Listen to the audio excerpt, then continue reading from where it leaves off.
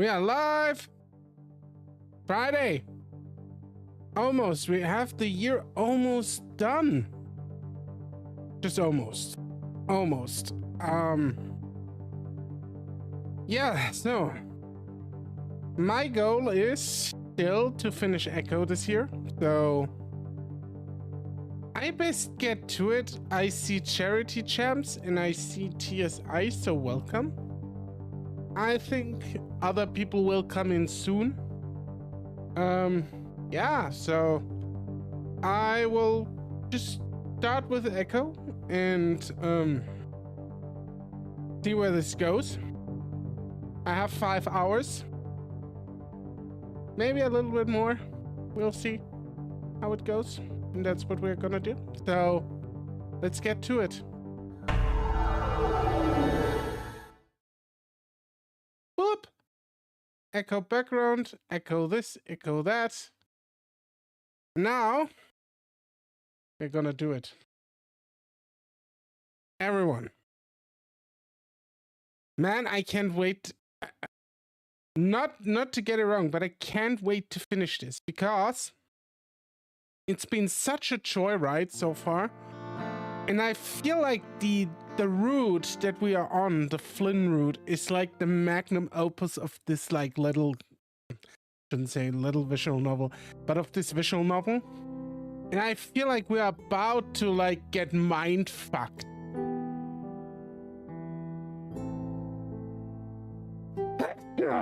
Oh Jesus Christ, I'm sorry. And I need to see the mind fuck. And yeah, after that, I cannot wait for Arches because I read Arches. I read a little bit about it. I didn't like spoil myself or anything, but I've heard some people consider it even better than it, which is a tall order. But I feel like the Echo team had a lot of time to like flesh out their style, and you see that also in Echo, like it gets always better and better and better. And I feel like Arches could be at least on par with Echo, and I hope really it is. So, but yeah, without further ado, let's start with this here. So last time we went back to the motel room after the party with the others, and Flynn's kinda not here, so yeah. It wasn't something I thought about much. At the time I was already upset, but the more I dwell on it, I don't know. I shrug, waving dismissively. When I look at Jenna again, I can see the fur on her neck has lifted a little. Was probably just an angle though. You're right. Jenna looks back at me, and I can tell she's debating whether or not to tell me something. I wait. Just made me think about when I was a kid. Hadn't thought about it in years, actually. I pause. You want to talk about it? I'm worried. I'm about to open up a can of worms. It wasn't traumatizing or anything like that. Well, it was actually, but it wasn't real. Did you see her face? Yeah, it was a reddish color. Flat too. Whoa. Yeah. And had a body as well, but I can't really remember exactly what it was like. Did you dream it? No, not really a dream. At least not in the sense that I was asleep when it happened.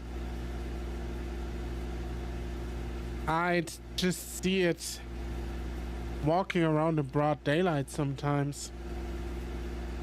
What the hell? Are these like real solid memories, like it really happened?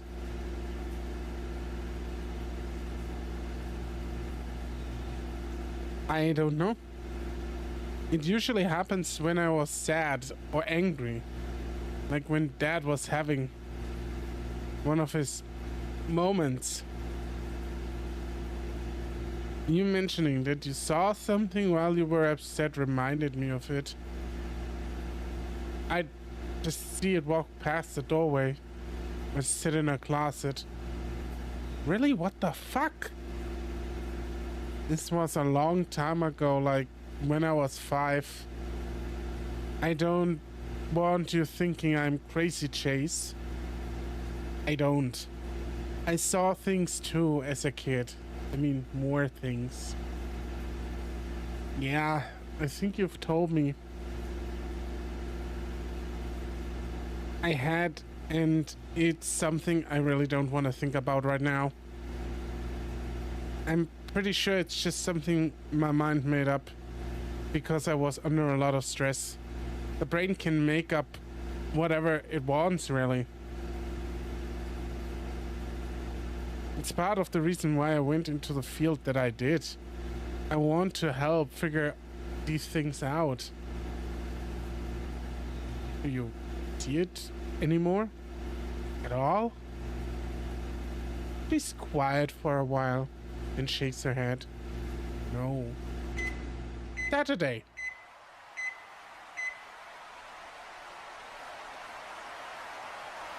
Oh, wrestling! Yeah! Cool, baby! Let's go! Wrestling! Wrestling!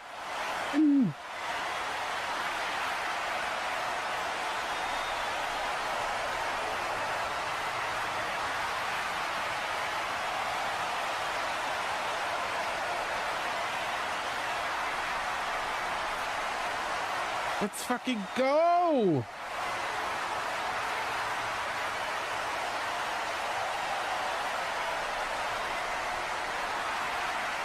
Oh yeah, that's yeah, it's that part. Yeah, it's the wrestling part. I'm a huge wrestling boy, so that's kind of neat to see. I'm just not sure where they go with it. But I'm down. I stand above the turnbuckle, holding my arms high above my head, flicking my strong tail behind me. Oh my god, he broke him in half! I hear a lot of boos in the crowd, but that's how it's supposed to be. So he's the heel, okay. I'm a bad guy, or rudo as they call it here. I'm not actually a bad guy for real though, it's just an act. The flashing of cameras is a little distracting, but nothing I can't handle. I'm good at keeping cool. I reach up, making sure my mask is secure, even my muscle is covered. I can't risk my identity being revealed, especially in a match against Tigre Santos. He's one of the Technicos, the good guys, a real goody tissues. I don't trust him. He's too good. I don't trust people that are too good. They're always hiding something. The announcer shouts in a foreign language that I don't understand, and I growl, flexing my giant muscles towards nobody in particular. As wrestlers do. Tigre has been staring at me from across the ring this whole time. No showboating though. That's not in his character. At like 7.5 feet tall, I'm totally bigger than him. He's only 5'6", so I could basically eat him for breakfast. The crowd always cheer for the smaller guy though. I don't. The small guys can be just as bad as the big guy, maybe even worse. I look at the crowd. There's like a couple thousand people here, which is a lot. Sometimes I wish I could just tell them all the truth. The bell rings. It's time. Hey! Dad yells from the kitchen. I flinch, and I feel like my stomach is suddenly tied in a knot. Not now, please. Dad walks in, wearing all camouflage with an undersized scout cap that seems to squeeze his head. Bronson's brain could never breathe under that cap, huh? It's probably Bronson and Sydney, because we knew Sydney was a big wrestling nerd. What are you doing? I look down at my feet and pick some at the fibers of the rug. I don't respond. I hear him step in front of me. The crowd chanting on the TV catches his attention and he stops. You know you can't be watching this. And you also know what today is. You're still in your pajamas. Watching this. Dad lets out a noise I can't really describe. I look up and he's pointing at the TV. He stands there watching for a moment. What is he doing to that other man? Arm a reverse suplex? And this is fun for you? You enjoy watching this? I don't know. It was just on. I lie. Dad looks down at me, and I can't tell whether he believes me or not. When I say something, you need to listen. Last night, I told you to be dressed in clothes. I gave you and be ready to go by 5. It is over 15 past 5 and you are not even dressed. I'm sorry, okay? Dad sighs, stepping out of the room. His footsteps are heavy. Like he doesn't care that Mom and my brothers are still trying to sleep. Next thing I know, he's back in the living room. He tosses another camouflage outfit into my lap and sets a rifle on the couch. When your mother and I talked about sending you up north to your uncle, we were not joking. Dad. He points again at the TV. And there's certainly no television up there. And no violent video games. And no adults that tolerate this sort of behavior.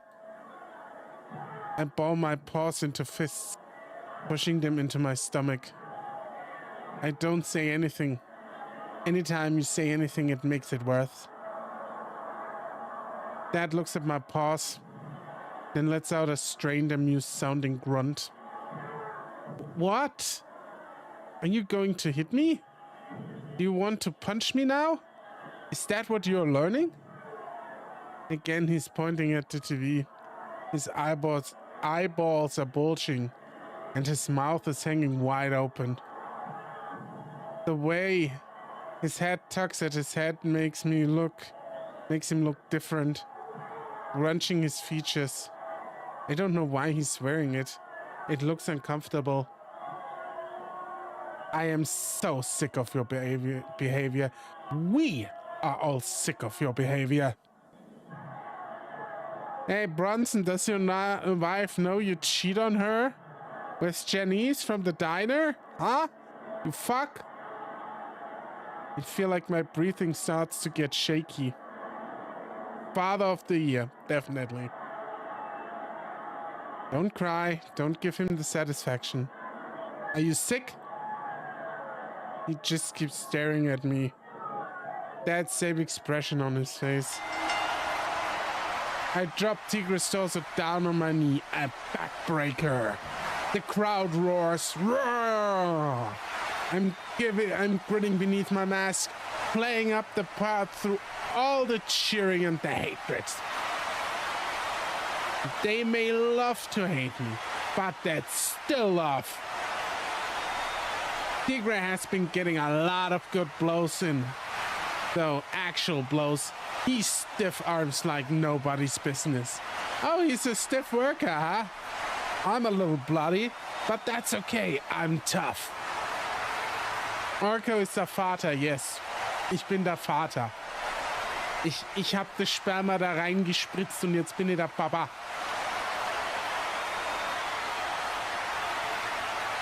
You Scott Crumb. That's my thing. I'm tough. I'm really tough. But so is Tigre. He's small, so he's got a lot of finesse. And I can dodge a lot of my... And can dodge a lot of my stuff. Climb over the top rope and onto the floor mat below. They always keep a few goodies beneath the ring for people like me. Pulling the flap up, I find a pile of long wooden staves. These could cause some pain. I yell out to the crowd and they boo in response. They are really, really mad. Tigre is still groaning, prone on his belly. As I approach, he mutters something in his native tongue that sounds like a bunch of cuss words. Not so good after all, I guess. Time to get revenge for all those stiff hits from earlier. Oh! I broke him in half. I already made that joke. I don't get that joke. I'm a little confused on the timeline there. Bronson Morth was Chinese decades ago, before he was married. Okay, that's a fair point. That's a fair point, but I still wanted to throw that in for no reason at all.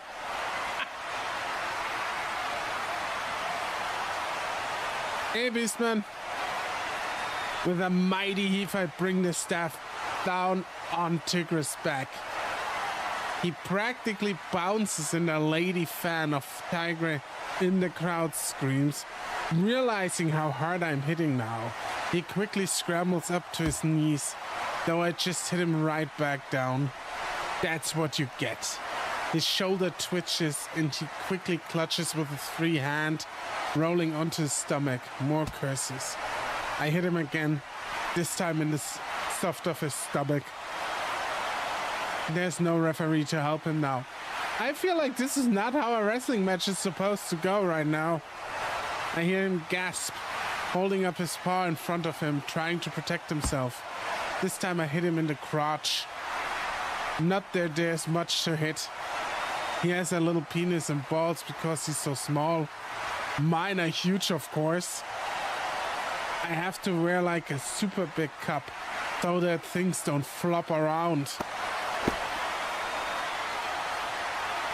I drop down on top of him, grabbing him by the scruff of his spandex leotard. He whimpers beneath me, his black and orange tail coiled inwards between his legs. I lower my voice, speaking in a deep, raspy tone. Don't stiff arm me again like that, or else, Tigre Santos. I think he quivers out and I won't. He's probably so humiliated right now. His eyes are like saucers, looking at me, waiting to see what I do next. Likely completely at my mercy and everything. I bet he'd be really humiliated if I,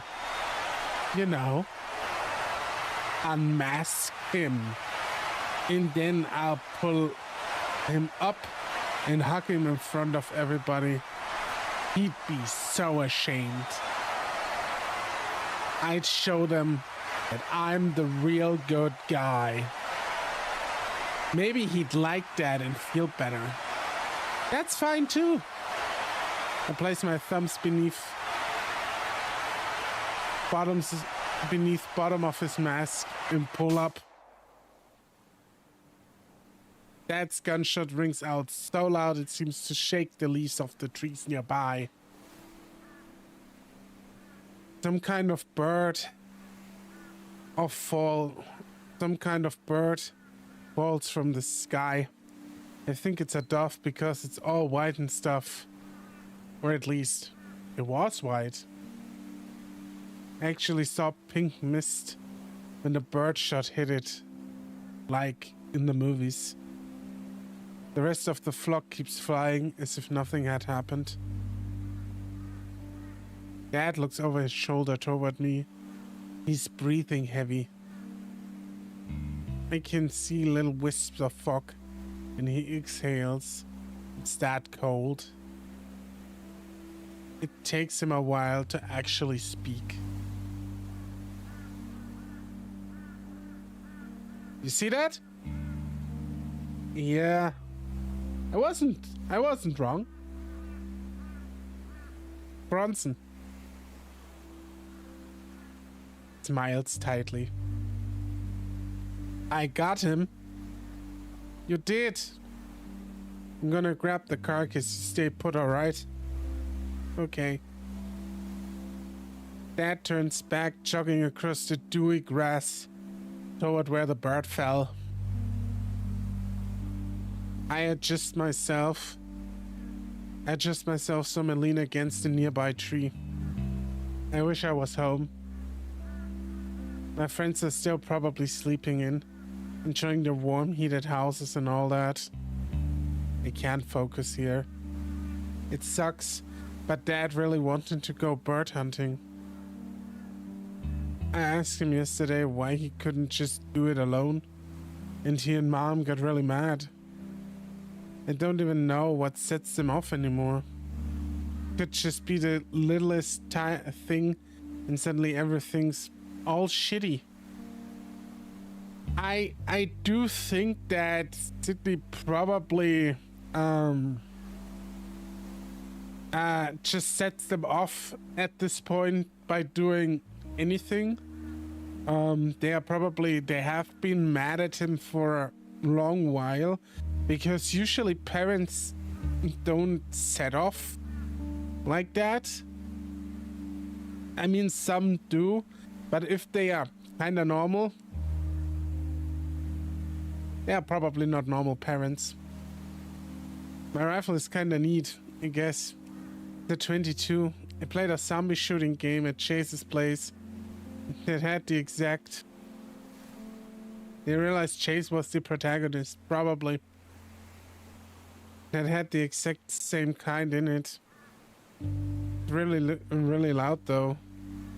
Dad made me wear this big ear protectors, but it's still super intense.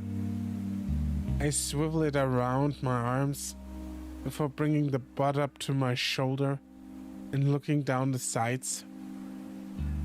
I pretend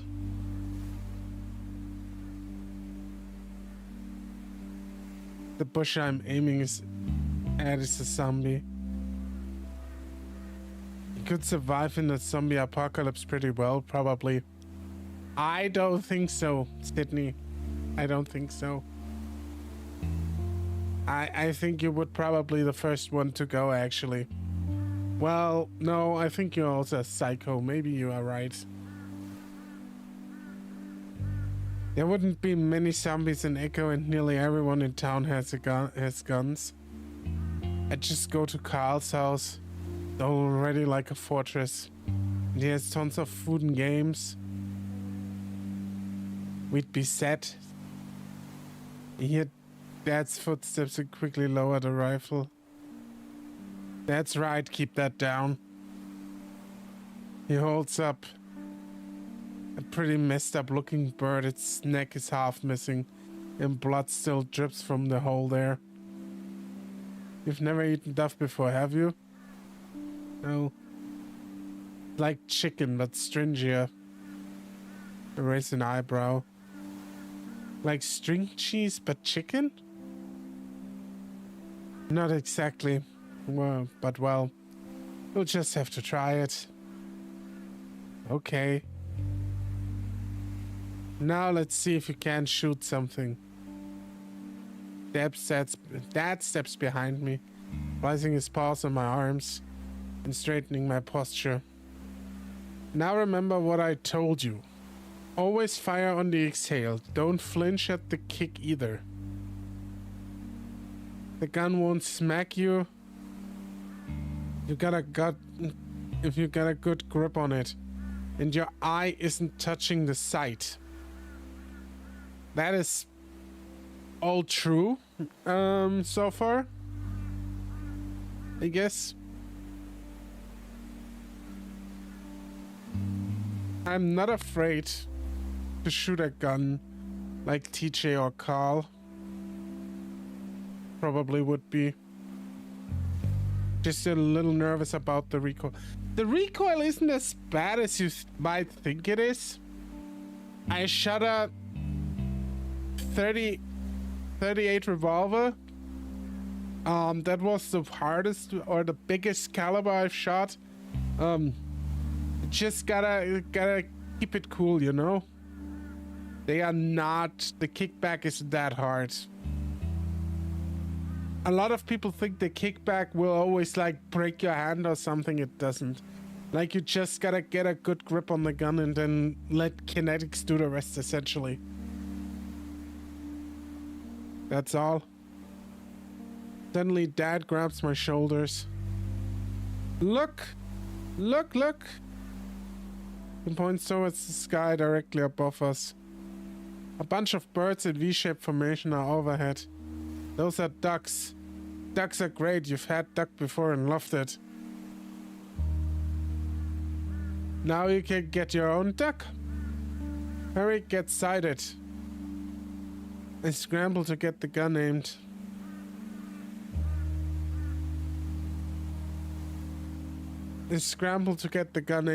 And my eye lined up with the sight.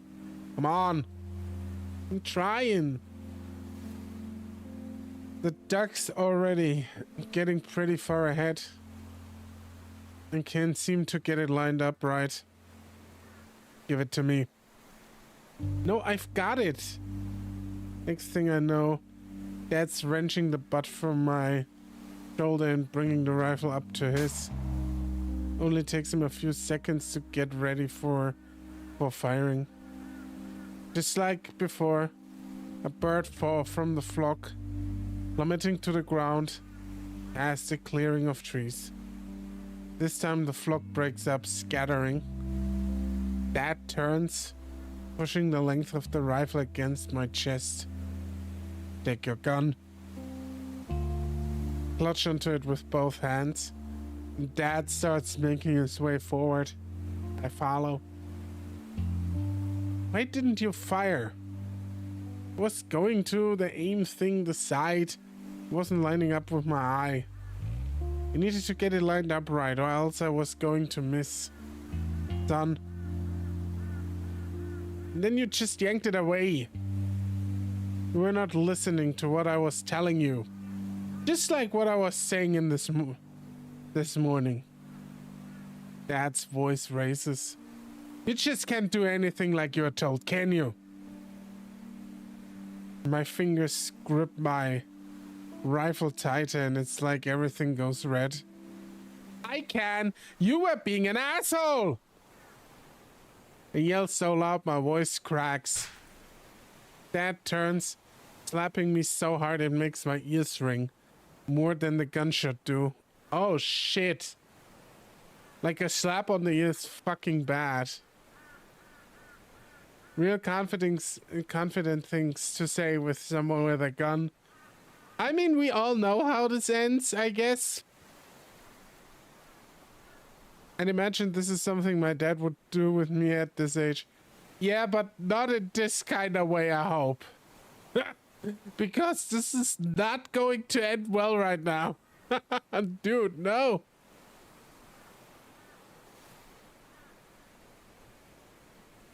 My face burns and I growl into the inside of my jacket. A lump forms in my throat that I try to swallow down. I'm tough. I'm okay. Who taught you to speak like that? Nobody. Oh no, I think I know who. It was Flynn, wasn't it? It isn't right for you to hang around a boy like that. What do you even mean? All the kids around Echo and you cling to the teenage potty-mouthed gay boy. And look what happened. He shakes his head, eyes wide, like he can't believe what he's seeing when he looks at me. You defy your parents to sit around at 5 in the morning watching men grope and hitch each other. Oh, that's what it was about, yeah? Because wrestling looks a bit gay, yeah? Is that it, you homophobic fuck?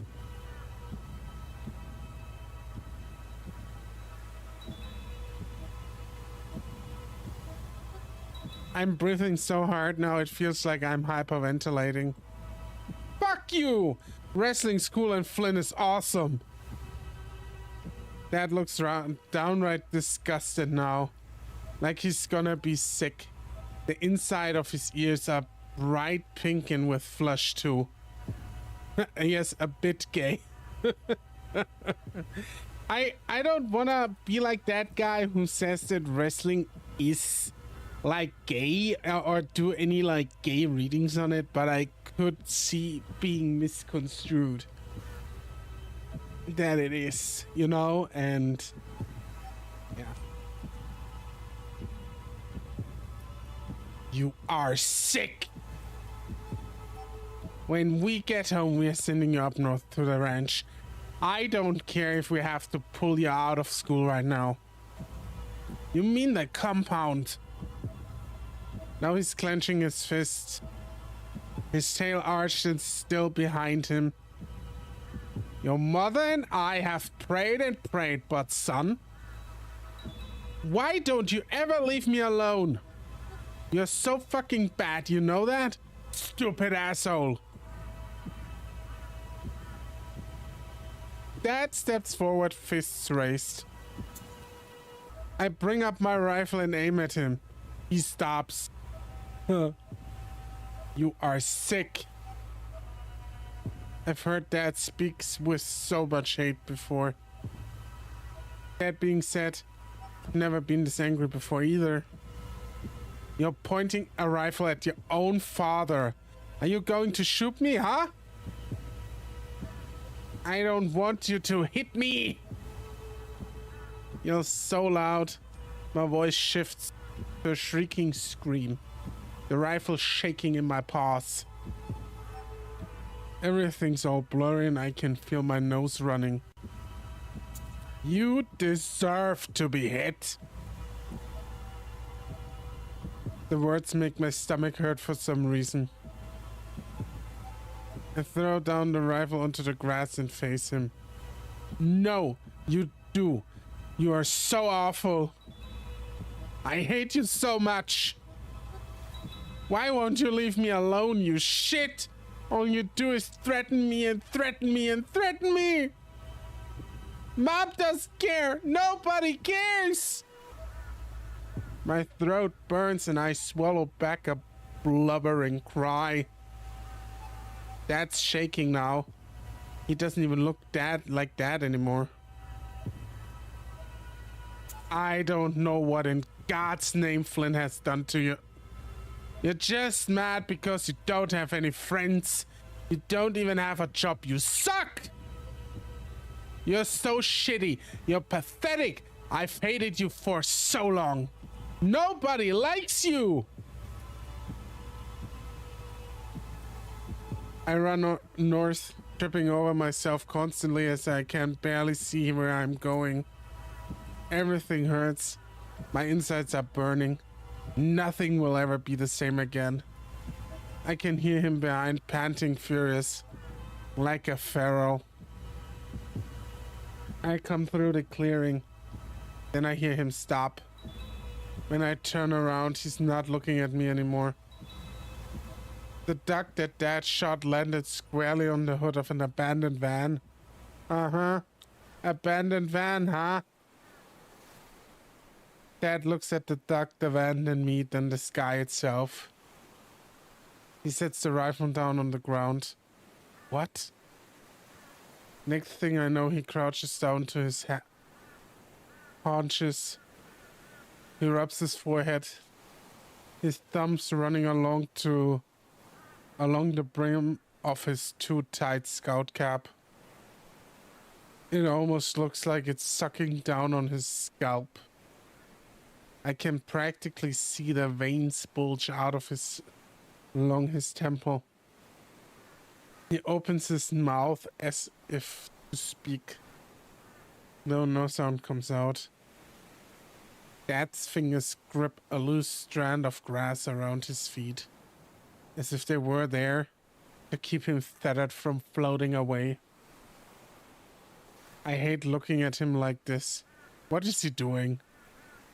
Shuts his eyes. Well, more like he clenches them shut.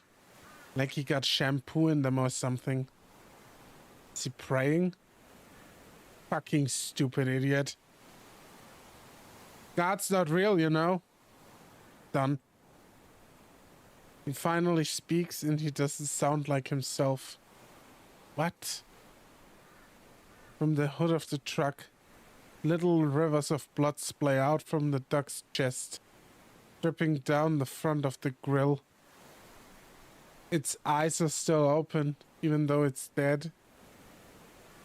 I always thought when something died, your eyes closed and your tongue sticks out. It looks like it's staring at me.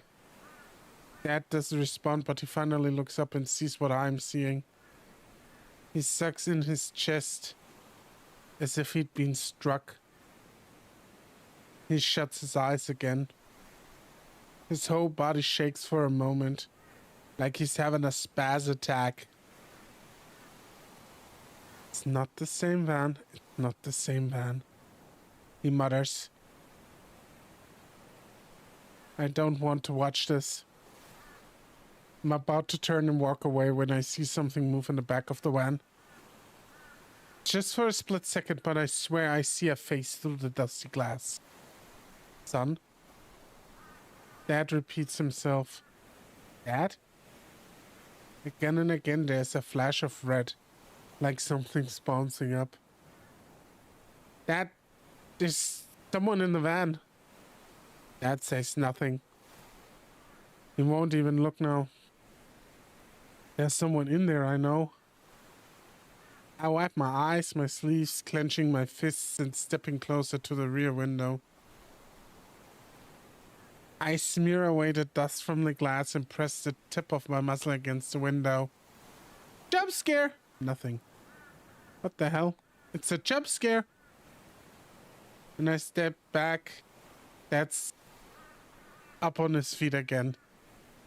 He doesn't look angry anymore. Just sad or empty, I guess. He picks up his rifle from the ground, holding it sort of limply with one paw. Without a word, he turns and heads back, though, through the clearing from where we came. I stand there for a while, listening to his steps trail off. My gut begins to feel like it's being twisted into a knot. Yeah, death has many faces, that's true. No, it's not the same. Always different. Different.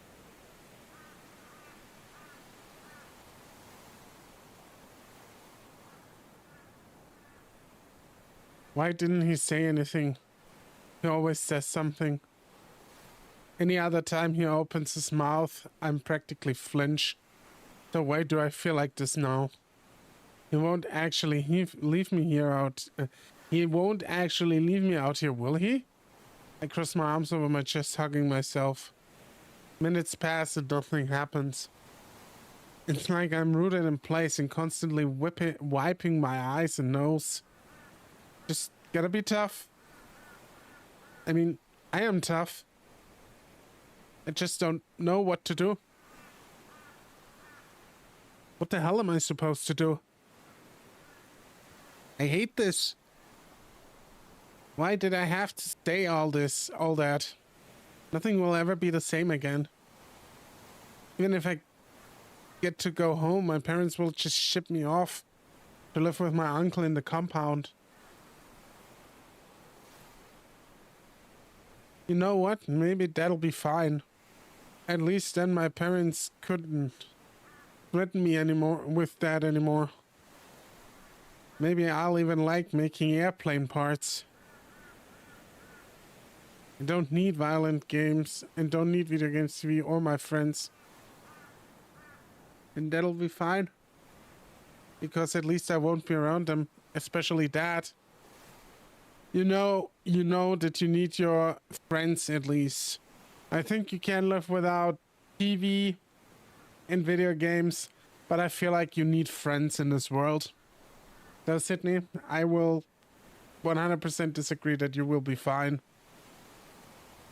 Still no footsteps. I would hear if he started up the truck from here. I guess he hasn't left yet. Maybe I should start a fire or something. I never could get one going on my own in the past.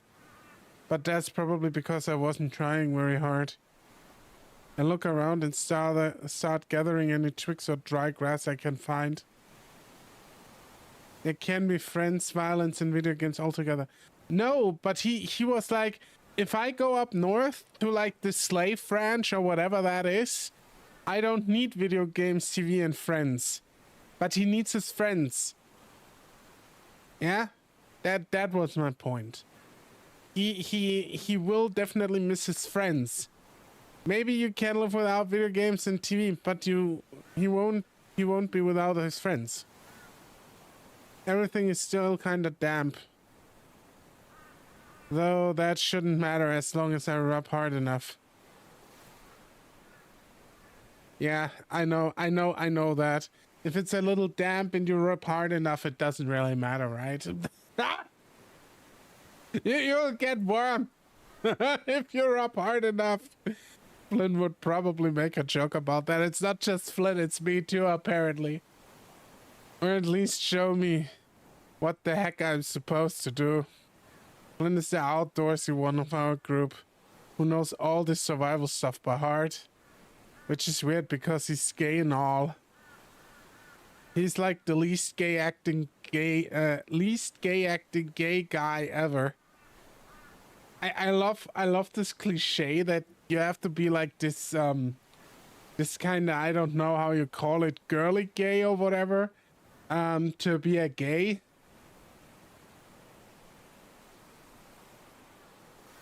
Mugilagi, welcome in. I guess that makes sense. He's not like the kind you see in the movies or how my parents describe them. And thank you for the compliment.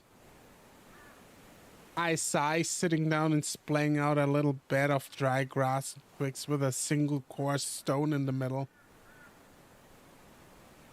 After that, I take two of the sturdiest looking twigs and begin to rub them together like they do on TV. Okay. There I am, rubbing a batch of... Oh no! Oh no! Oh no, I'm so monetized now. And of course, nothing's happening. They're getting kind of warm, but they won't rub right. Not enough friction, I think. I grit my teeth, letting my heavy tail flop down in the soil behind me. I don't even care if it gets dirty now. The pads of my paws starting to really hurt, so I bite the inside of my cheek. I look down at the pile of twigs and I see a spark. I quicken the rubbing forward, the twig slip and scrape along the edges of my paw. I cry out in pain as a thin line of blood appears in my fur. Yeah! I inhale sharply. This is so stupid, I hate this. I throw the sticks down and cover my face with my paws sucking on my cut. I have no idea what's going on, but this is strange and So, he was hunting with his dad, and after they went to the swamp that you see in the background, the dad just fucked off. I think he's going to shoot himself in a minute here, the dad, for various reasons, and you will also not understand why he does. I completely understand why he does it, if he does it. I'm speculating here, I don't know. And also, this is extremely confusing for you, Ray, because you're basically coming into a visual novel where we are so balls deep in and about to come. Yeah, that's basically where we are right now. We are at the tail end of this. And it's like, you can go back and see that's like part 23 of the Let's Play series I'm doing on this visual novel. And there's like 5 timelines and shit. And, no, Dad went and get some lead. He's going to get some lead in his brain. And it's very good, but you won't understand anything. I'm gonna be honest with you. If you're coming in right now for the first time, you gotta roll with it. Don't question it, just roll with it. This visual novel is brilliant. Boogie Laggy's like, what? You must be new. What am I doing? God. What am I supposed to do? Yeah, I'm coming right now and I'm rolling, okay? Yeah, roll in the cum. It keeps your skin fresh. That's the important part, right? You have to roll in your own cum. I rock myself back and forth slowly and remembering what the school counselor told me. Imagine these feelings as a physical thing that you can hold. Then take deep breath and begin to rip these feelings apart, as if they are a piece of paper that you didn't want anymore. Please don't tell me this is gay. This is gay as shit. Finally, imagine a calm place, a happy place. Somewhere you can be alone and at peace. I sniff, making little ripping motions and closing my eyes.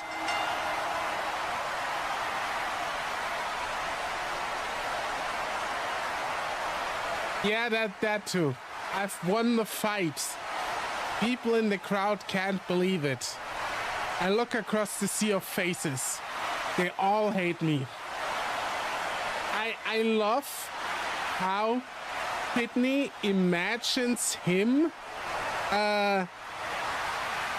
hurting TJ. I mean, it was a tiger, it's not a lynx, but I imagine him really thinking he's like the bad guy. He does imagine himself hurting TJ's like a wrestling match for him. Like, he's completely detached from reality. They all hate me. Well, maybe not all. No, there's one in the crowd who doesn't.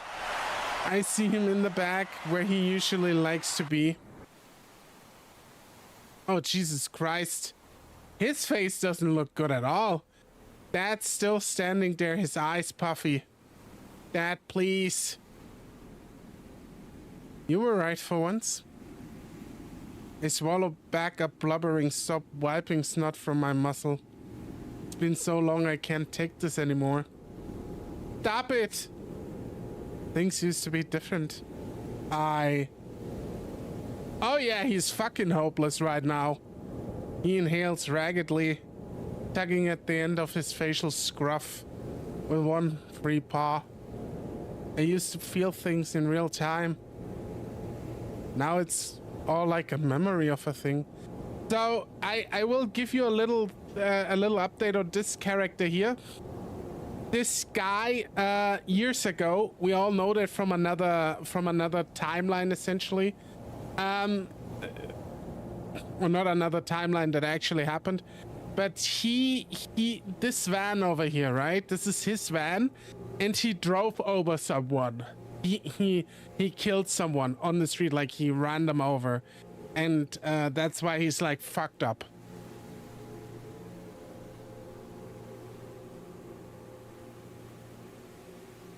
That is a nice thing to say, Beastman.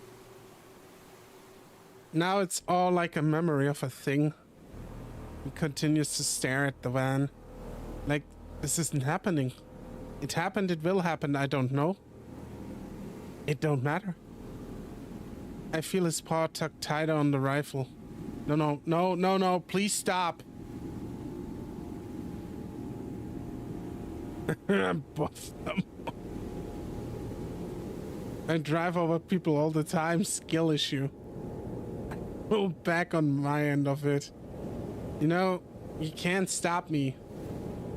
I love you. I love you. Please stop it. He's not even crying anymore. He's just standing there, only turning to look at me whenever he pulls the barrel of his gun closer to his... I knew it! He's going to fuck it off himself.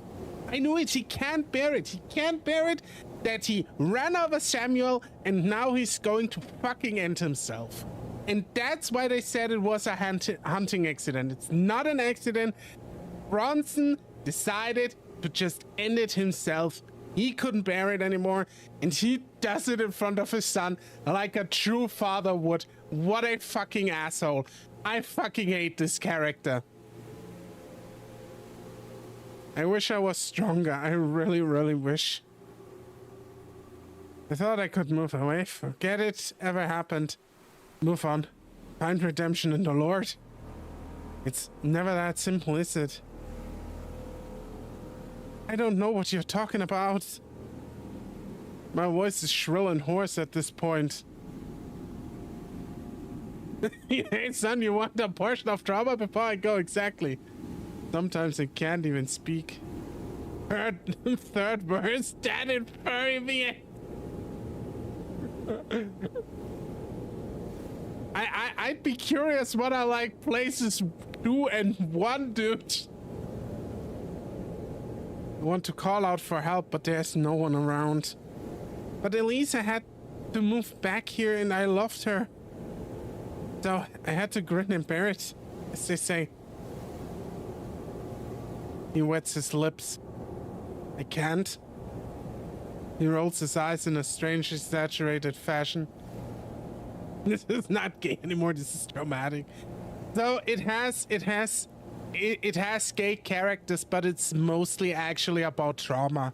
Like the gay shit is or the gay stuff is very not present for most of it. So yeah. Damn stat from Burroughs and Tyson stat from Password. I need to still play Burroughs and Password. Burroughs is but I heard Burroughs is really good. I've heard from Password and God, I can't talk today. Holy shit. I hear about Password from you the first time.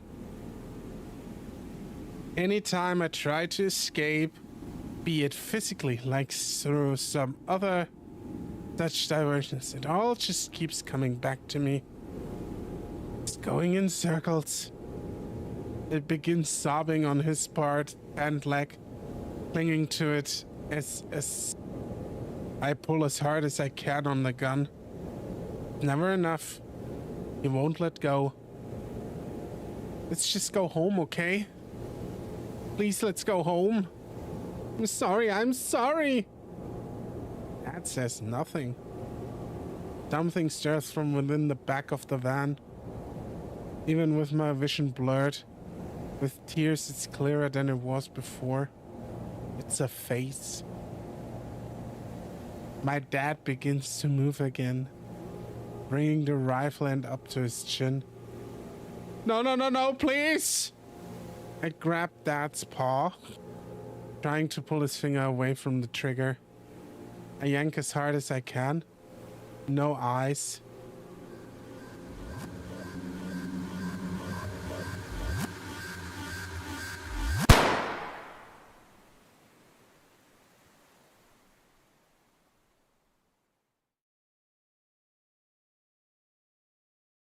Fucking hell, dude.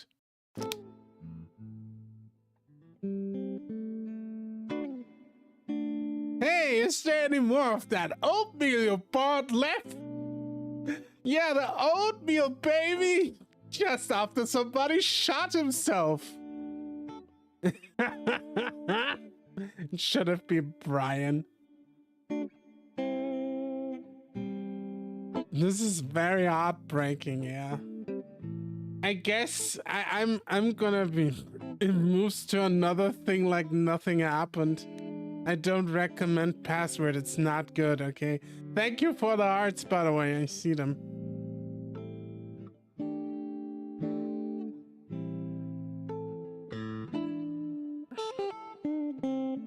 DJ stands beside the bed peering down at me. Oh no, were you asleep? I blink. Chase, I'm so sorry. Yeah, that was basically a dream, Boogie Laggy. Like I said, we are really deep into this visual novel. So again, just roll with it. I can't tell you anything else.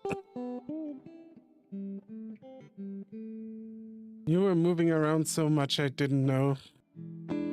Days. Then it's no wonder I've never heard about password either, if it's not good.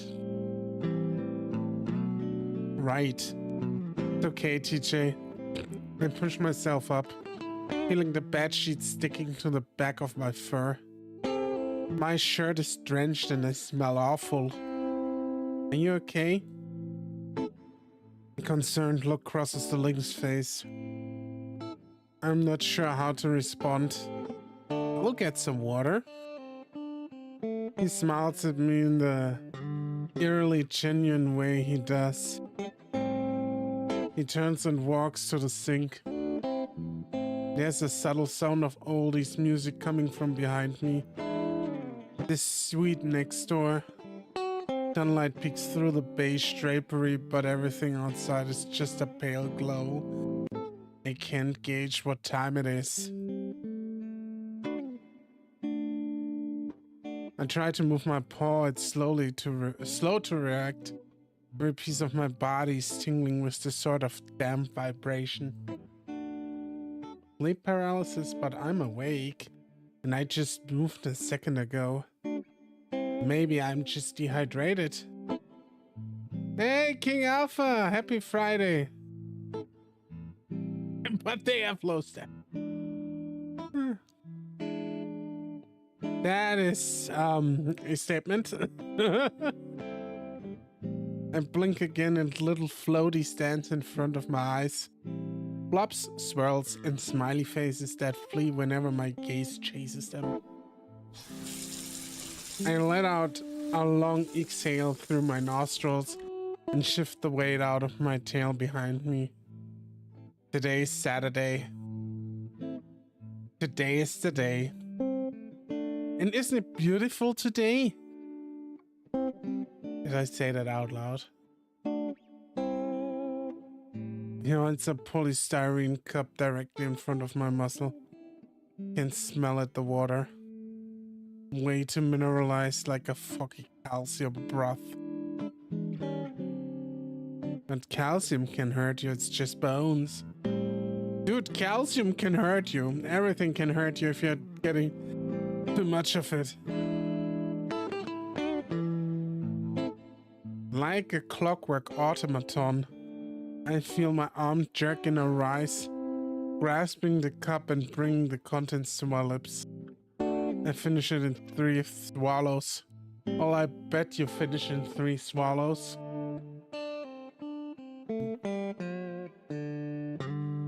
Bones can very much hurt. Yeah, that too. Water. It's been so long since I swam. I'm starting really feel the need for it. Air is fine, but it's nothing. Water is just something. It's got pressure. It hugs you as you move through it. Nobody understands it like we do, I guess. I mean, you're a fucking otter. Of course you understand it better than the land creatures. I realize TJ is still staring at me and I give him a look. Another smile, this one more sheepish.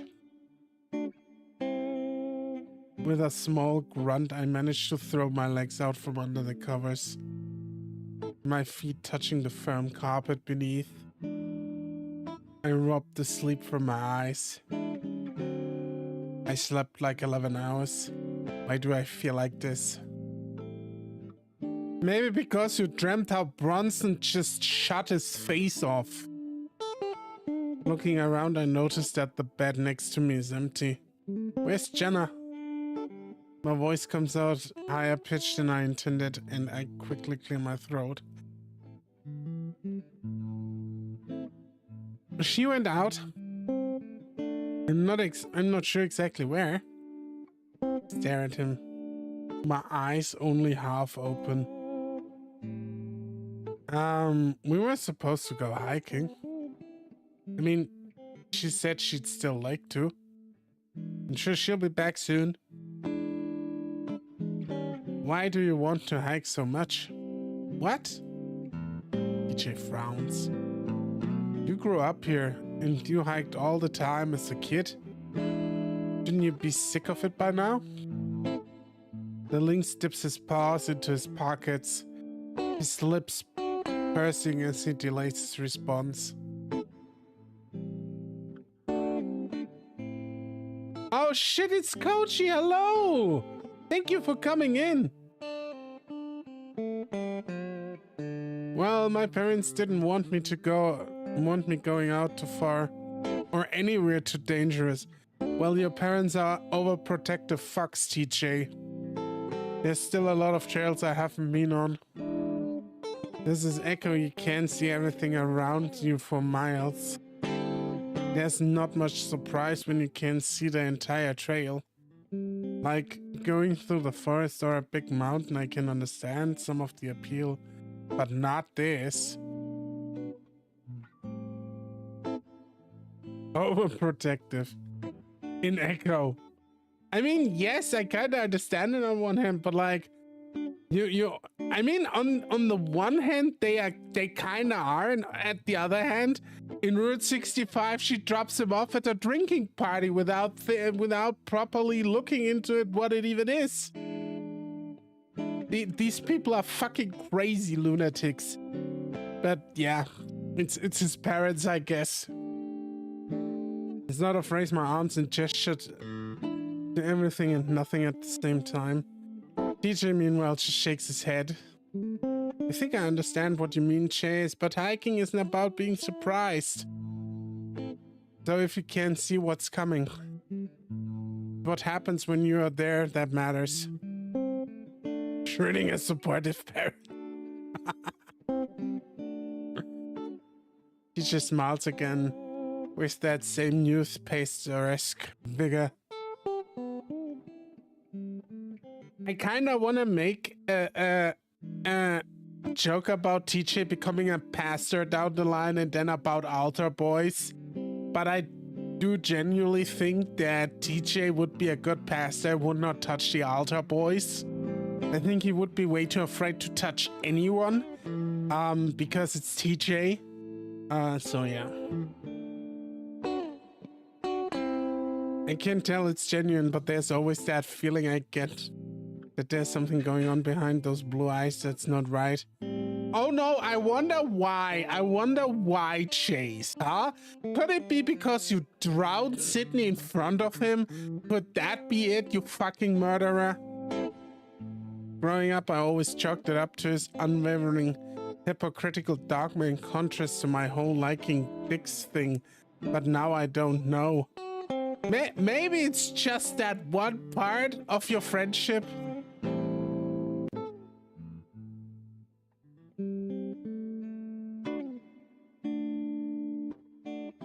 And everyone would suspect something is wrong, probably.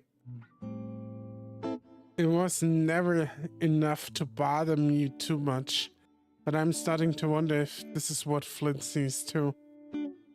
Jenna ate the last of the oatmeal. Ah, guess I'll stop by the diner again, then I wanted to check up on Jenny's anyway. What are you gonna... Wait, what are you gonna have? I don't know. I'm not usually the breakfast type. When I wake up, everything in my mouth just tastes gross, and it kills my appetite.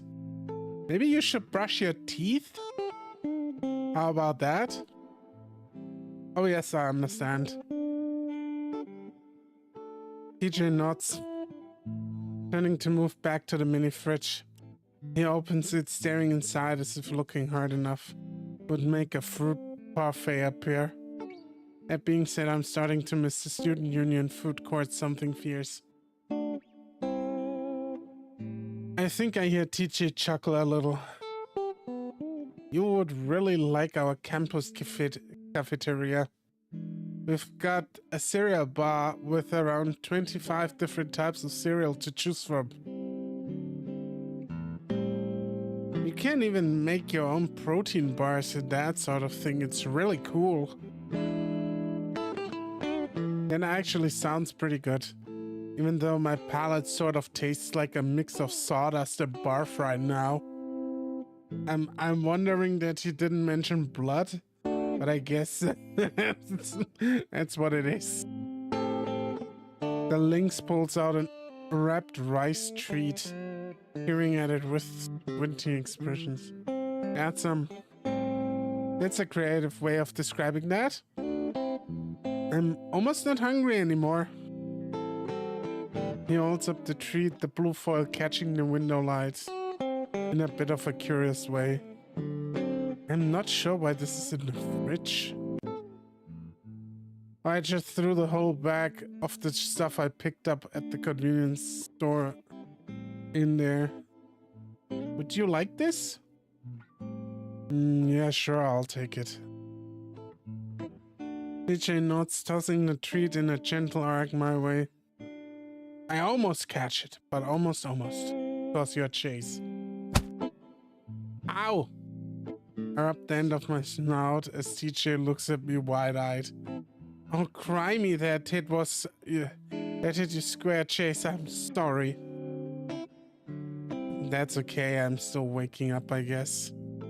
I begin unwrapping the foil packaging. I'm gonna eat this and shower, okay? Not at the same time, right? No. Okay, good. Just making sure I didn't hit you too hard. DJ's humor is like the most lamest dad humor ever. Another sheepish smile. Managed one in return this time. Take a bite of the treat and to my surprise, it's actually pretty okay cold. After a moment, I noticed a little blue light flashing on my phone. New message. Pang of guilt sets in as I realize my first thought is, please don't be Leo. I hope your camera is okay. I sigh. It's not. Scroll down and notice a message below it. Come over? Shit, Carl's interview is today, isn't it? Yes, it is. I don't want to be bumming him out too much. It's fine. I pause. I'll be over soon. There. I set the phone back down on the nightstand and tossed the treat wrapper into the bin beside the bed. DJ glances up at me momentarily, he also looking at his phone. Carl's got a job interview in Peyton today. DJ looks up from his phone grinning. Wow, that's really great. I still remember when he worked at the street market shop we used to have on Elizabeth Street. Where was it at? Print shop, I think? I don't know, Carl seems kinda hesitant to talk about it. Oh. Well, tell him I wish him good luck and it's always really important that you smile.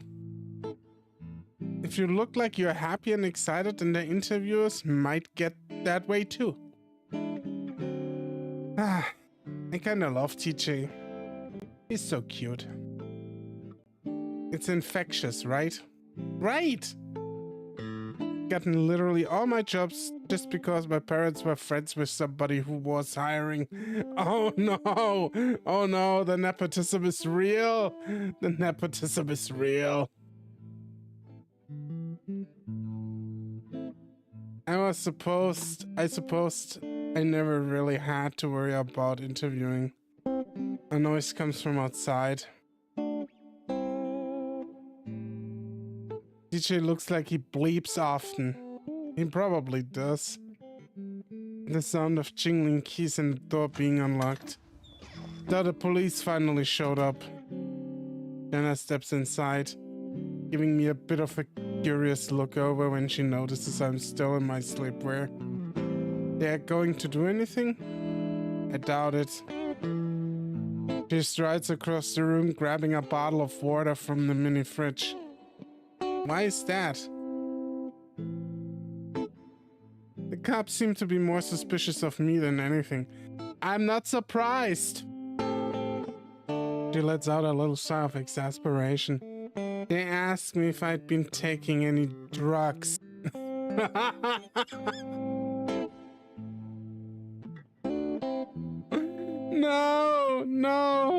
No, they can, no.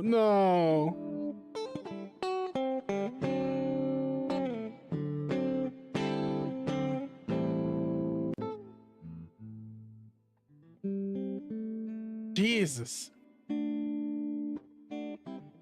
Guess they are not used to seeing people our age around here that aren't. I think it was more an anti-native sentiment than anything. Really? Yes. Jenna looks back to me. Chase, you really should shower. I blink. What? I noticed it when I walked in. The whole room has your oily musk scent. It's not very flattering. I frowned, deeply covering my armpits and pushing my tail back over my behind. Alright. I was going to anyway. I raise up. I rise to stand before moving to the bathroom. DJ gives me a sympathetic look as I pass. I shut the door behind me after stepping inside. With a few quick tucks, I remove my shirt and underwear, then place them on the edge of the counter. At home, I just throw them on the floor, but I don't really trust how clean the linoleum is here. I step into the shower, it gets hot quick, so I fiddle with the handle some. There's some gray fur tucked in the corner, so I'm guessing TJ took one this morning. I bend over to pick it up, the tiny complimentary shower bottle from the rack, and begin to lather the contents over my body. Not exactly the best for my type of fur, but it'll work for now. So Chase, do you fucking understand how many different species come in this hotel and shower? They can't offer a shampoo bottle for everyone. Though I still can't shake the feeling that I have cigarette smoke baked into my pores. You know, in comparison to the communal dorm showers, it's actually kind of nice. Contrary to what many may think, they are not as sexy as porn makes you believe. I begin lathering further down. Usually I rub one out during Nobody cares, Jay.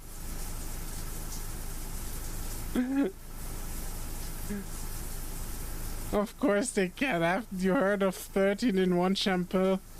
I don't think that would work here. I don't think it would work here. No, at the moment I'm pretty devoid of those feelings. Ever since I got here, back to Echo, I felt more detached from everything than I usually do. Like all this stuff is going on around me and I'm just here. When I woke up this morning, it was as if I wasn't sure what was the dream and what was real. I don't even recall what the dream was about. DJ distracted me before I could really archive it. Or however it works with remembering dreams. There was this feeling of sorrow, fear, and general helplessness. And all of a sudden, power or agency. I'm not sure how to describe it. It's familiar, but I don't know why. Like strange nostalgia without all the rose-tinted happiness. Dudes, I don't know about this. I peek into the bathroom, watching as Carl stares at himself in the mirror, running his finger through his hair. Daxton, I'm sure you look fine. Easy for you to say, you can't even grow hair. Carl being specious for like 5 minutes. Carl sets the trimmer down, running his fingers through his beard. You tell him, Chase. Carl looks at me and I have to agree that looks quite a bit better. Only 5? You look fantastic, a lot cleaner. Thanks. Now you might want to get the gamer stink off ya. You smell like JRPGs and energy drink. Dax is the man. Dax is the man. For that line alone, you smell like JRPGs and energy drinks. What a line, dude. What a line. I find myself snickering though Carl doesn't look anywhere near a point of laughter. But what does a JRPG actually smell like? It probably smells like, I don't know, like Japan or something. It just quietly shuts the door in my face. Though Chase didn't expect I'd see you again. I look over to Daxton, who's standing beside the bathroom door with his arms crossed. Neither did I. Carl asked me to come over, so I did. Dex nods. Do you think he's got this? I haven't known Carl long enough to stay, really. I hope he does. I can't help but thinking a lot of things could go wrong, you know? Carl doesn't get out much. It's weird thinking about the future like that, isn't it? I cock my head in the amphibian's direction. What do you mean? The infinite possibilities of things that can happen. So, expect the worst? With an infinite number of timelines, there's no such thing as a worst case scenario. Just an infinite number of varying shades of bad. Are we doing the timeline thing in this timeline? Is that really a thing? Are we going to time travel and shit? Is that foreshadowing? Do you actually believe that? He clicks his tongue, waving his hand dismissively. No, it wasn't an episode of Ad Astra. Yeah. Daxton perks a furless brow toward me. The sound of the front door opening. We turn and make our way toward the entrance hall next to the kitchen.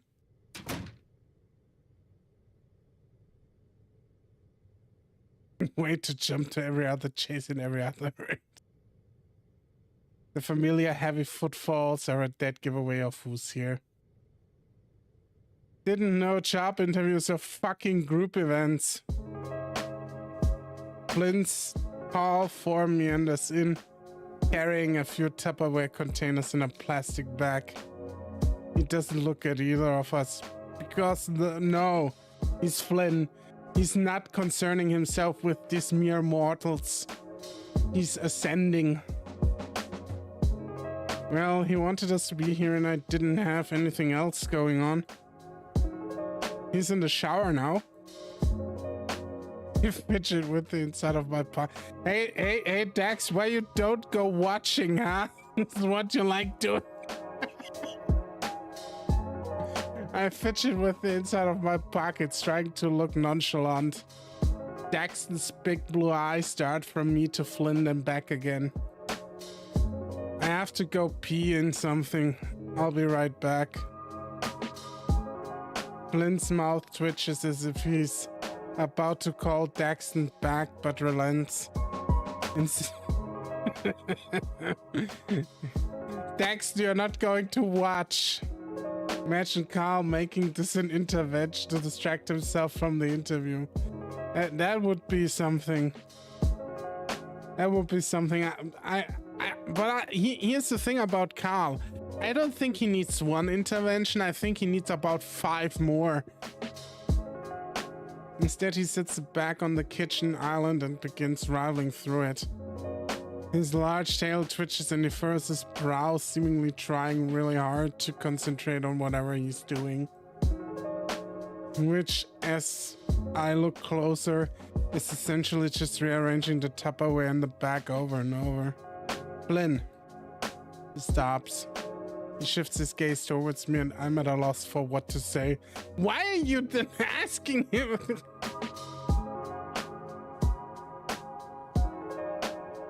Part of me wants to call him a fucking weird, hypocritical asshole. I wonder why. The other part, well, I'm not really sure about the other part yet.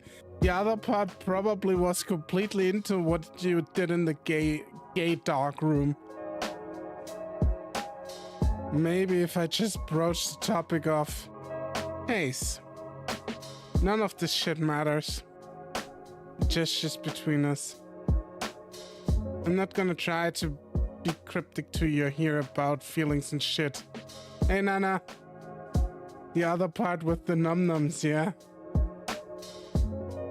I just need to know you're gonna keep your promise, Kay?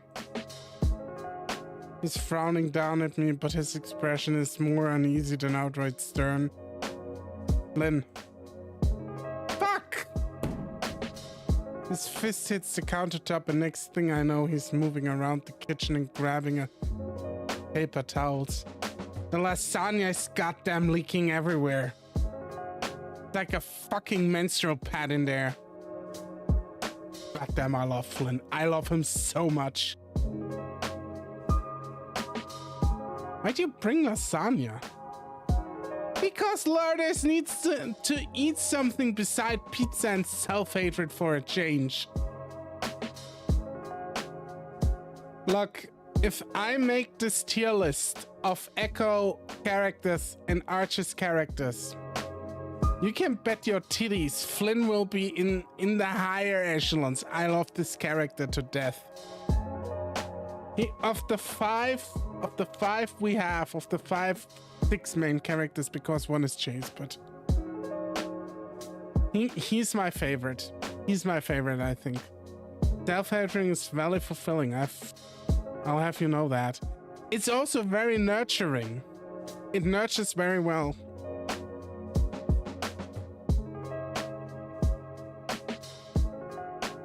As opposed to you who eat salads and self-hatred? Shut the fuck up. At least I have a self.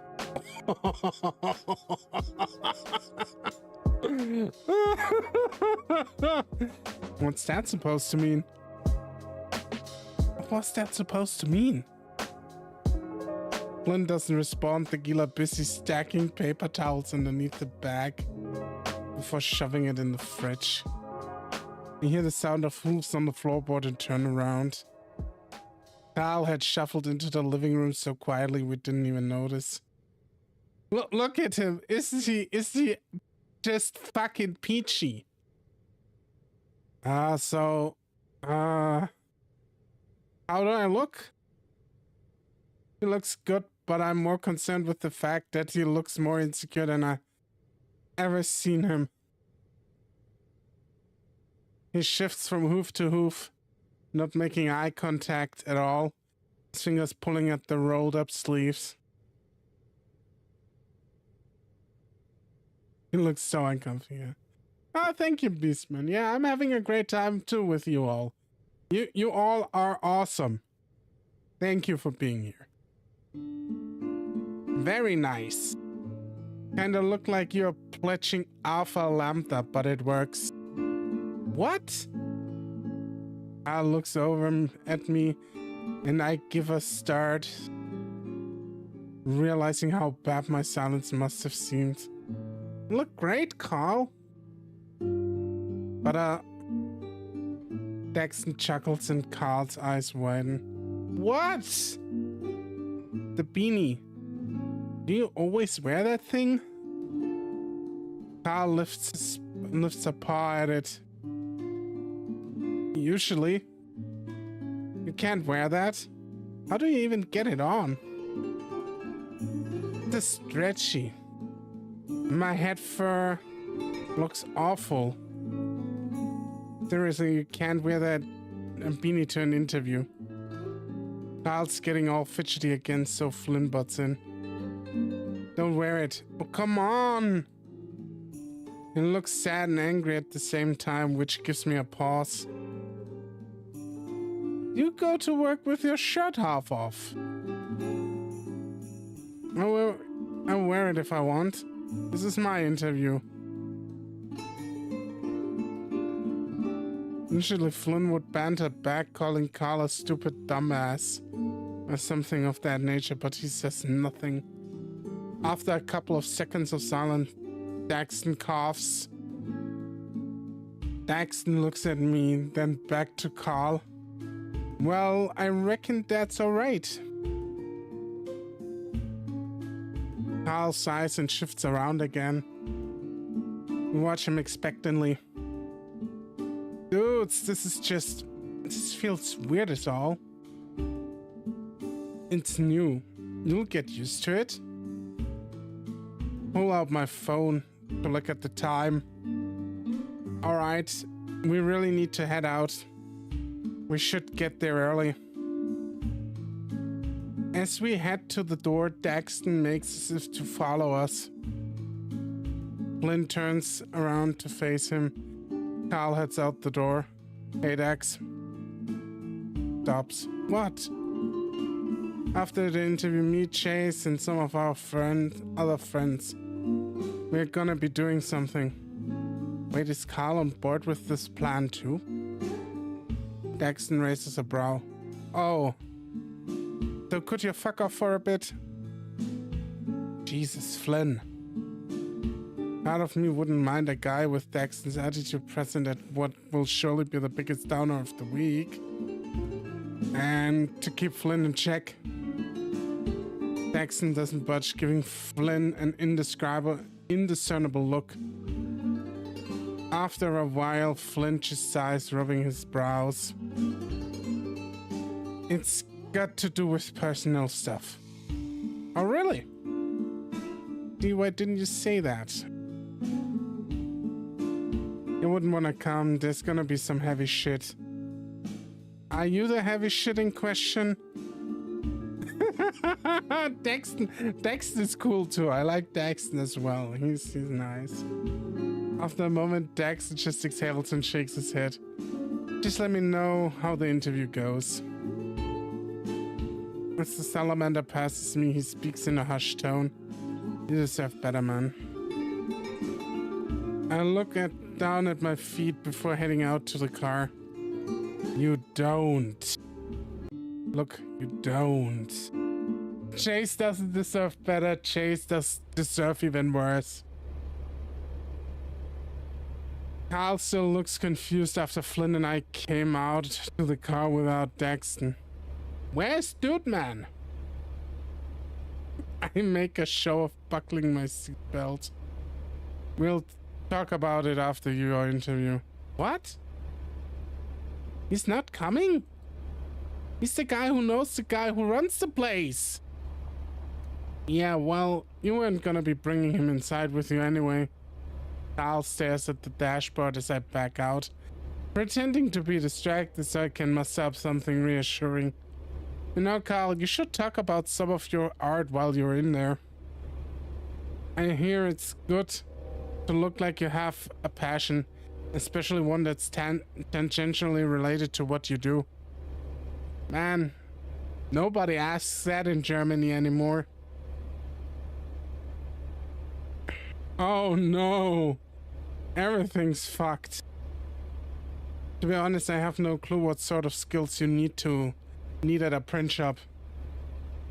I look in my rearview mirror at the Ram, who still isn't saying anything.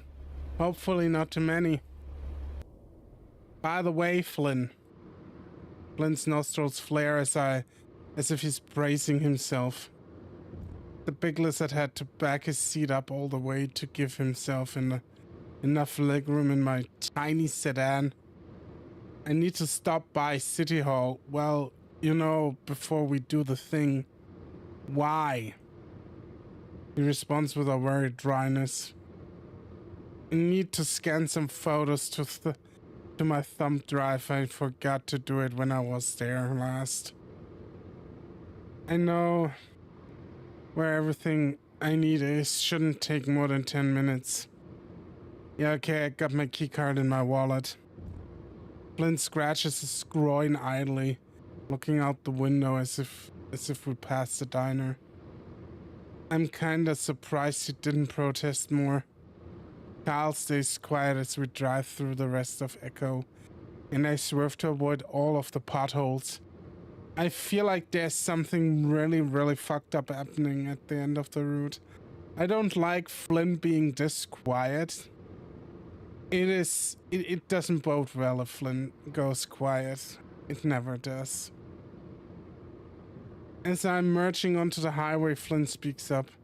He cooked us some shit to celebrate you joining the workforce and such.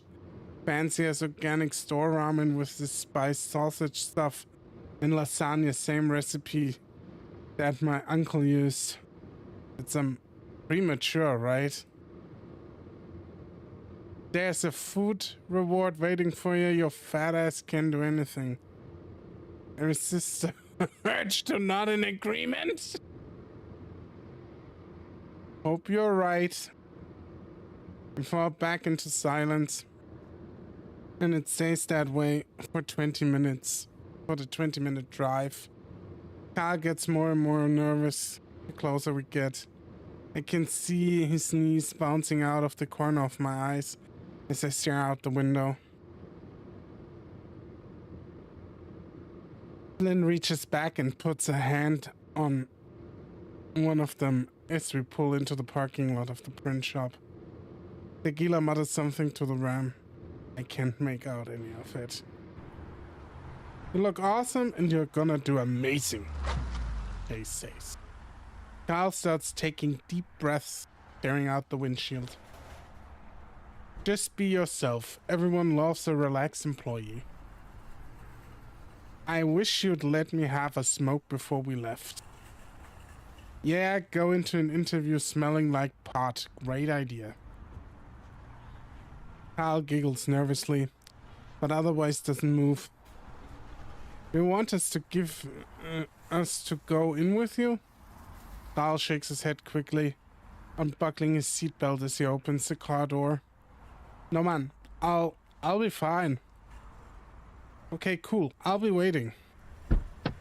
He looks to Flynn, who just gives him a little nod. I grin at him, but he just shuts the door and ambles up to the print shop. He pushes on the door and, when they don't move, he pushes harder, shaking the glass. I start to open my door to tell him to pull instead, but he seems to figure it out before I have to and disappears inside. Being nervous can't do shit like that to a motherfucker. Imagine being so nervous you can't figure out how to make the door work.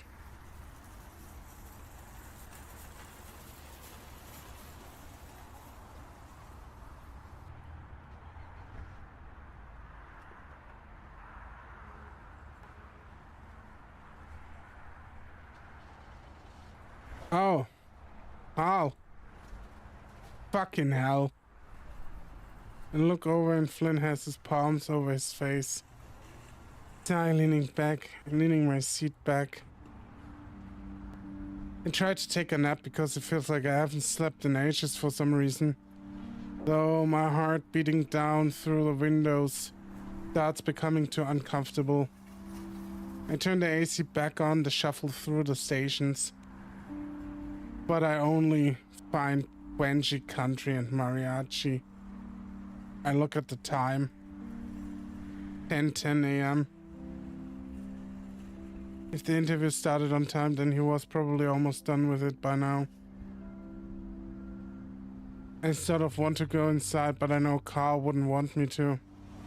I settle back again, close my eyes, trying to get some relief from the failing AC. Then the door rattles and I hear haphazard hoof steps. Open my eyes, but no one's there. Flynn doesn't seem to notice. His eyes closed. I do catch some movement disappearing around the side of the store and I lean around to get a better look. I wait, but Carl, at least I think it's Carl, doesn't come back from around the corner. Looking around, I slowly open my door. Carl? Flynn awakens with a start, looking around some. You out yet? Nothing. Carl! I yell it, but he still doesn't come out. Feel some dread build up in my stomach.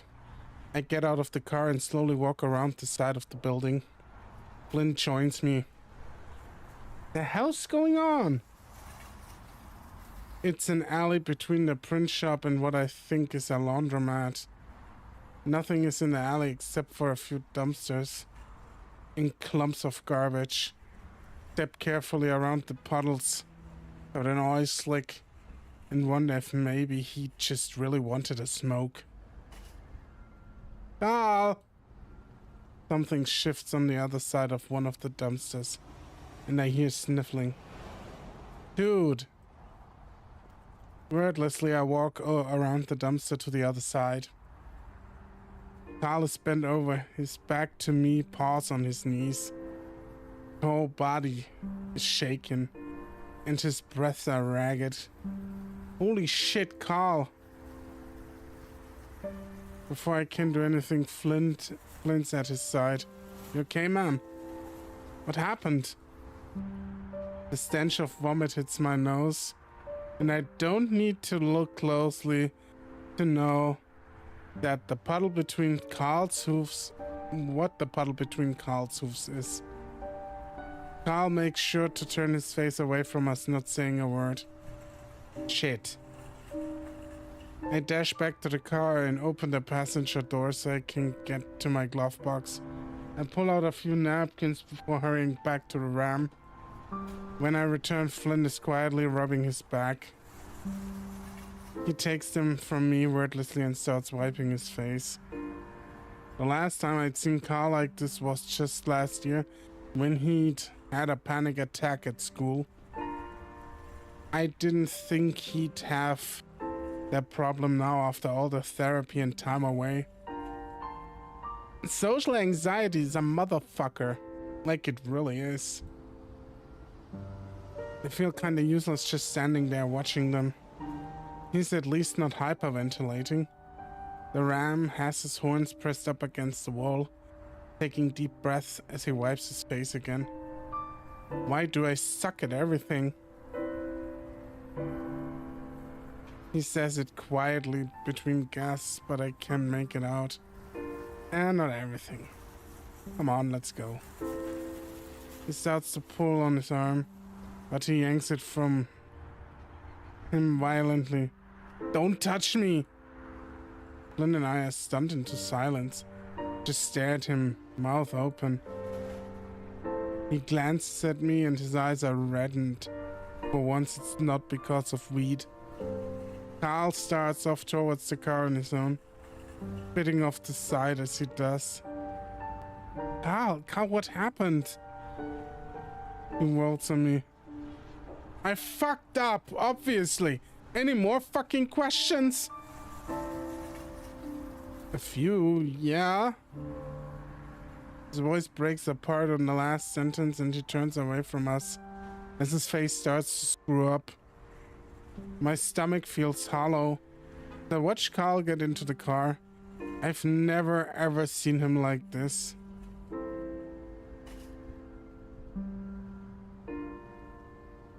He immediately hunches forward behind the driver's seat, head in his paws.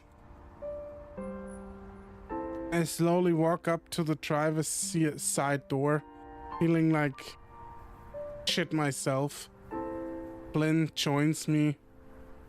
The Gila tugs at the scales around his chin, teeth grit.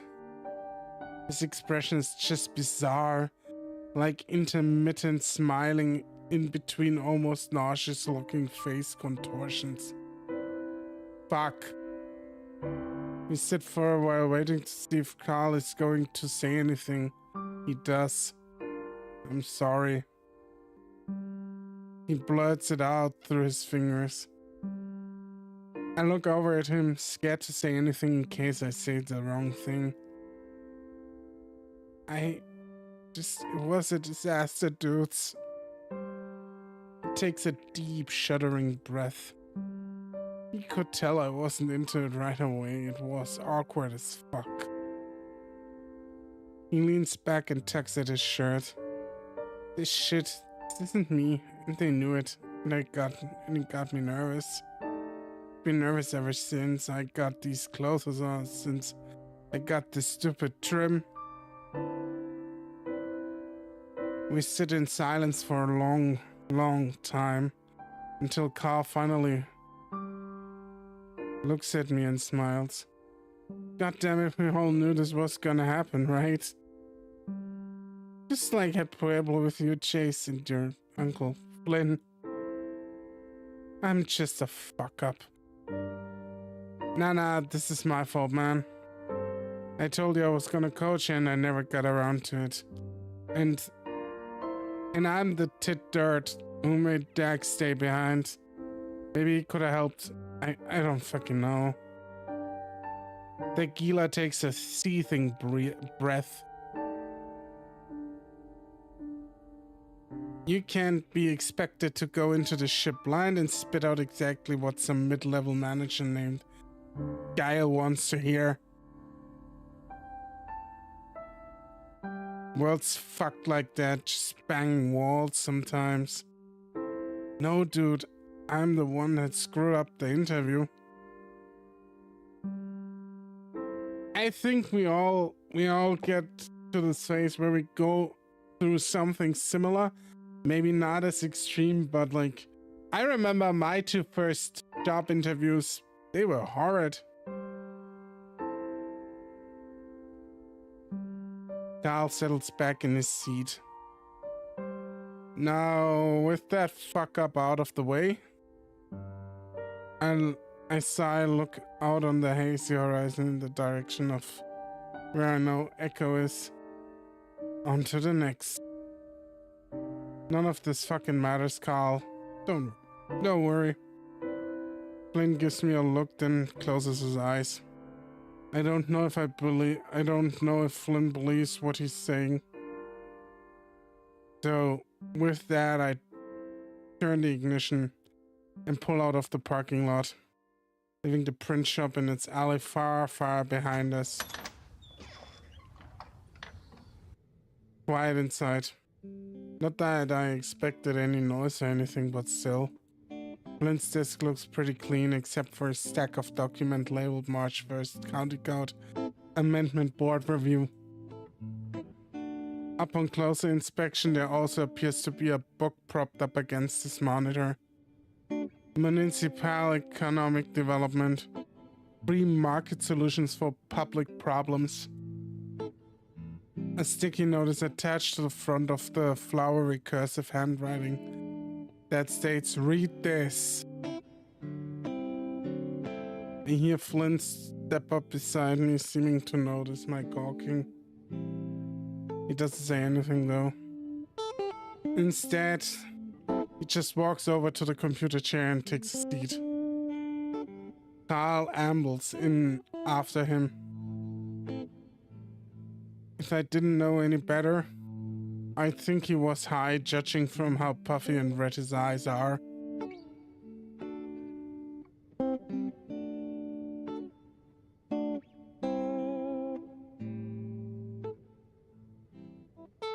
You don't actually come inside here too often, do you, Carl? Carl shakes his head. Still really weird that you're the secretary. Carl half mumbles. Blurk. Flynn rests his elbows on the desk, rubbing his fingers together. Now elections are coming up here soon. There's a few positions up for grabs. He looks at Carl and takes a few seconds for Carl to look back and get the meaning. That's cool, I guess. Flynn opens his mouth, pauses, then speaks. Maybe even the clerk position. I mean, yeah, nobody ever challenges Flynn, and man, like, I will tell you one thing. Flynn, again, is the fucking goat. He just says, look, I'm gonna relent my position as clerk for you. Of course, he can always apply for another position up for grabs, but he's like, look, Carl, we gonna make this work, huh? What a friend, dude. Like, Flynn is the bestest out of this group so far. still, I mean, he's probably, he might have like a fucked up sex life, but like, if he isn't like a downright good dude, I don't know who is. I was heading towards the mailroom, but that catches my attention. I stop. What? Do you think you'll be like voted out? Lynn shrugs. I might not run. Carl lets out a huffy noise, sniffing and wiping his nose with the inside of his shirt. So, you're gonna go back to unloading freight? Flynn doesn't respond immediately, as if weighing something in his mind. He pushes the power button on the desktop tower and the whir of the internal fan breaks the silence. I may not even be here. Carl looks up now. Huh? Tequila seems to grimace slightly as his maw pulled into a sneer, as if winging at himself. Fucking Chase. You get your shit scanned or not? Straightened some, not really having expected him to shift focus and snap at me. Oh. Do we pry? I think we pry. I wanna pry. What the hell? What does he mean by that? Flynn, what? He's staring at me, and it's like all the air has been sucked out of the room. I swallow. Yeah, Chase, we know all you swallow. Are you going somewhere? Flynn looks at Carl as if expectant. Carl blinks, meeting Flynn's gaze. Are you, dude? Flynn sharp stares, lulls, but only politely. I don't know yet. The fuck? Carl, it really doesn't... Ah, shit. Do you see the way Chase is acting? Carl looks at me for a moment, then back to Flynn. No. His voice is quiet. You're gonna leave too? I don't want to leave, Carl. Flynn shifts in his seat, tail curled tight around the base post of his chair. Carl just seems still. Can't even see him breathing. Jesus fuck, Chase. All I did was ask. Flynn reaches into his desk drawer and pulls out a can of lemon lime soda, holding it up in Carl's direction. You did something, alright? Just give me a minute, alright? I need to talk to Lord Ass. Do your shit. I rub the space between my brows and step out of the room. The mailroom looks a little bit different for some reason. Not nearly as neat as it was, as some of the parcel folders scattered on the main table. Document dog-eared and tape-tagged. I step forward, and the heel of my foot is something hard to... And the heel of my foot hits something hard and metal. It rolls out from beneath me, and I have to use my tail to catch my balance. Jesus fuck! I find myself involuntarily clutching my chest, trying to regain my composure as I check what I nearly broke my neck on. A fireplace poker? Well, actually pokers. There's like 5 of them just sitting here on the floor. Thank God I didn't step on the pointed end. What the fuck are fireplace pokers doing here?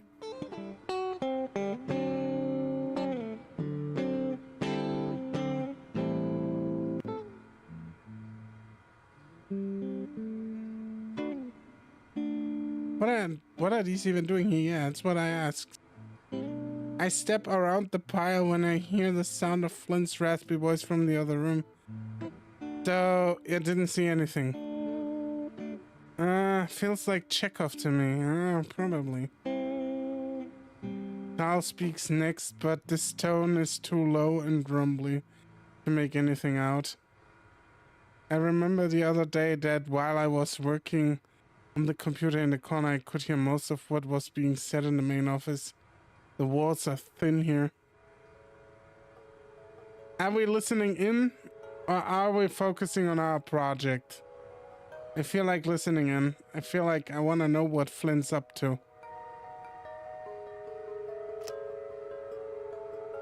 I move to the corner of the room and press my ear against the wall. At first I don't hear anything but the Carl coughs.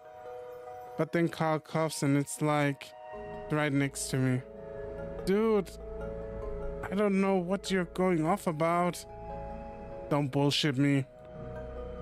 Flynn snaps back. Silence follows. I hear what sound like metal scraping against the wall. The plaster drywall creaks ever so slightly in reaction. Carl's shifting weight. I don't know. Flynn sighs. But why didn't you tell me you were going? I might not. It's nothing set in stone. It's not my decision anyway. What do you mean it's not your decision? Dude, you're like an adult with money. I hear the sound of typing on an old mechanical keyboard. The intermittent pecking evident that it's Flynn. It's my aunt. She wants to bring me up north for a while. Oh. Carl coughs again. Is this for, you know, the FLDS stuff? No, I actually don't fucking know. She probably wants to send you to a re-education camp. Won't be surprised if his aunt was like that.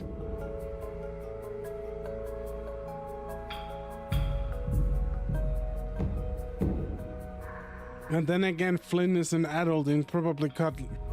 Well, let's not say he could leave that camp, but...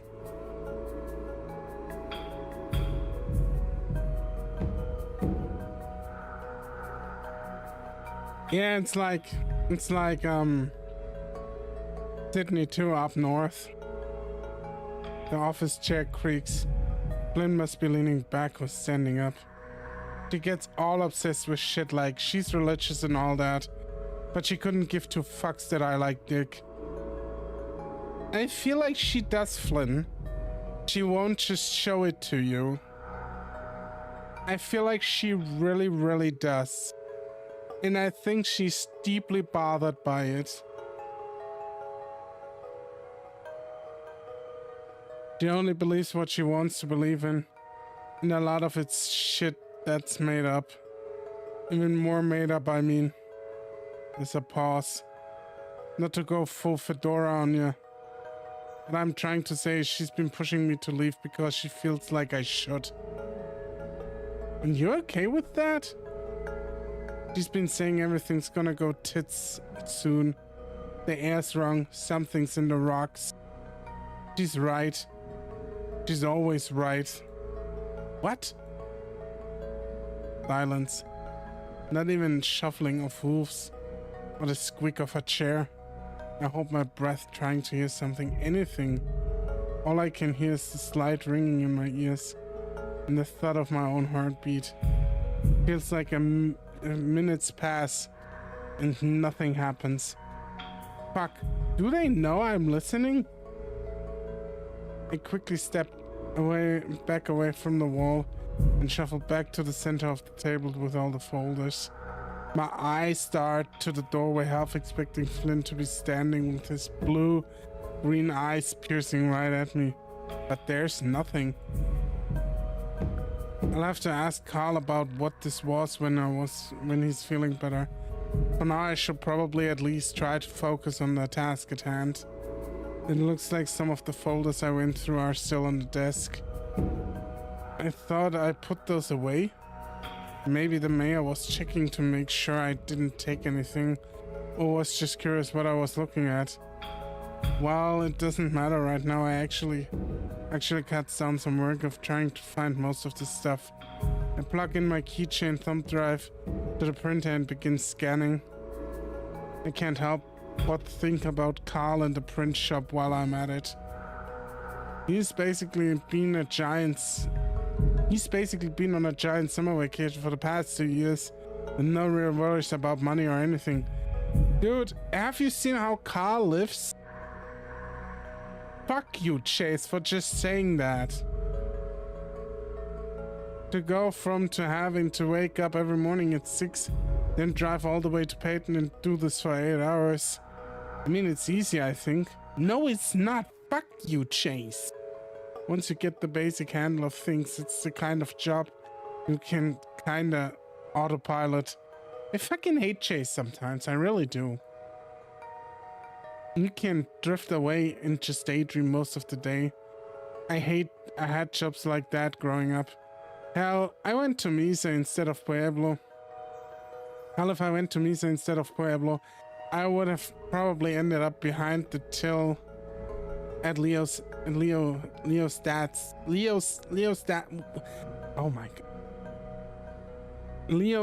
place. Despite everything, I can't help but feel that might have actually been kind of fun. Leo's dad is nice and always offering to help with things and never seeming too skeeved regarding gay stuff. But of course, I had to get away from this town. And Peyton's not far enough. I'm still not even sure I like journalism. I mean, the classes are interesting and all, but I'm imagining trying to sell myself and my work to all these outlets, and I don't know. I guess I don't really have the energy for it. Chase, I'm gonna tell you that your journalism degree will be worthless in just a couple of years. Plus, I never really liked looking at myself on the screen. How about listening to your own voice, Chase? The same thing, huh? Huh? I don't really remember seeing this one before. Must be from the folder I didn't look at. There's no descriptive text attached to it. Place the photo on the scanner. After a few minutes, I think I got most of what I need. I remove my thumb drive and turn the power off for the scanner. As I step out into the hall, I notice that the door to the mayor's office is open. Still pretty quiet in here. You know, I never really knew much about Flint's aunt. She's kind of in and out of his life growing up, from what I recall, and usually didn't stick around Echo for too long. Her and Flint's uncle had a weird relationship, and it wasn't like I ever hung out at Flint's place enough to learn about it. He was always just a bit too old and really pal around with, like I did with the rest of the group. I mean, Leo was like a year younger, but he didn't really act like it. Flynn was basically an adult by the time he was 14. By the way he handled himself, all self-reliant and such. Curious, I step into the office and I'm taken aback by how much it smells like potpourri. My nose takes me to the source, a small bowl filled with slightly decayed plant life of a wide variety of colors. It gives the office a sort of flower garden scent, which doesn't really match the aesthetic. Black, white, and red everywhere. Like a supervillain who could only buy hobby shop decorations. I step over a small pile of alabaster quartz which sits in a ceramic dish on the floor. Which is strange, of course. There's a weird looking globe at the edge of her desk too. Step close and notice like several little prongs which hover over what I think is the meridian. Actually, there's no landmass indications or any labeling on the sphere to speak of. I reach out and touch the smooth plastic surface. Pressing down, I give the globe a gentle spin. As it rotates, the middle prong begins to bounce like a dowsing rod before sticking to the surface. As the sphere continues to spin, the sticky effect lessens and it bounces back. Huh. Must be a magnet on the other side. I spin it some more in the other prongs, lean slightly towards specific points on the globe. It's kind of a weird knick-knack. There's not really anything in here that can help me with my project. With that, I turn and make my way back to the front office. Suddenly, a familiar lynx rounds the corner. Chase? What are you doing here? He stops and distracts, fidgeting with himself. What the fuck are you doing here? TJ? The feline keeps rolling and unrolling the bottom of his shirt. I don't see any sign of Flynn and Carl. Hi, TJ. I was with Flynn and Carl. I'm scanning some stuff for my project. Oh. He frowns in acknowledgement, nodding. How did Carl's job interview go? His frown shifts to a tepid smile, awaiting my response. Not good. And just like that, it's gone. Oh. Well, there's a lot of work in Peyton. He'll snag one eventually, won't he, Chase? Hold my arms over my chest. I think he might need to get over some stuff before trying to hit again, honestly. Anxiety, all that sort of shit. TJ nods. Oh wait, he said junk. Anxiety, all the sort of junk. Because you can't say shit in front of TJ. It'll offend him. TJ nods. Weren't you going hiking? TJ glances to the side, seeming to eye each open doorway with a sense of awareness. Flynn texted me and said he wanted to talk. You know, about what happened at the lake. I blink. And you agreed? My voice comes out more surprised than I intended it to. Again, TJ nods. TJ, you don't have to. It's my decision, Chase. I want to help. I sort of knew this was coming when I came back. And I know it hurts Flynn. Despite his words, TJ doesn't look remotely confident. The link's shifting relentlessly. But I didn't know that you would be here, though. I don't know exactly how to respond to that. So I pull up my phone and tap away, giving the links an understanding nod. Sort of the car maneuver, I guess. Well, don't worry. TJ, it'll be okay. I think. You think? Oh shit. We are back. Carl got sick again. Puked all over the historic hanging tree. Carl offers a meek wave, which freezes when he sees TJ standing next to me. He quickly shoves both his paws into his front pockets. Flynn notices TJ as well. He doesn't show any signs of nervousness. Jesus, is this really happening? Yes, this is happening. He moves over us and rests behind on the back of his desk, his large shell wrapping around it. There's something about the side that accentuates how damn huge he is, and I can't help but wonder if he's doing it on purpose. Carl remains motionless by the front door.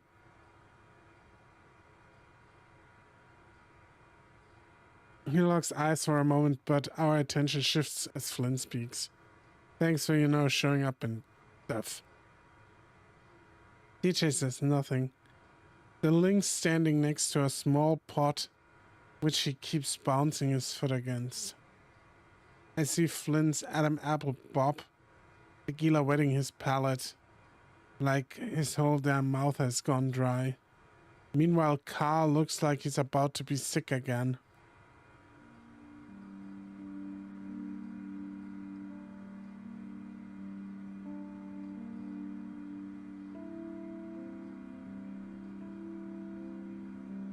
Who do we stand with? Kinda wanna stand beside Flynn. Honestly.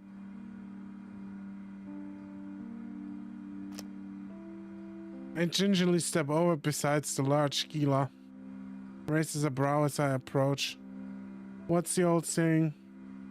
Stand in the middle of all of them. Right in the middle. Yeah, exactly. Make it awkward as fuck. It isn't awkward enough already.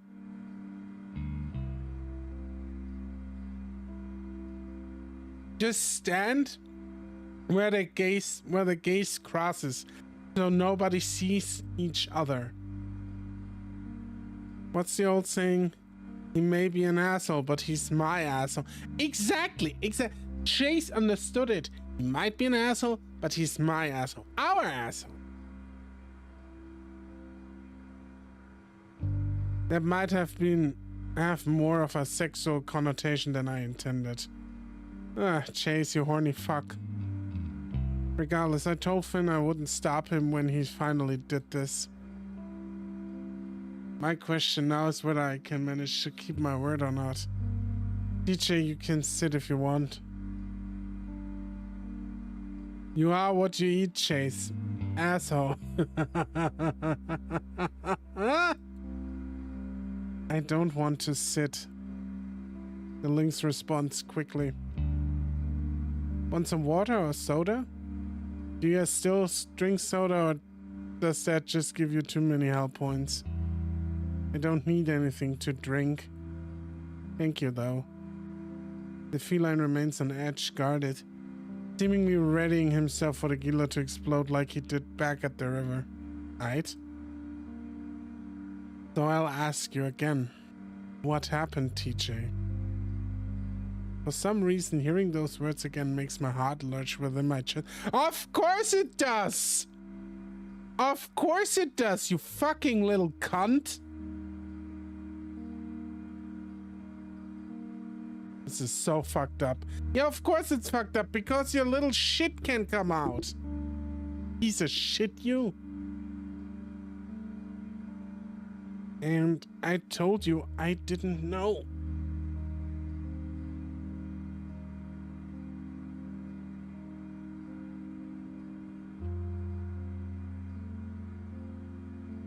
How the hell can you not know? You were there. Say it back to me. Step by.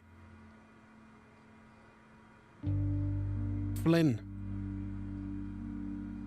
I see the lizard's tail pull inward. Flynn himself is stone-faced. He can't keep that thing still. I rest my paw on the small of his back, and Flynn's shoulder rise some. God sensitive everywhere, isn't he? I just noticed TJ notices us and shifts awkwardly. He looks towards the exit. His longing to be out of the situation pretty evident. All details, I don't care what you think is insignificant or not. TJ takes a deep breath. We were playing on the beach. I was building a sand castle. There wasn't much sand, so I was using mud. Jenna helped. So Jenna was with you. Not the whole time. Sydney ran up and did a wrestling move on it. You were behind Sydney. You laughed. I think Carl did too. Oh. Carl protests, barely audible. I start to remember some of this. Carl was asleep, wasn't he? And Leo? He was finding skipping stones, I think. Leo wasn't there. Leo wasn't there. Leo's prepubescent voice fills my mind. I'm sorry. His language skills weren't great, so he just stumbled through a sobbed apology. Promise protecting all of you from now on. Chase was. He looks over to me for a moment. Yes, he caught up with me after I ran off. Flynn, you were there for this part. You remember all this. I remember Jenna coming up and yelling at me about Sydney. You were the one who told him to destroy my sandcastle. Flynn's eyes narrow. This isn't about your stupid fucking sandcastle. TJ crosses his arm over his stomach, as if hugging himself. Sid's dead. What happened? I see TJ's legs start to shake some beneath him. I have to stop this. Flynn, enough. The Gila looks at me, his eyes a little wider. What? This isn't going anywhere. You're just making it awkward. Fucking what? You're just going. I don't give a fucking shit if it makes you a little uncomfy like. You're all goddamn adults. I'm sure all your expensive therapists told you all to talk about it, so talk about it. Jay's caught up with me. All eyes shift back on TJ. He kept asking where Leo was. Then he ran off. Flynn looks at me. I couldn't find him. Someone's knocking on the door. What are you doing? Jenna marches in with her phone in grasp, seeming to ignoring everyone else in the room but the Gila. Flint's grit his teeth, swearing under his breath. This is absolutely better be the scene of you apologizing. Her gaze finally starts shifting to the rest of us. The whole gang's here. But Leo, everybody. Judging by the expression on our faces, I think she's able to quickly discern that it's not the case. You're completely out of line. Jenna, not now. DJ came here on his own volition. You're disgusting, you know that? You get pleasure out of toying with people. You always have, no matter how much it hurts them. She stands in the center of us all, speaking in a clear, solid tone. It doesn't seem to matter that she's over 1.5 feet smaller than Flynn.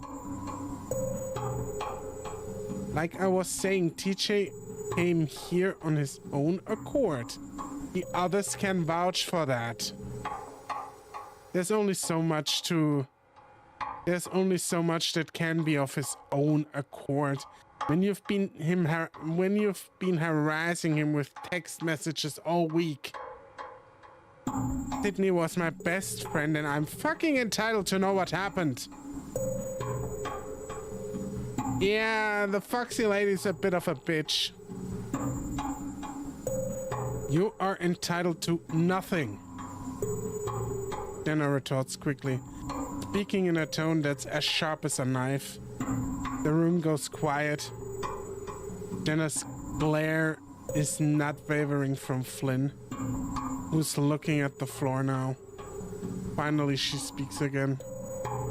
It would be best if you left now, Flynn. You're in my office. Your office? She lets out a quick, exasperated breath. You are a receptionist at a publicly funded city hall for a town of barely 50 people. You need to get over yourself. Oh no! There he is! Leo, hello! Haven't you seen in a hot minute? Leo pushes his way past Carl, the wolf also looking at his phone. Flynn, DJ and I do our best to get out of the way. He doesn't even notice me. Flynn stands straight up. What? You know what? The wolf seems to put himself in between the Gila and TJ. Flynn just blinks, holding up the flats of his large hand. I'm not going to hit him. Jesus fucking Christ.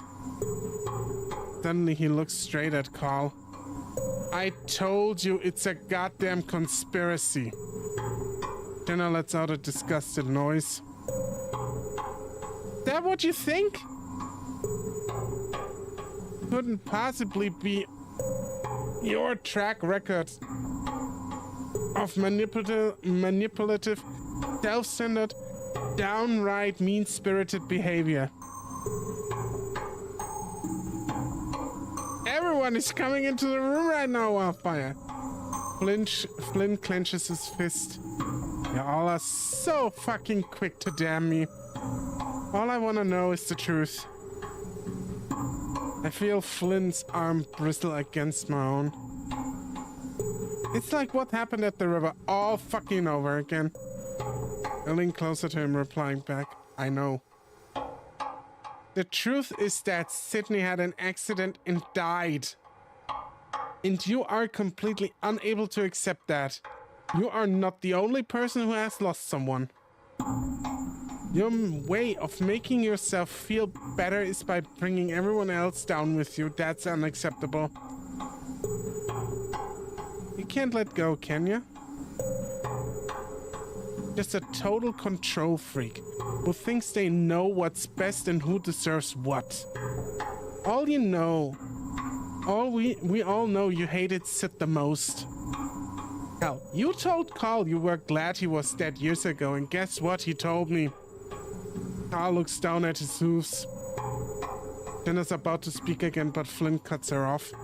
DJ, go from where you left off. We get on 1 week with our old friends, our family, and you ruin it, man. DJ holds himself tight. I need to do something. I release my hold on DJ and step forward. Condemn Flynn, condemn Flynn, condemn. Yeah, those are a lot of choices here. I actually want to side with Flynn, you know? But yeah, you can't side with Flynn in this scenario. You just can't, because then your entire shit comes out. Yeah, let's just condemn Flynn from the middle. The Gila's jaw drops some as I stand beside Jenna. I can't let you do this anymore, Flynn. I'm not just your damn toy who you can use for your stupid plan. I just wanted to help you to fucking understand you for once. Remember what you said? I'll beat the shit out of him if I have to. Wow, the worst point ever. Yeah. DJ backs away, some his eyes widening. Jenna furrows her brow at Flynn, who looks a mix of befuddled and enraged. That's not happening. Bullshit, bullshit, bullshit! Gila practically hisses.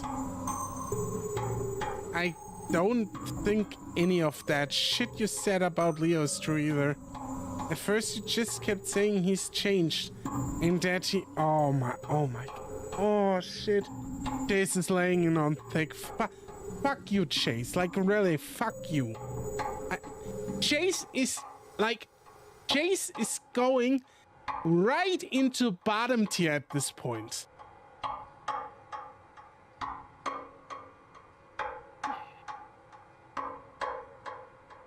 At first, you just keep saying he's changed and that all he does is bully people and fuck randoms. Jenna's right, you just manipulate people to get what you... No, Chase, that's fucking you!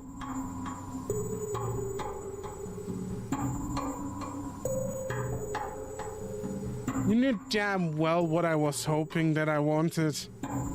It makes sure Leo... with a sort of sorrowful long... Fucking projection much? He's fucking astral projecting to Mars right now! That fucking piece of shit! Make sure to look at Leo with a sorrowful longing look. I trail off and Leo quickly steps up. Go on. Bite my tongue for a moment. Flint seems like he's about to pop. I peer up at Leo. His blood just ran cold by the look of him. He made me think you didn't care, and he actually loved me. All he wanted to do is...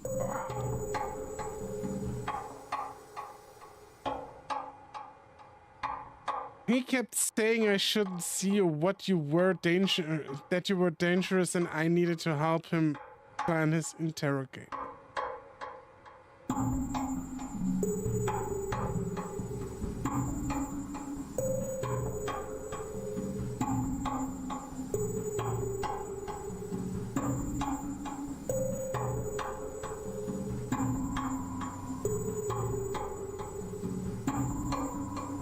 I'm actually extremely angry at Chase right now. I really am. I should have expected this. I should have, but I'm actually like this is the great thing about this visual novel. Like, I'm actually angry at Chase. I want to slap that motherfucker right now. I just want to punch his teeth in. Like, really hard. I'm that mad at him. He's making it all up. Didn't you just see what he did? He does it all the time now. That's why I texted you guys. I didn't want TJ to get hurt. You're the one who texted them? Chase. Next thing I know is Leo bending down to scoop me up into his embrace, his muscled arms around my back. It feels good despite the circumstance. Hey, you know what? Chase getting his fucking feet cut off at a train track doesn't look so bad anymore, you know? It doesn't look so bad anymore at this point.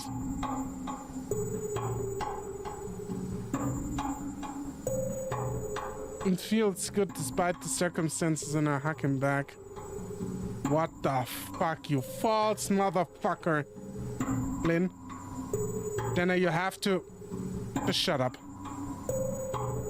The look on her face is absolute repulsion at this whole situation. Man, it's been a long week, I mutter. I feel the wolf just shake his head. His cheek rubbed firmly against mine. Fuck yeah, it has. What? No. Carl speaks up from the corner of the room. His voice is faint, but we all hear it. Dude, Flynn wouldn't hurt TJ. I don't know why you guys would think that he would. Even if he did say it. Carl's voice peters out meekly. Leo pulls back from me, and I feel a weird sense of loss. Maybe I'm just touch-starved or something. This sort of bad business sounds like him, yeah? I knew it. I knew he was trying to take your order. Even Jenna gives Leo a bit of a sidelong look. And was manipulating Teach that too. He adds quickly. TJ just keeps frowning. His face plastered with a blank stare. I don't pretend to understand the whole Chase Flynn thing, but almost none of that sounds like him. Are they like through Teach's manipulation? Not Teach's. Through Chase's manipulation, are they coaxing Flynn into like Bronsoning himself? Is that what's gonna happen?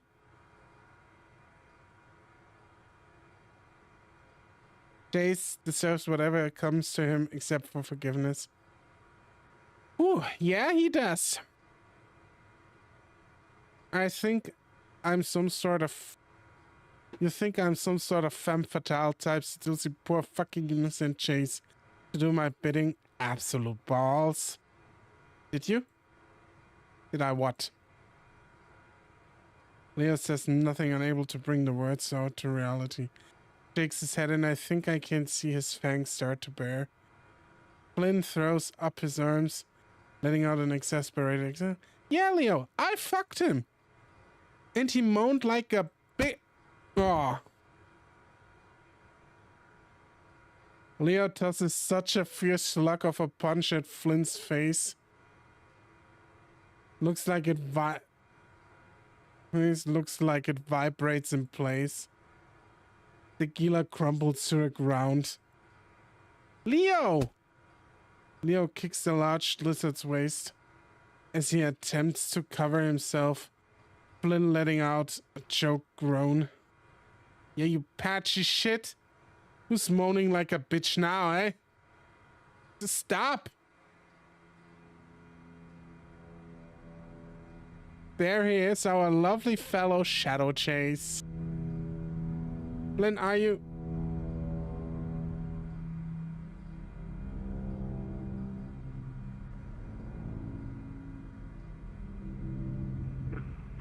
Hey! Jesus, Leo. What the hell? I rub my eyes. Flynn is still on the floor and Leo is leering over him, fists clenched. Here comes the boy. Hello, boy. What the hell did I just see? Am I dreaming? I try to pinch myself. That's how they do it in the movies, right? Nothing happens. Stop! DJ practically shrieks. All the heads turn, even Flynn's, which is looking like bad at DJ. I saw how Sydney died. The voice is so quiet in contrast. His initial yell, that it's like a splash of cold water. You don't have to give this piece of dirt the satisfaction. I want to. He deserves as much. He seems to take a moment to get his breathing steady. The link's looking shaky. I had ran off to be alone by the water on the far side of the beach by the outlet. I was upset. I wasn't watching the water. There was some shouting in the distance. It just sounded like, I don't know how you guys used to be. Loud, you know. The lynx rubs his paws together, rocking up his feet. About 10 minutes passed and I heard a splashing sound nearby. I looked up and I thought I saw someone in the water. There were bubbles, lots of bubbles, and then I looked up and saw this thing standing down the shore a ways. It was really tall, like a person, but burnt all over, like hot ashes in a fire pit. What? Tears brimmed at the edges of TJ's eyes. Started walking into the water and I just ran. And ran. And I ran and ran. Carl looks at TJ dumbfounded. Please. Flint sputters, visibly in pain. No more fucking bullshit. I'm serious. I talked to so many therapists, counselors, youth group leaders, and no one believes me. TJ's brow wrinkle, chest heaving before finally the lynx breaks down into a sob. No one will ever believe me. It hurts so much and I'm so scared all the time. Quiet. We all stand there, watching the lynx cry. No one speaks. No one reaches out to him. Knots runs down from his nose. He tries to wipe it off with the inside of his shirt, but it just smears it. He clutches his own whiskers, tugging at them. As I was running back a quarter mile away, someone tackled me into the water. They held me under so long. Lights started popping in front of my eyes.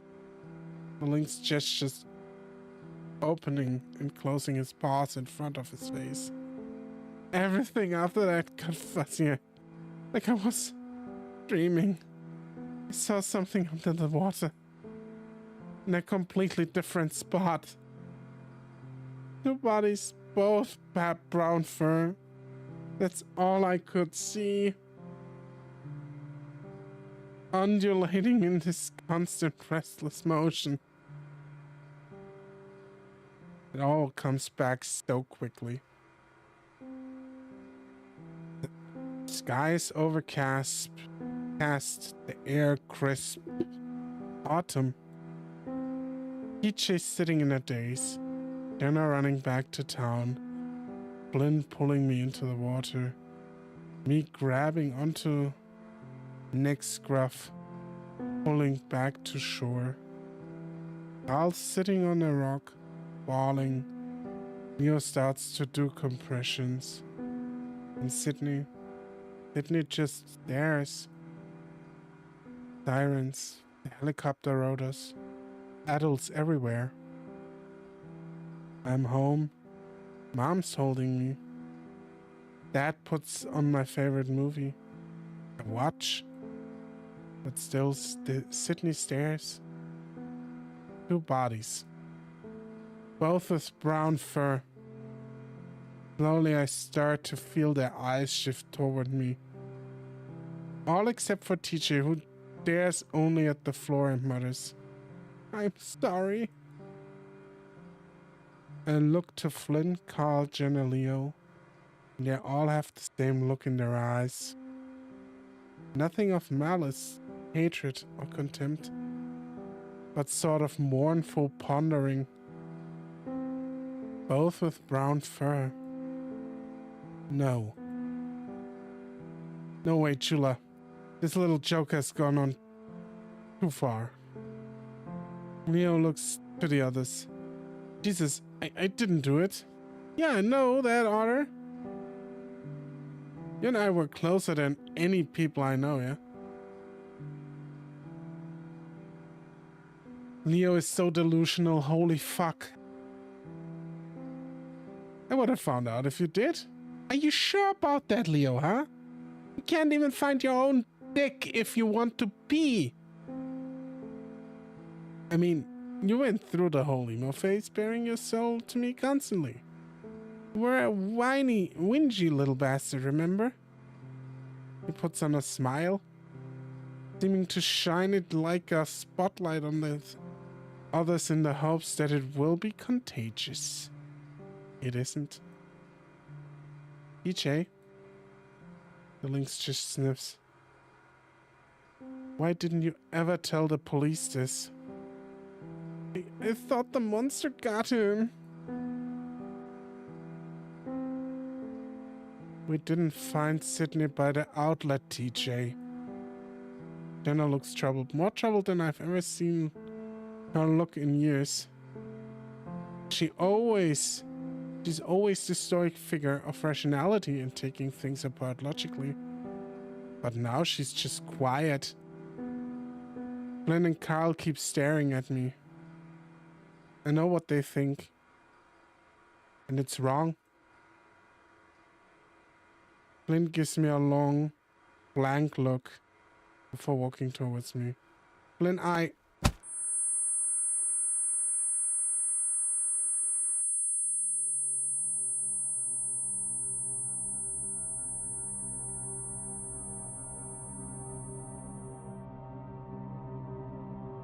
My God, Flynn. Jenna's voice comes out muffled as I stagger back, grabbing my jaw. Ow!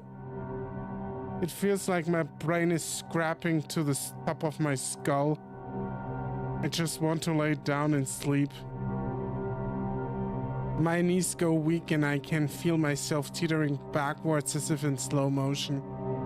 For some reason, it's like I'm expecting nice, cool water to greet my backside. That tipping sensation sticks with me and I realize I'm not actually falling. Flynn! Flynn! Flynn! Flynn. Leo shouts, keeps repeating, and each time it's quieter and more disordered than before. You hold your paws up in front of your face. And you actually do it. You move. I didn't do that. The kids in front of you are just red blurs. You just want to lay down? Don't. There's a black and orange figure in front of you. Don't let the lizard hurt him again. You hear shouting, but not from inside. Outside. The blurred group isn't looking at you anymore. Get out! I don't care!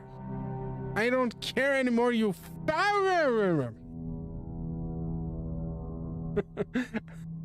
A cracking voice comes from outside. If I had to guess, it sounds like it's coming from down the block. Everyone but Flynn is peering out the small window near the door. The Gila, however, is still staring at me. His eyes look like they're shaking in their sockets. Oh Lord, my Lord, good Lord! Oh, how you test me so! I fall upon my knees, ask you where to go. What's going on? Carl tries to peer past the bulk of Leo to see where the commotion is going from. My head is still reeling from Flynn's punch. He's never hit me before. Well, never seriously. He wasn't ever the sort that got into physical fights growing up. Usually he'd just stomp off and sulk something truly upset him. But now he doesn't look like he's budging. It's Clint. Who is he yelling at? God?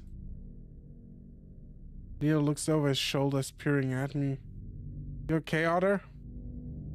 I feel heaven's call in every canyon's edge.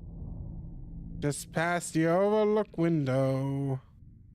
We're at the bottom of the water, all tied up with catch. I feel myself backing up. It's like how I felt on the roller coaster, strapped in on the chain lift. What's happening to me? Chase? Flynn begins to follow. Flynn, you stay right there or I will beat your ass double hard, yeah? You know, for God's sake, all of you, stop! Where are you going? I make a sound, I think I say home, but it comes out rather garbled. Can't keep running away from this shit. DJ squints, his nose pressed against the window pane. He's holding something. Yeah. Keep stepping back. My legs feel like they are vibrating. Any movements are abrupt and jerky. I manage to get out into the hallway and approach a door covered with caution tape. The placard denotes it as the reading room. I grasp the handle and I have to give it a hard shove before it budges. The door is heavy. I'm nearly overwhelmed by this musty smell from the inside. The corner of the room is completely stained from rain damage, and the roof is boarded up. There was an exit here, but it's gone now. Why do I know that? I stare at the little section of the wall where the old wooden door used to be. Small picture of a group of quail crossing a dried wash is in its place. As if I move to leave, I notice the door won't open. It's hard, stuck in place, locked. A sharp crack rings out from somewhere, followed by the quick scurrying of feet upon the carpeted floor of the lobby. A gunshot.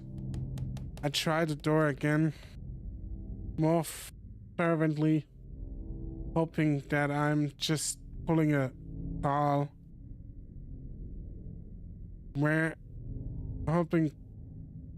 Hoping that I'm just pulling a call here and pulling when I should be pushing.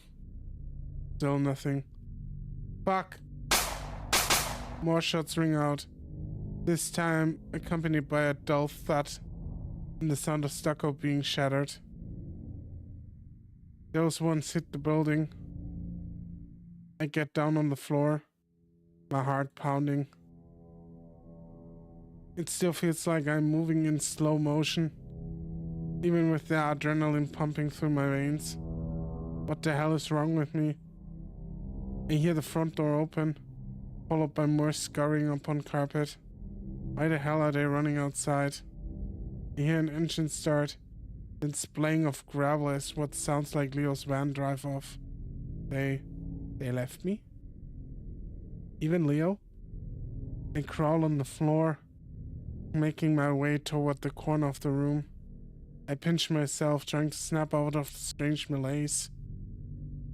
I can hear the occasional shout from out the street, but it's all gibberish now. Leaning back against the wall, I rub my throbbing temples. I think somebody got hit by the shots. That's why Leo and the others scurried off. They don't have time for your fucking shit. You stupid clown, you. Speakers. Couldn't have showed up at a better time. Trying to listen to see if the shouting is getting any closer, but it's difficult to tell. If that is really Clint, this is really out of character for him. He never really was the singing type. Screaming about the F word, yes, but singing, no. Looking around, it seems like most of the old books and such have been taken off the shelves and put in assorted boxes to prevent water damage. Having lived here my whole life, I've never actually been inside here. Feels like quite a feat. Nothing I've covered damn near every other square inch of town. There's a few binders and booklets near my side, with titles like Cowell Stormwater Drainage Plan 1999 and Drought Resistant Plant Guide. Next to them there's what looks like to be some kind of unopened canisters of fumigation stuff. I reach down to grab it when I notice the fur on my arm. It's wriggling. A couple of brown strands of fur seem to bounce back and forth and become cognizant that my arm has been tingling for a while now. Glancing past my fingertips, I see his beige mass near the end of my foot. And that's when I see the legs. A blonde tarantula about an inch away from the tip of my toes. Oh man, that's a fucked up, like, thing to see, I guess.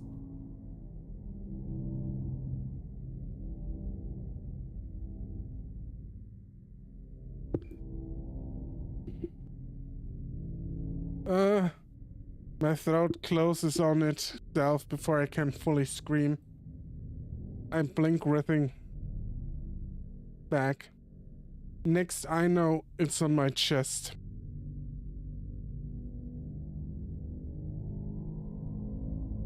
It moves faster than I can even see.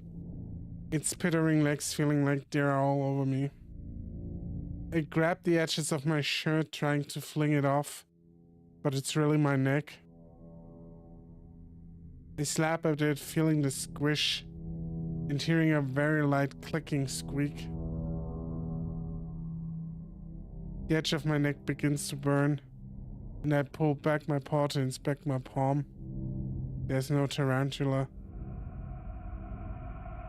Instead, I see the 8 razor-thin legs and black abdomen. On the abdomen, there's splotchy pigmentation of red. The number 8. My pulse quickens when I realize it's an hourglass. It's Infinity Chase. Gonna haunt you forever. Completely forever.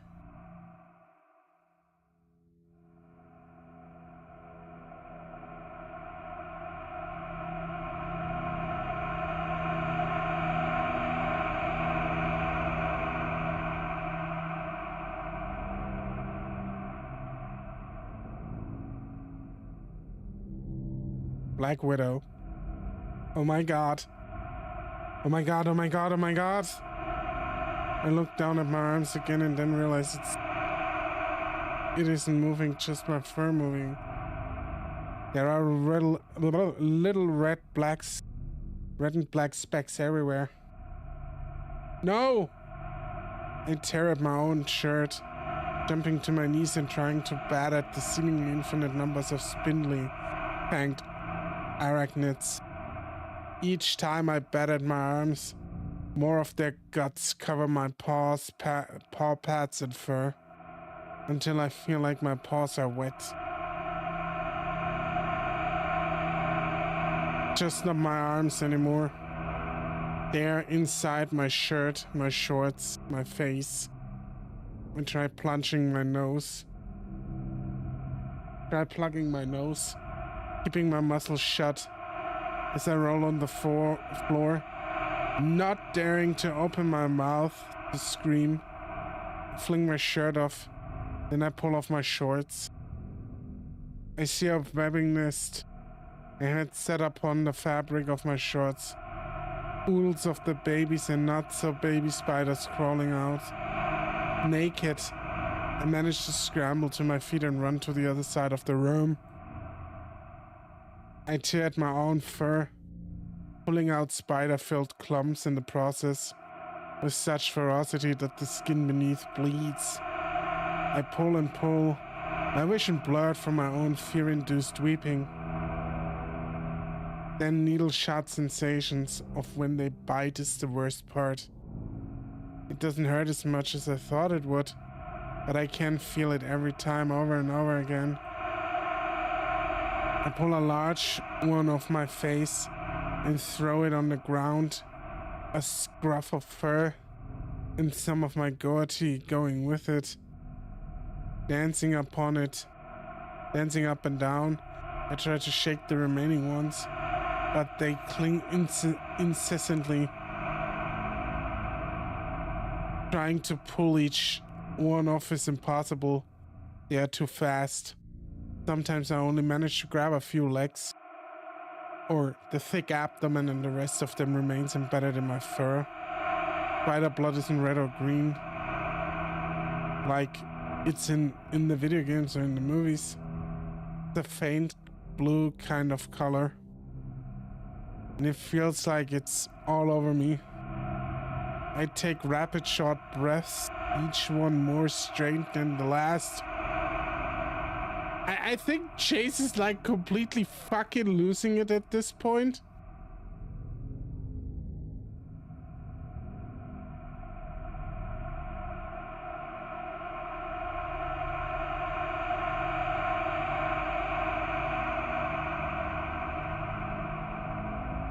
Okay, Noon deserves it. No, Chase deserves it. Chase really does. My whole body shakes. I can't tell whether symptoms of panic or the venom itself. I try the door again, pulling and pushing as hard as I can before throwing myself at it. Nothing happens. I kick at it like they do in the movies. Nothing happens. I'm stuck, trapped, and I can't see the spiders everywhere. Even after getting most of them off, they are all over the floor, the walls and ceiling, and my clothes. I retreat to the dampest water-stained corner of the room. The staining is so bad it looks like it's been burned black. Spiders don't like moist areas, I remember reading about that at least. I continue to pick at my fur, even after I think they're all gone. I can still feel them. I can also feel my muscles around my neck and shoulders begin to cramp. My stomach feels like it's been twisted inside out, and it isn't long before I get the sensation of hot bile rising up my throat. The rough edges of the morning's rice treats scrape my insides. I reel forward as it comes all spewing out of my mouth. I can't breathe, it burns so much. I try to call out for help, but every time I open my mouth, it's just more vomit.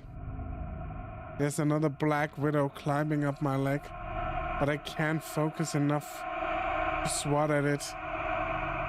Each breath I take is blubbering, like acid is going straight into my lungs. I just need someone to help me. Clench my eyes shut tight when I open them. Everything's different. The modern bookshelves and electronic equipment are replaced with all this old-timey crap I can't make out. But I see it past a big wooden chair, a door. How the hell? The puking has slowed to a trickle from the edges of my mouth, but my insides still burn. Managed to push myself off the wall, stepping up on creaky floorboards that weren't there a minute ago. I stumbled past old wagon wheels and parts of what appears to be Bibles. Eventually I reach it, the light. The door is already open ajar, so I just push, and it doesn't budge. No! Why? Why won't it open? I sink down to the floor, half collapsing as my knees start to give out. Help! Finally managed to croak out. Good Lord! Managed to turn my head in the direction of the voice.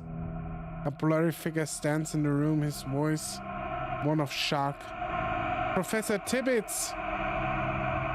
Can't tell if he's looking at me or past me. Liv? And just like that, it's gone. The room though, the room is still there. All red like before. I feel compelled to stand up again, but my legs won't budge. I just can't. Everything hurts. I shift my eyes down.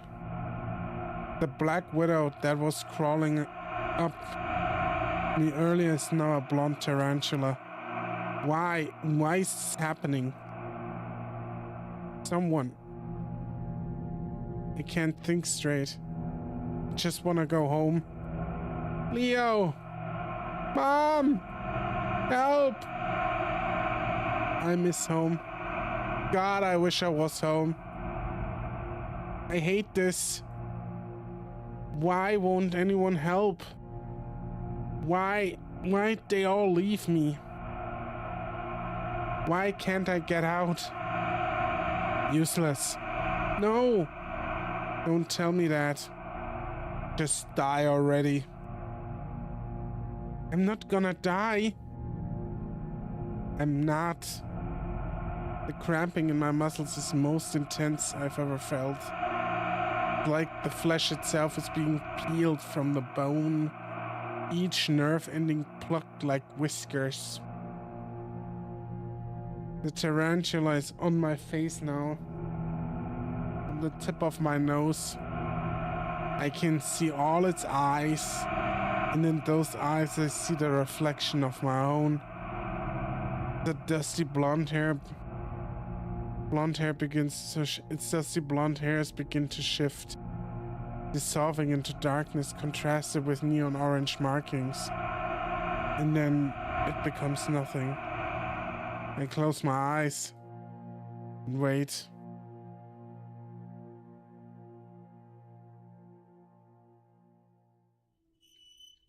Find him.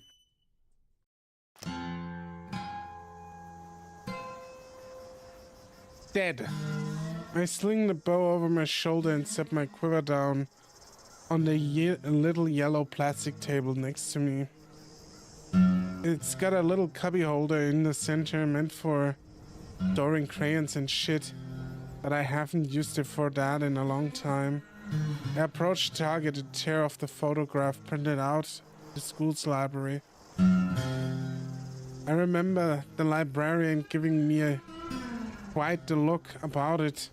Not that I was gonna explain to her what I was for. Right between his turban though. Not bad for 150 feet. I smile holding it up and seeing the sunlight shine through the hole. It's at that moment though I start feeling a bit silly. Who the fuck am I kidding? Nobody's gonna kill that guy with a bow. They'll blast him into 100 pieces with a weaponized UAV. Also, they don't let faggots in the military. Still, Uncle will dig this. He can hang it up in the garage next to the 100 and 125 feet ones. He's been trying to get me to practice with more in the 22, but I like the bow better. It's quiet, so I don't gotta worry about the country sheriff getting called again. And not that I'd ever admit it, but I fucking hate the noise. I think I got sensitive ears or something. Carl was telling me to just use a silencer, like that's how it fucking works. Dude's gonna grow up on dumb movies and video games and have no clue how the real world works. Sydney actually makes a good point here. Carl might not really know how the real world works, actually. This place, at least, is pretty far away from any houses besides my own. I think I've only ever seen one other non-friend family person out here, and that was Heather's mom, stoned off her ass. None of the groups really into this stuff. It's pretty odd when I'm wanting to be alone. I fold up the picture, stuffing it into the side pocket of my cargo pants. Walk back to the firing line.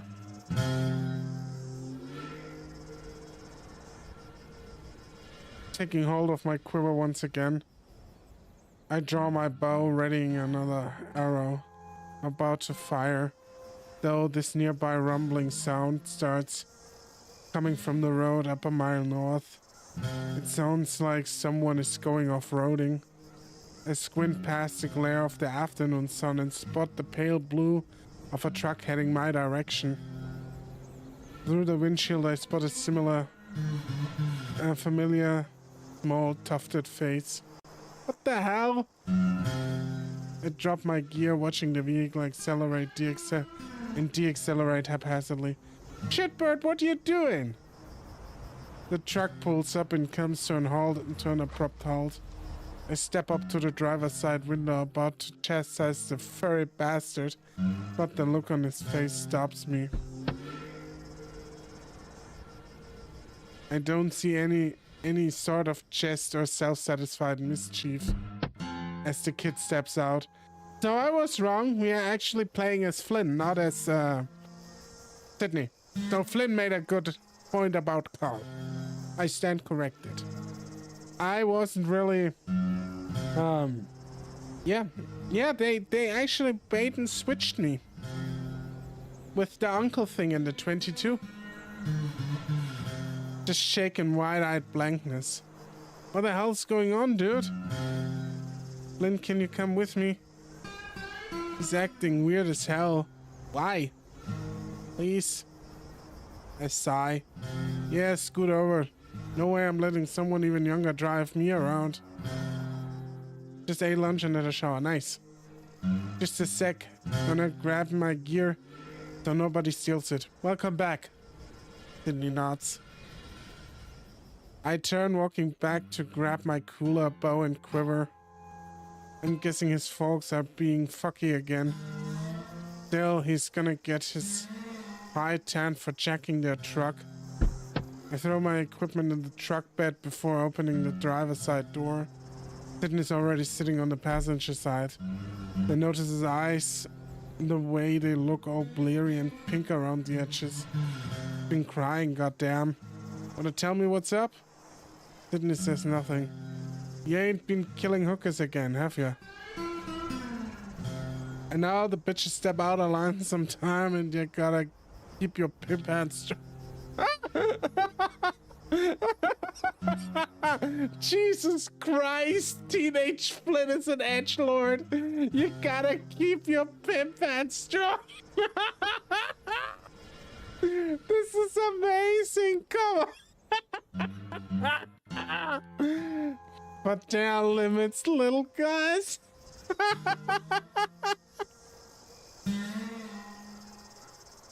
I smirk at him. He just looks down between his knees, cupping his face in his paws. I'm not helping, am I? I clear my throat. Well, shit, at least tell me where we're going. Sydney rubs his face with his webbed paws. Finally, he lifts his head and speaks. We step around the damp sticks and bramble before eventually reaching the clearing. Sydney seems to get more nervous every step we take, muttering about being tough every now and then. I decided a while ago I wasn't gonna pry, but I feel myself getting increasingly nervous. No wonder that Flynn got attached the way to Sydney that he did. No wonder. Like, Sydney was the first one, or he was the first one Sydney got when his father shot himself. What the hell are we all the way? What are we doing all the way out here? Eventually he comes to a stop, then points past the bushes. I can see what looks like a rusted metal post. Rusted metal past the green. I raise a brow at him before stepping through. I see him and my guts sink.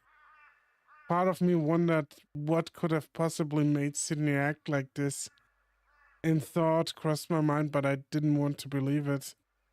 He's laying down in an awkward pose, legs bent up and tucked beneath the front bumper of his abandoned van.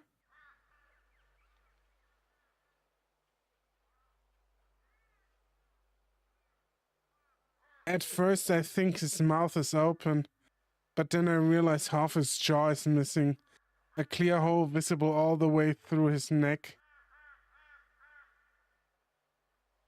I can see where the spine connects to the brain and everything.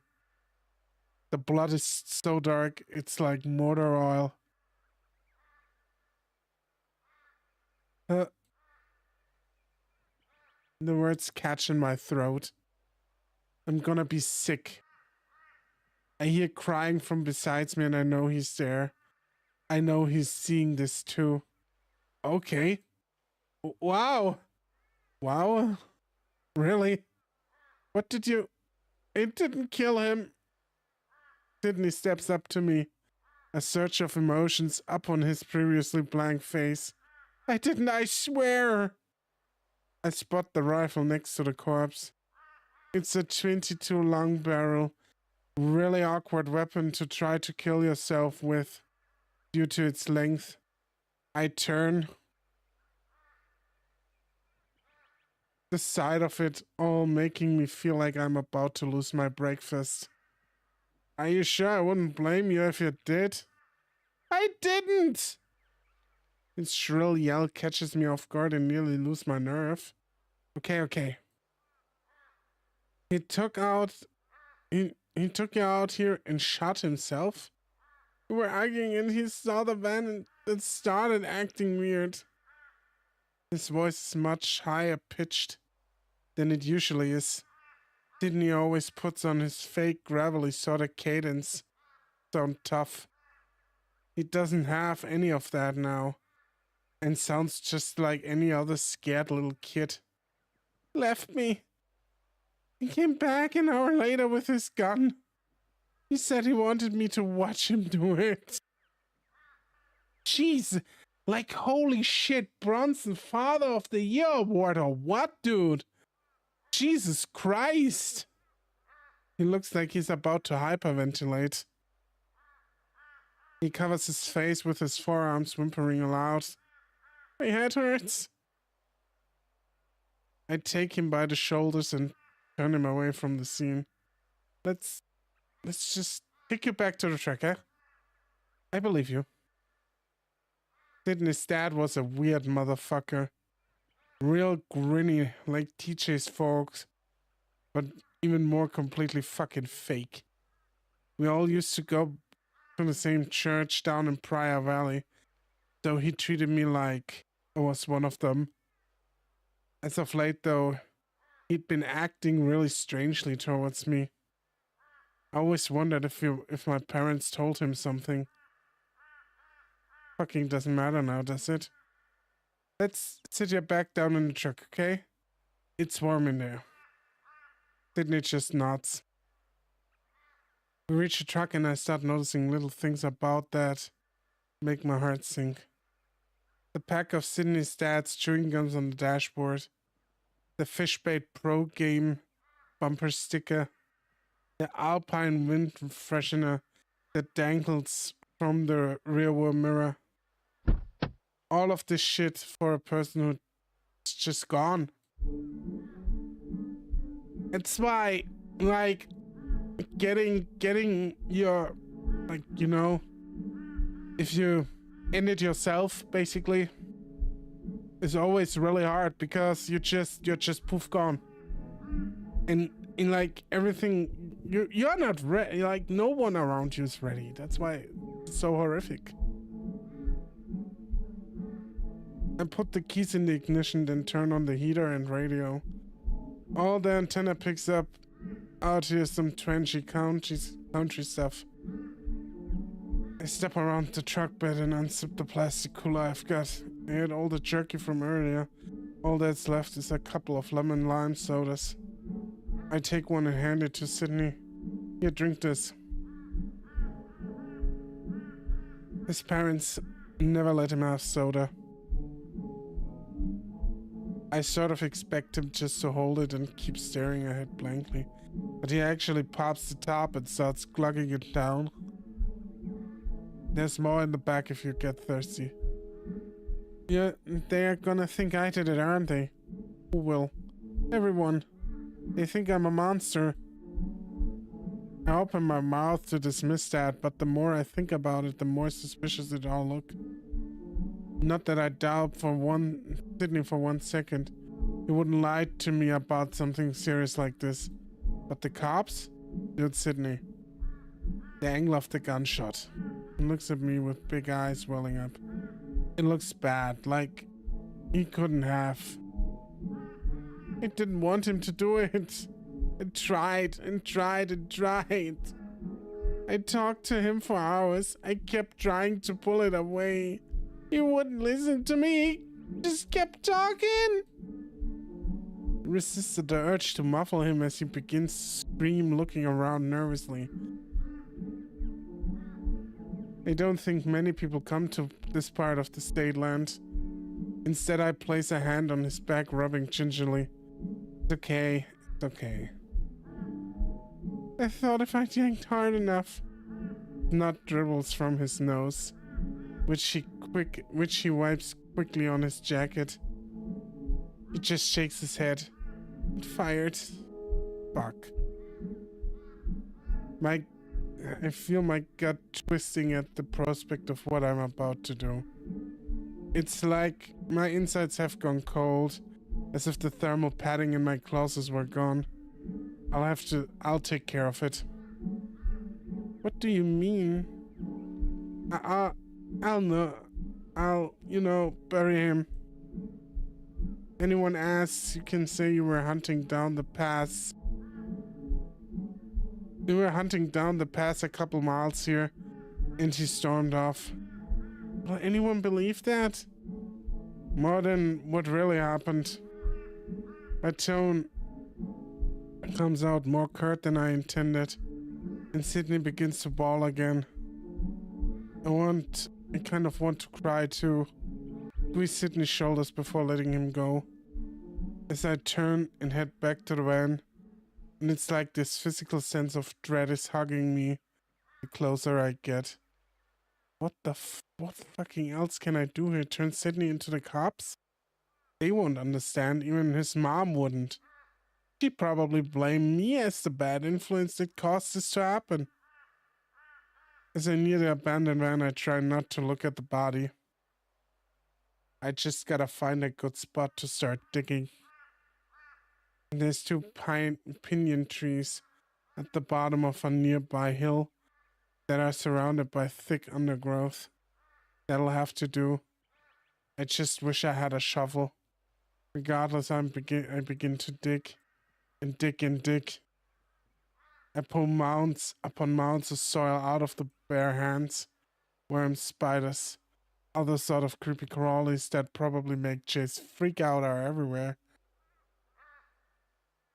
My hands start to feel raw, and I notice smears of blood from some of the soil I'm holding after a while. Can't stop now.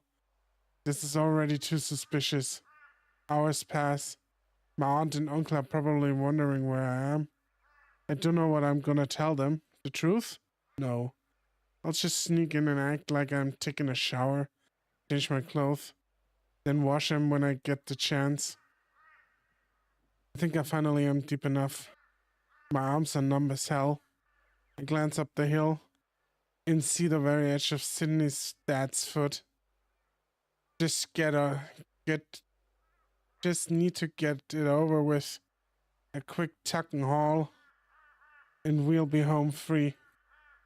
I don't move, keep staring at it, like it'll start twitching or something, and I'll hear his voice ask me what I'm doing. It's just so still, like a rock. Empty. It reminds me of the upside down cockroaches that I find in the garage all the time. Just empty husks that once contained life and are now just a shell. I'm overcome with the notion that I really, really don't want to die. Eventually, without even realizing it, I manage to get my legs working again. I grasp the foot. As I pull it down the slope, it doesn't bend like I thought it would. Each movement of the joint kind of cackles with this horrible sound. I just try to think of anything else to keep myself from throwing up. Gourmet salads, fishing trips, barbecues, my friends. The husk falls into the makeshift grave. For the first time I see his eyes. He's looking right at me. Right at me. I always thought that looking at a dead person's eyes be like seeing someone who is looking through you. But no, it's like he's focused on me. Fuck! Are you... I look down at Sydney's dad expectantly. No response. One of his arms is sticking up, frozen in rigor. It's too tall, and I could stick out the topsoil. Topsoil blew away. Take a deep breath and step down on it. It crunches like a bunch of dry twigs. I choke back. Fuck! Scurry back up the hill, grabbing the rifle, the shell casings, in the dead duck for good measure. I toss it all into the pit before feverishly covering it all up with dirt. What was that about mirroring storylines, Wildfire? It's kind of funny that Bronson found the same end as Samuel, right?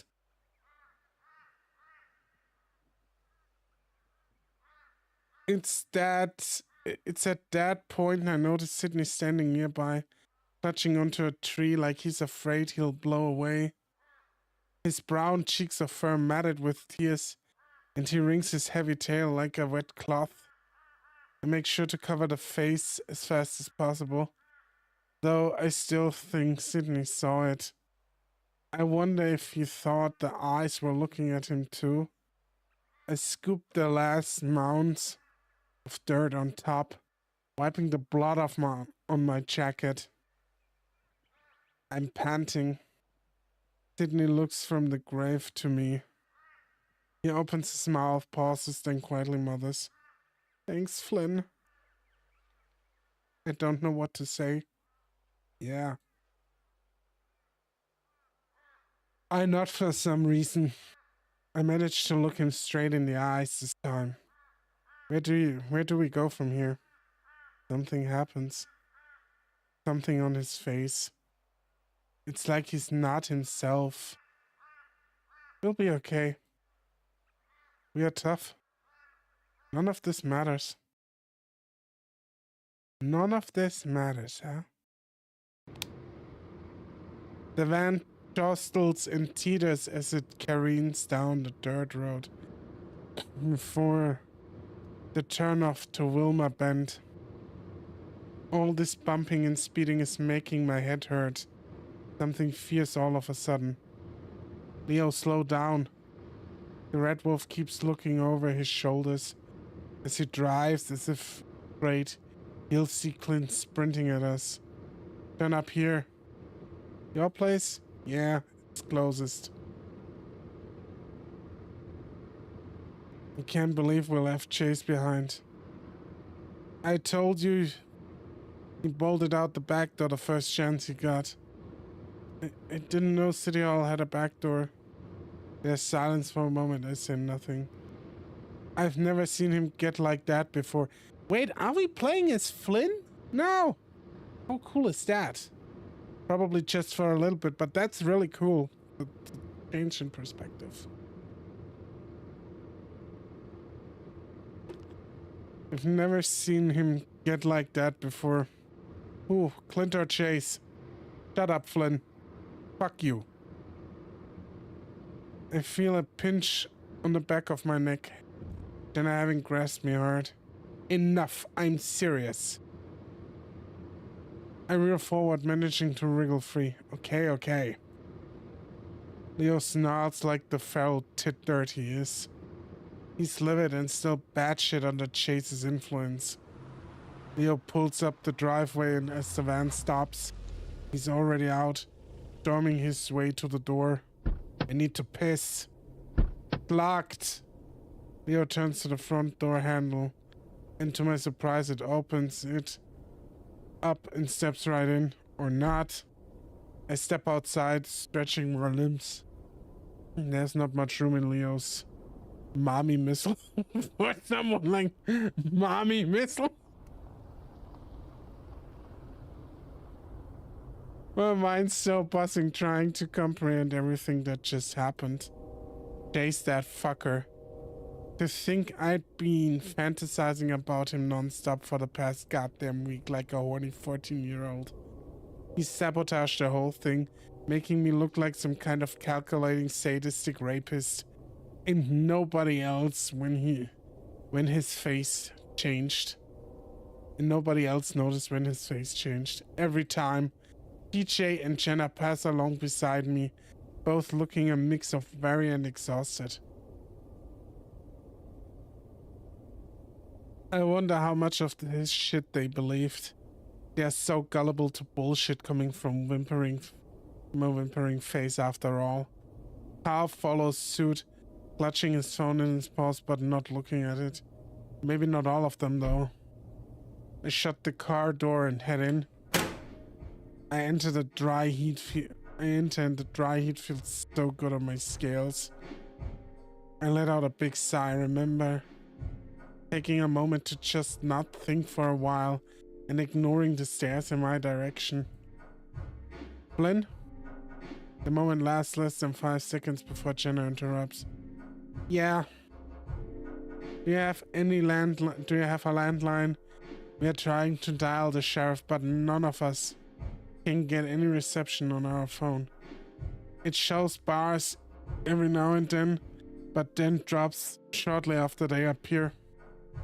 Don't look like I'm 40. Nobody has a landline these days. I do have one, but I'm also 40, so it fits. I kinda do. You kinda do. I mean, from the back. I resist the urge to ask how, instead letting out a quick huff of air. Let me check mine. I reach into my pocket. After taking out my phone, I notice the signal bars in the top right are fluctuating wildly, almost blinking. Try to call 911, but nothing goes through. Shit. Not working for you either? I toss my phone on the kitchen island. I'll just get my repeater. What? Flynn, seriously? Are you planning on turning this into some kind of Wild West shootout? This is not the time for your urban-ass anti-gun lectures. Flynn is the man. Flynn is the fucking man. I say it again. This is my house. Jenna starts up a rebuttal, but I'm already gone. Head down the hallway to the storage closets, opening it and reaching up for the top shelf. I don't have any small kids to worry about, so I always leave this one loaded just in case. I tell you, Flynn is my guy. Flynn is. I hear some shuffling behind me. Looking over my shoulder, there's some movement going on in Daxton's room. Ordinarily, I give him and his private space a wide-ass berth, so that he'll do the same, but under the circumstances... Yo! The salamander blinks up at me from the bed. He's draped up in stripped blankets. Wait, draped up in a... He's draped in a striped blanket. What the fuck? It's a blanket, yeah, but blanket? What? Sitting upright, looking a little frazzled. Flynn? He looks sidelong at me and the rifle. The interview went that badly? Fucking terrible. Also, there's a meth head with a gun roaming around town, so I got this just in case. The others are here too. They're eating all your shit probably. Okay. As long as they don't touch my astronaut dried ice cream, it's okay. Too late by now. Carl's eaten all of them, plus the box they came in. You know how goats are. Speciesist. Wait, seriously? The interview didn't go smooth like?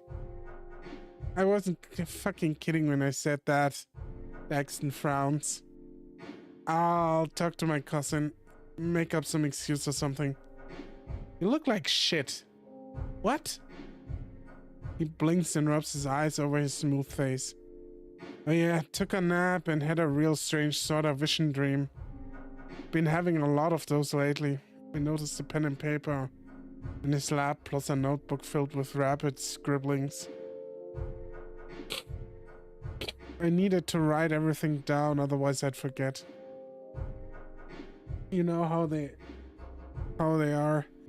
After 15 minutes, it's all gone, but a vague sense of familiarity of the setting and time of day. I don't dream. The salamander blinks. What? I look down the hall. I was joking earlier, but it looks like Carl is straight up digging through our pantry already. Daxton sighs when he realizes I'm not going to explain. Is Chase out there?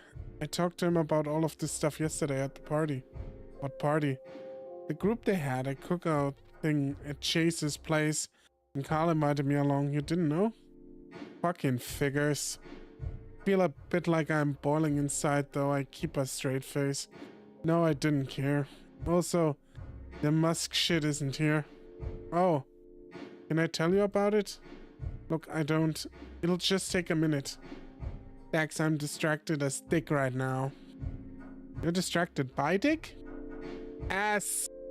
Ass? Are you fucking deaf? Ugh. No, you're just confusing. Look, I was flying on this airship thing. In your dream. Yeah. But it felt real. I don't feel like I slept at all. It was like I was there. Okay, I'm gonna take a pee and then we continue this. Be right back.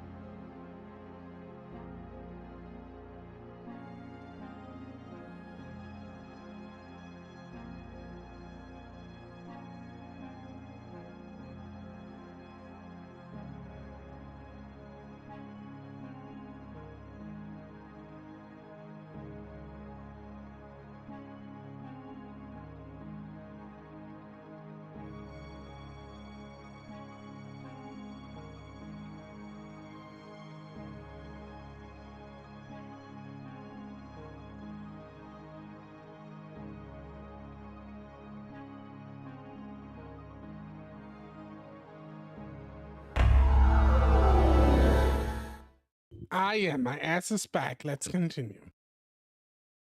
Yeah, but it felt real. I don't feel like I slept at all. Like I was there. So, not a dream.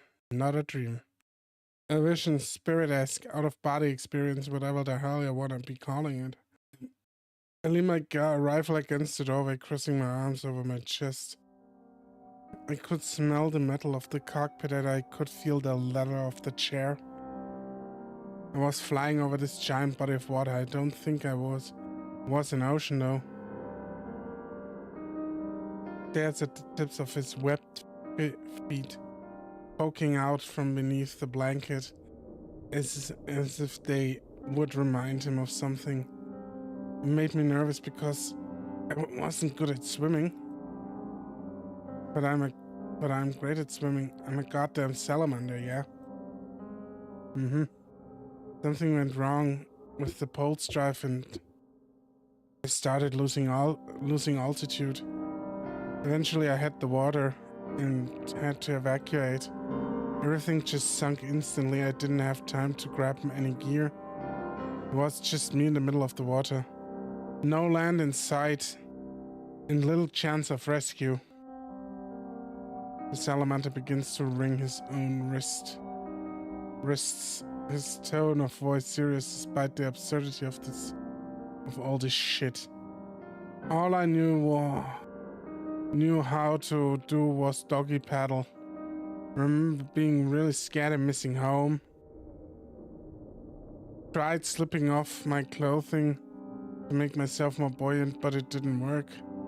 I kept looking under the water for some reason, like to see how deep it was. I couldn't see the bottom. It was so dark. The top of the water was warm, but even like 5 feet down it was freezing. I kept trying to pull my legs up. I didn't like them being down in that cold, dark space.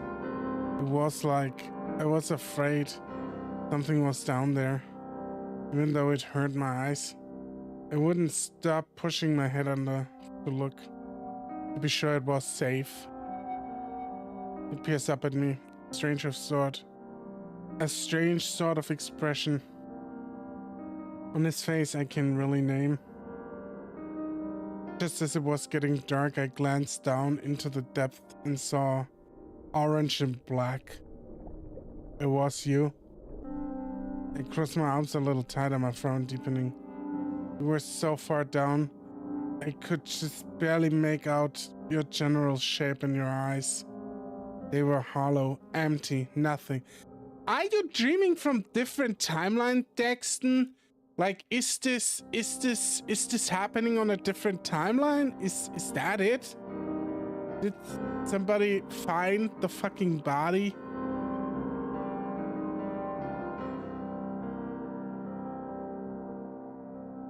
In the TJ timeline? Even though I forgot most of the other details, that face stuck with me.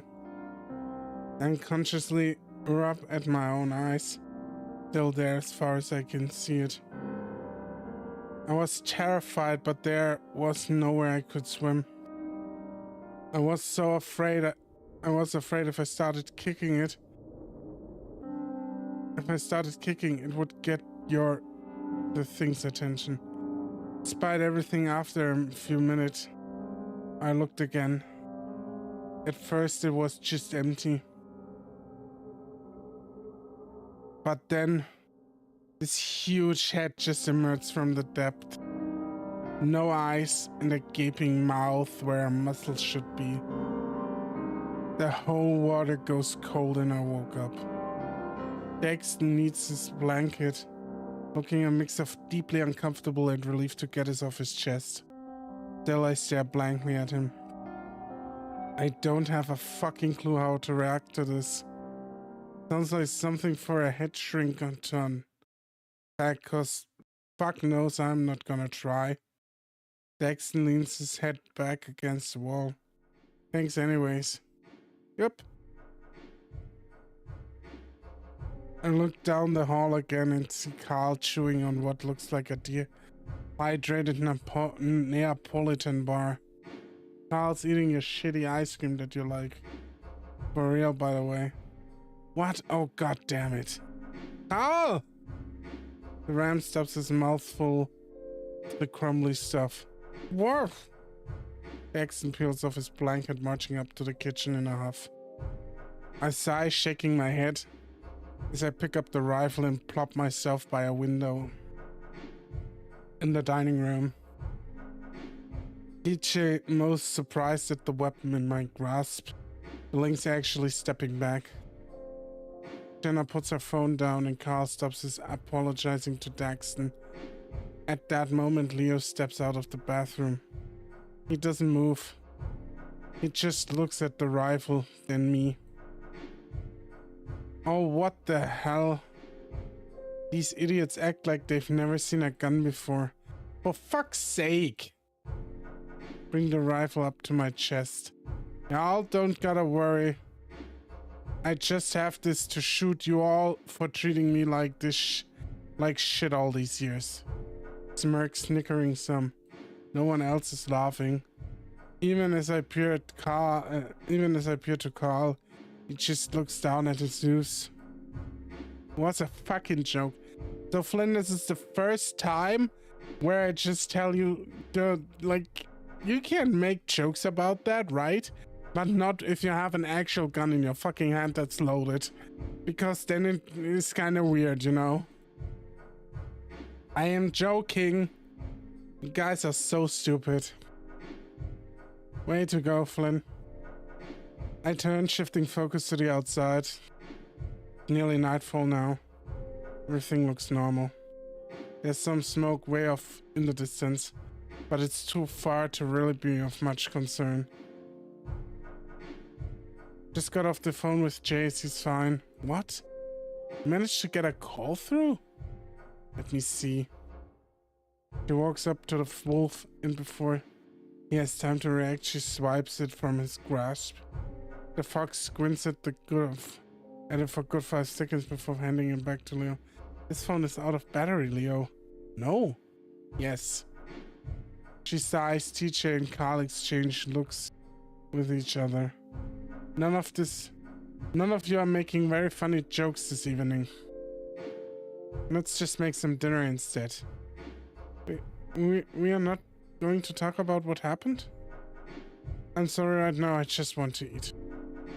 Oh yeah, because we have to all cater to your fucking feelings, Jenna, right?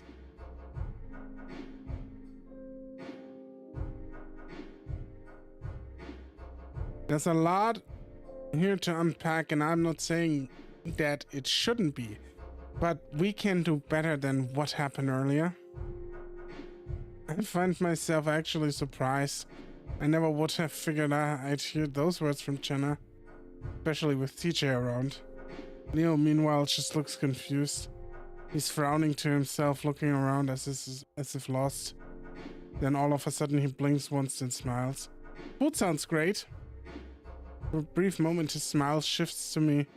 His eyes go ice cold like a fucking shark. What the hell is his problem? You took his fuck toy away, that's the problem. You took his fuck toy away.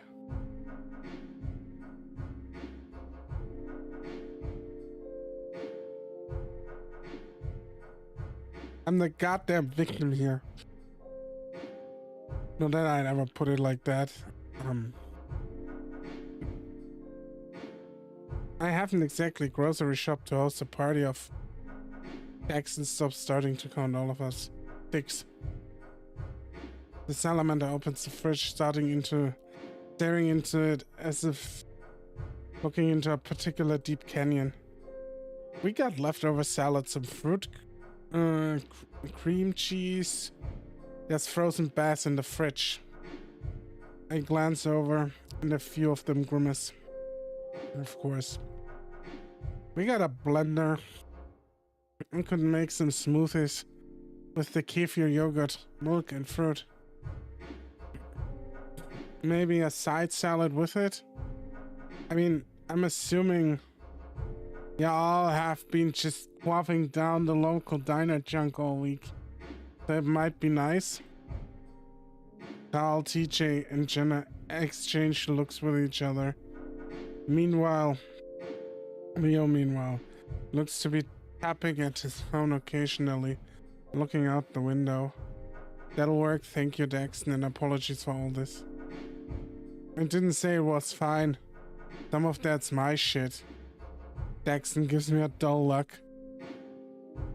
Without further words, he takes out the big bowl of leftover salad and sets it on the counter, along with a grocery bag of fruit.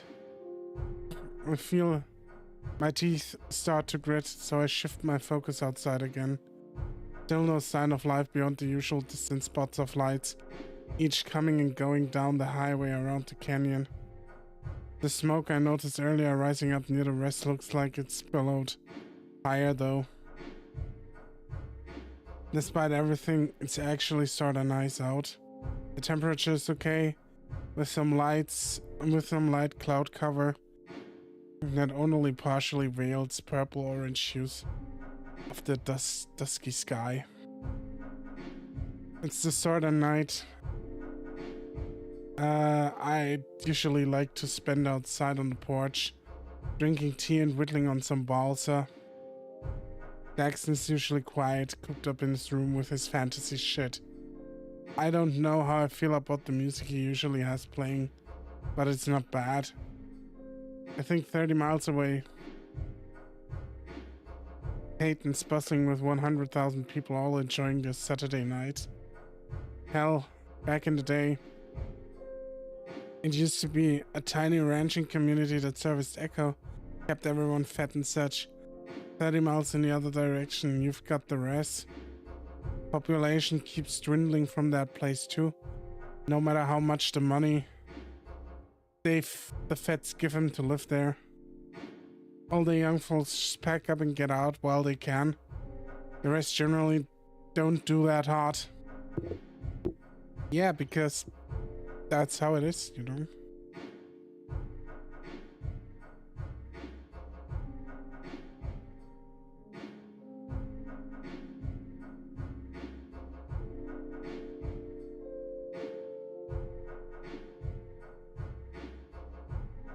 Finally, 65 miles to the east, we've got the Jericho Proving Grounds.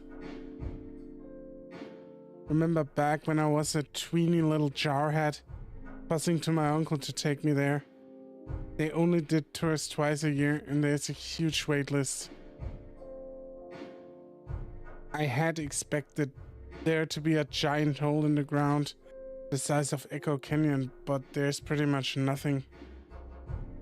Dust and sediment had filled it over the span of 75 years. Dry grass and shrubs had even sprouted on top.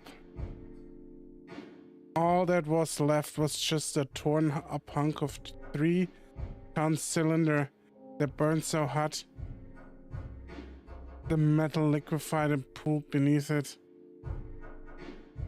You could walk through the site and have no idea that's where a fucking A-bomb was dropped. Well, if it weren't for the big black obelisk they erected up on top. Now it's just another spot for visitors to take photos of themselves. Man mustn't forget the past, for the past will not forget man, it reads. It reminds me of that whole push from the county to make the mine some fucking tourist spot. Slap a plaque up there with a little blurb about all the death and shit. It'll make a great selfie spot. Traffic is traffic, right? Hell, call it haunted, and you'll get even more weirdos coming here to exploit it. That's what I've been waiting for. Thank you for that. Like Chase. As I hear the background noise of muffled conversation and Daxton trying to figure out how my blender works, my present sinks in. The present sinks in. I wonder if he's gonna figure his way out before I can get to him. I look over and Daxton's putting a whole fucking apple into the blender. Some bitch, what are you doing? Jackson looks up, struggling to keep the lid on as the apple smacks hard against the side of the plastic container. Why are you putting an entire apple in that, Jackson? Are you fucking stupid? Cut the fucking thing up first. It's not gonna take a whole apple. Salamander still looks a bit dazed. I guess he's still reeling from his dream or whatever. Don't just aha me. Do it, you fucking slippery bitch, before you break my shit. Flynn. Jenna's glaring at me from the living room. Jenna is such an annoying cunt in this route. It's my shit, it's my house. Jesus, man, I'm stopping. He pulls out the lacerated apple, setting it on a paper towel while grumbling. Gosh damn Asperger's and French fries. I swear. Clench my rifle harder. At hearing that old A word again. Turning, I make my way down the hall. There's a window in my bedroom. I'll watch there. No one else says anything. At least while I'm still in earshot. I kick aside my hamper and pull up the curtain here outside. The view's not good here, but I don't think I could stand being in there too much longer. I tense, feeling the brush of fur on my arms. Are we going to shoot Chase? Is that gonna happen? That would be so cool.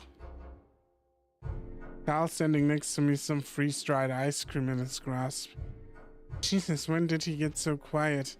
He doesn't say anything, which puts me in the awkward position of being the one to speak. Badass. I mumble. Carl holds the ice cream, which has a weird wafer-like consistency. I told Daxon I'd give him a bunch of hand cartons I got back at my house. The folks won't mind. They won't notice. I could say I ate it myself. Yeah, they wouldn't doubt that. There's a light smile on his muzzle now. Right. Blink. You're okay? Not really. All this stuff got my mind off the interview though. Just kinda wanna go home and play video games without getting shot. There's a silent pause. Chase. What he said wasn't true. Oh, I know. Let out a sharp exhale, closing my eyes for a second. Let the tip of my repeater rest against the floor. Thank you though. For what? Defending me back at the office? Ram shakes his head dismissively. I don't think you'll see most of them besides Leo again after tomorrow though. Like you said, none of this matters. The truth does. I guess your spring break hookup with Chase isn't gonna be a long-term thing then, right? Wasn't really expecting that to be brought up. Who told him? Or was it that fucking obvious? It was that fucking obvious. He pulls out his phone, seeming to check to see whether my Wi-Fi is working yet. I grunt, clearing my throat. I just want to know what happened. Dude, if I was Chase, I'd just get my car and drive back to Pueblo at this point.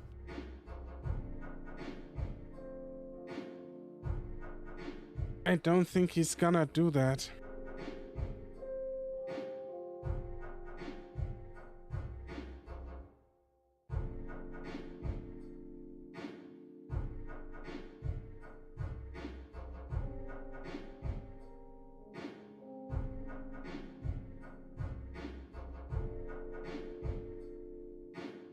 Why?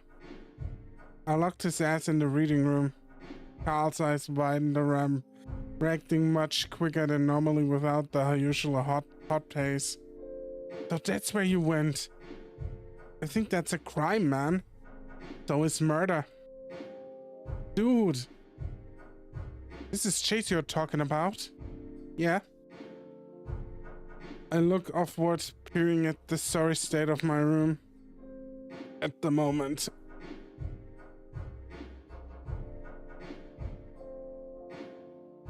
I usually keep shit tidy, but now there's dirty laundry all over the place and everything smells kind of musky. Nowhere near as bad as Carl, still. I'm just gonna talk to him. No torture or anything, right? Fucking hell, Carl. Do you really think I'd do that? I'm not Leo. I was joking. He rolls his shoulders. It feels kinda like when you were kids again. With all that stuff. Yeah, I trail off. Like my mouth is refusing to speak the words in my head. He sets his not icy ice cream down on my nightstand, and I resist the urge to yell at him about the crumbs. Meanwhile, Daxton starts up the blender in the other room again. Man, I think I hear Carl sigh. Do you want like a hug or something? Look down at him, raising a brow. Do you? He shrugs, seeming a mixture of numb and trepidatious. I just don't want you to leave, dude. Not like everyone else. Takes me a moment to register the shift in conversation. Everything that happened, that's what's bothering him the most. The fact I said I might leave town. And we talked about this shit earlier. I know, dude. Al rubs his jaw and face with the base of his paws pacing upon the carpeted floor. It suck ass, that's all. Not in a good way either. I fidget with my rifle, acting like I'm doing something while I think what to say. You'll be alright. I don't know. Seem to be friendly and up with Dax. Even plays video games and does all that other nerd shit you like that I don't. You game sometimes. Yeah, only because you do. Guess that's the point, isn't it? Scratches his beanie. It is beanie a bit of his head fur peeking out from the horn holes. I say nothing, just watching him go back and forth. I wish he wasn't so nervous. I wish he'd just say it. He's cool. And you're not all anxious around him. I still kinda am. Tch, you were talking about porn shit with him within an hour of your first proper conversation. That's how you can tell you made a good friend. I put on a smirk. If that were the case, you'd be the most popular guy in the county. Oh, fuck off, bleeder. Nerk regardless. With a shift of my hips, I nudge him with my tail. Stop your treating you're wearing out the carpet. Sorry. He stops, looking down at his shoes for a moment, then back up to me. If I stayed put, I'd probably start sticking to it. Fuck you. Smile though. I try to stifle it. Always though, as lizard folks look fucking creepy when we smile. You don't really have the same cutesy appeal like most furry fuckers. Like Carl. This is gonna sound really gay, but promise me you won't leave, dude. The seriousness of this request makes me pause. I look into his eyes and I feel like a selfish asshole. Carl's not fucking ready for this world. He's just gonna rot here. But it never really felt right filling his whole big brother role after what happened. Carl shifts his weight from hoof to hoof, noting my lack of response. I know I'm like a total burden, but You're not a fucking burden, huh? You keep me from losing my mind in this shithole, you know that? You're the reason I haven't left already. Carl stops shifting, seeming to be trying to wrap his head around that admission. He opens his muzzle to speak, but I cut him off. And don't fucking go off about how you're almost 21 and you should be better on your own. Turning into an adult doesn't magically fix all the shit that fucked you up as a kid. Dude, you're not. He thins his lips. The ram looking rather awkward. I'll stay. For now. For real? That's what I just fucking said. Yeah, absolutely, dumbass. The next thing I know, Carl's fist is against my soft spot. I flinch back, irking instinctively, but there's no pain. Only the same, usually tingly feeling. He's not punching me, he's poking me. The corner of Carl's lips curl upward in a sort of half smile. He nudges me again, this time in the shoulder. I raise an inquisitive brow, thumping him back. He steps forward, wrapping his arms around my torso. I'm left standing a little baffled. What just happened with Carl's thick arms around my midsection? His fur coarse. Not quite to the point that it's pricking me, but it has its weight to it. I look down at the top of his beanie, nogging, and it really is just like when he was a kid again. A real damn milksop. There's no back parts with the hug. He just lingers. I open my mouth to say something stupid, but I just bite my tongue.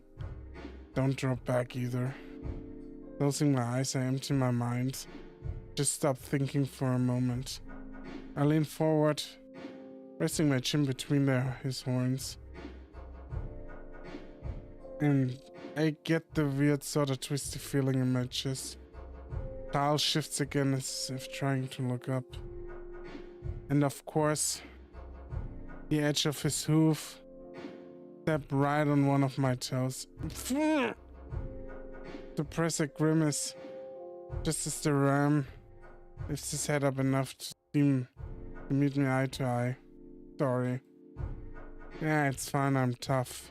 Hey, piss off! Jenna's voice startles us both and we pull apart. I pivot on my heel, see the fox staring at us with a look I can't quite place. Surprised, bemused, even a bit wry. Food's ready. She looks at both of us. Carl acts like he's checking his phone. High school me would be squeeing right now. Where there's something in the tap water. I open my mouth to protest, but just let it quiet out. I have no will, my tail not. I have to will my tail not to curl in on itself. Then again, I'm pretty sure you don't drink plain water. She seems to be looking up at Carl. I can practically see Carl blush through the fur on his cheeks. Flynn, when you got a minute? Clear my throat, putting on a more neutral expression. What do you want? I need to talk to you. Not about this. Her eyes flick back and forth between us. She's drinking in the sight, like Carl downs energy drinks. What the hell does she want to talk to me alone about? Glance down to call them back. Yeah, I'm still gonna keep watch after though. That what you were doing? She turns, departing as soon as she finished speaking. Not letting me get a word out. Fucking typical. Rub my hand over my face. Was just a hug. Carl's voice is quiet, but still rings defensive. Fuck her. I'm not glad. This thing though, dude. A grunt reaching over and squeezing the pudge. The ram's side. He grins instinctively, trying to push my hand away. I give his pectoral one last pinch before giving him a nudge out of the door to my room. I guess I'm supposed to feel embarrassed right now, but I don't really. I'm just glad to have this loser around. Dexter will be good for Carl if I do go, but I don't want him to think about that now. As I turn to leave, I look at my bed and I can't help but to see him laying there. That vacant look in his eyes, my cum still spattered on his neck. Fucker was playing me the whole time, and for what, to get off? That's all it was. It's a spring break. And he, for some reason, watched enough scaly porn to want me. Consequence free, right? The sound of clinking silverware in the kitchen pulls me back into the present. Straighten out my pants, waiting for my cock to fully retreat before heading back to the kitchen with my rifle. There they all are. Carl's already poking around the inside of the salad bowl on the counter, glancing up at me briefly. Daxton's the only one sitting, staring at the water in his glass. I sling my rifle over my shoulder. Grab one of the salamander's cups from the cupboard. Get myself what looks like an apple banana smoothie. The cup itself is labeled for some sort of convention, though the exact name of what it has been worn away from many washings. As I move to the salad, Carl nudges me. At first I think he's just being playful, but then I follow his eyes. Leo's standing by the window, with his nose practically pushed against it. I can see the condensation from his breath murking up the glass. It's getting dark out, so he's probably just keeping watch. Just watching for a chase. Still doesn't stop him from looking like a real weird motherfucker. DJ's looking at him too, his expression difficult to place.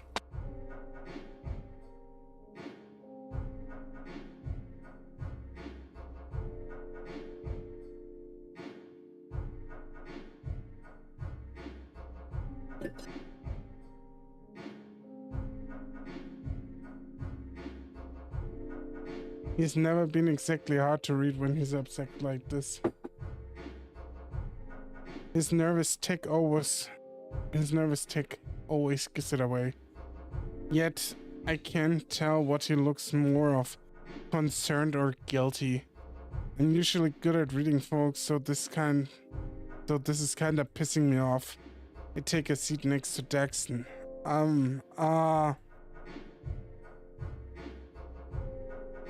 A bit out of the loop here. His big blue eyes shifts from person to person. Might be best if you fuck off again for a bit. Seriously, can you just explain something for once instead of being like a weird cryptic shithead?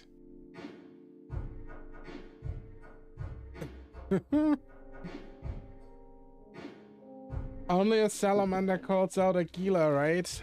Is that it? I kinda like Daxton too, but I already said that.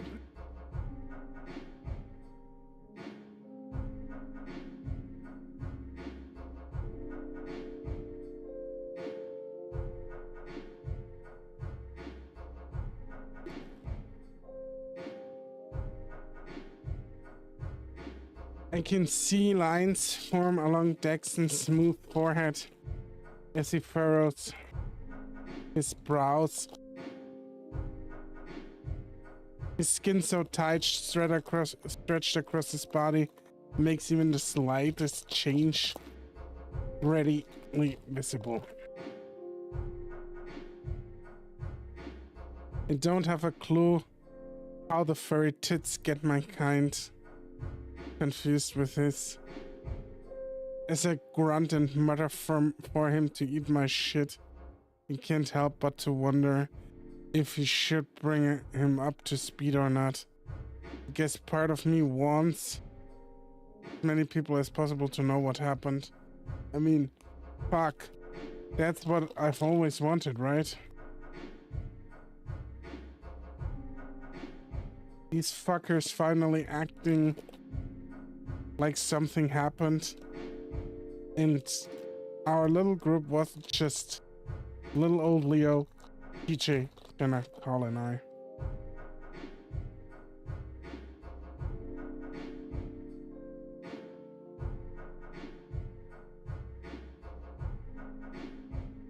Eventually everybody sits to eat.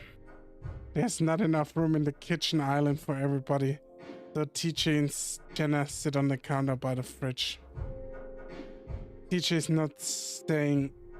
still not saying much. Alright, I still can't access Wi-Fi to make calls. That is the weirdest shit right now.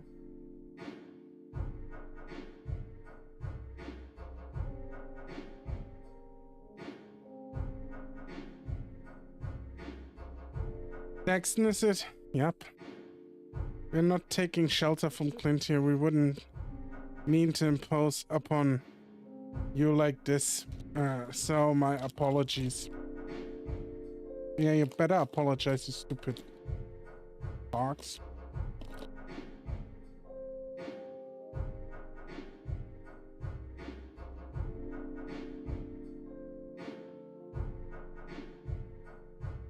It's alright. He pokes at my clump of almond shaving in his salad. I just wanna know what's going on.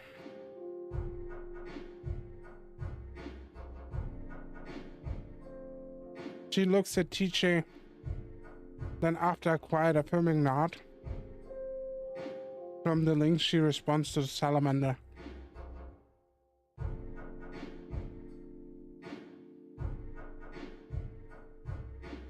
When we were younger, one of our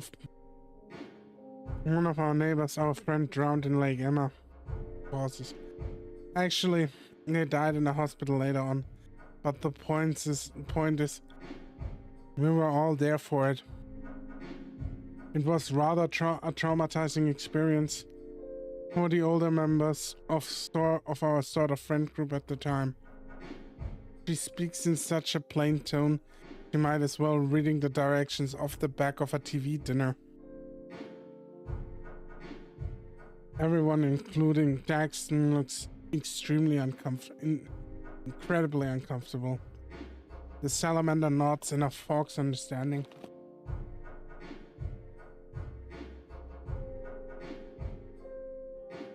Oh. He digs into his salad with such focus. It's like he's trying to read a book in there. So let's just jump into it.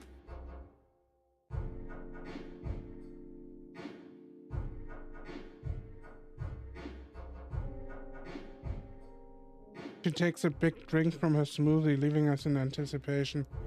I groan quietly. Flynn, fucking what? You believe Chase killed Sydney? What? Daxton looks up, letting out a little wisp of laughter, assuming we are joking. He's the only one laughing. He starts to look visibly tense.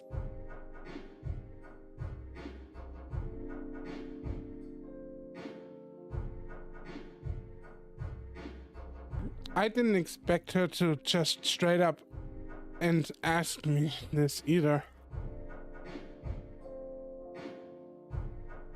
Well, the way I see it, either Chase is lying or TJ is lying. Or fuck it, maybe they both are covering for each other's asses. But Chase in there was spouting bullshit like a steer's rear.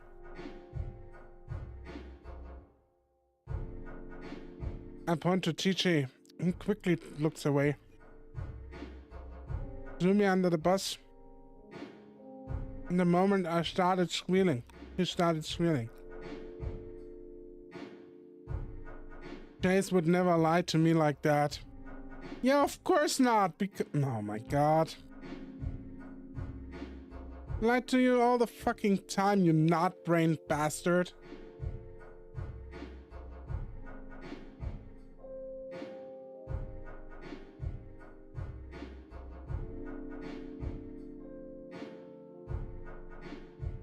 Leo snarls.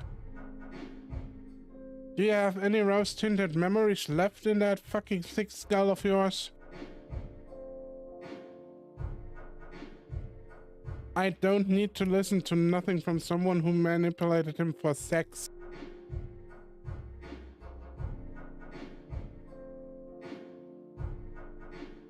I stand up, my stool falling back, hitting the floor. How goddamn dare he?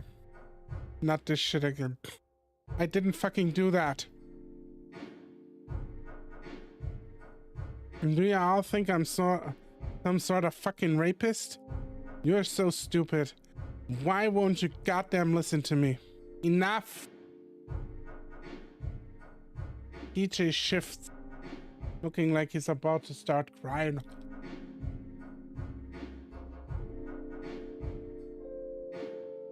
I'm not lying.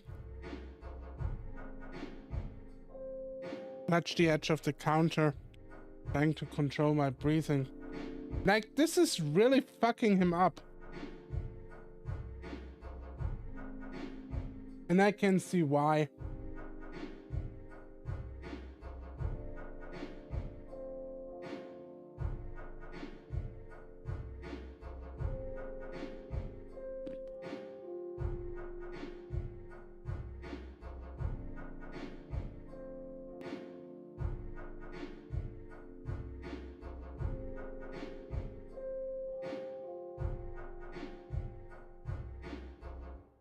I slowly pull up my stool and sit,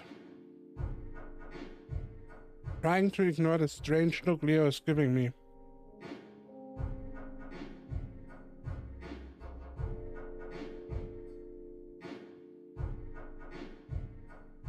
Kinda reminds me of those fish in the freezer. The way he's there forever, and there's no more circuits firing in their tiny brains. I wonder if I've ever loved somebody full enough to go full stupid in the face of the facts like this.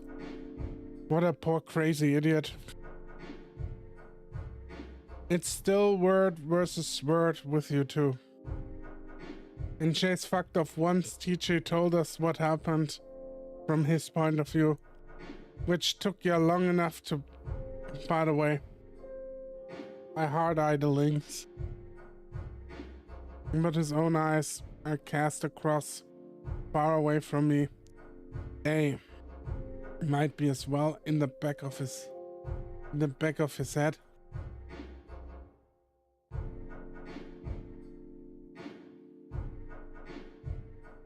TJ. Jenna rubs her paws with her napkin, wringing it some before speaking again. Tell us about the monster you saw. Oh, come on. Jenna ignores me. Give us as many details as you can.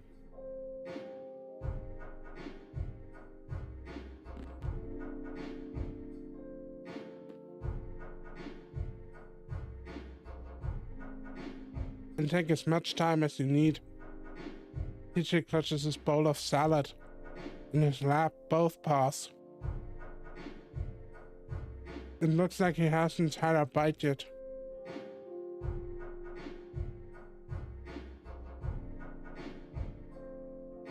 His eyes take on the more reflective quality.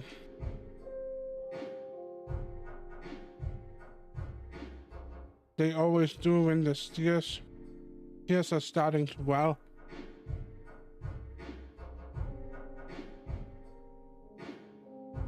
It's unnerving on a sort of primal level to see TJ tearing up like this.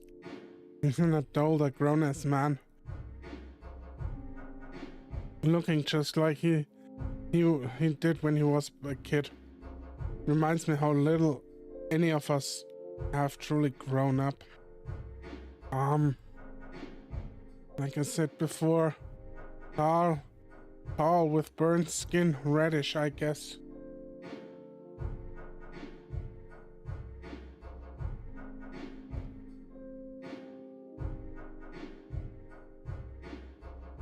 I don't know how tall. Like almost 7 feet? Enough rounds. How did it move? Really fast or not at all? It was like pictures, you know? A slideshow that was being fast forwarded. Carl finally looks up from his hooves, the ram appearing increasingly nervous. When it walked through the water didn't move like what? Didn't move like a wake. Just splash out with each step. Tell me about the face again, please. Okay. DJ having such a hard time getting the words out, but Jenna doesn't stop. She looks wrapped. 3 holes. 2 for the eyes and 1 for the mouth. They weren't like bloody or anything, just empty, dark. Everyone's silent for a moment. Then next, Daxton rises up to his feet. The salamander walk around to where TJ is sitting and points to something behind me. Like this?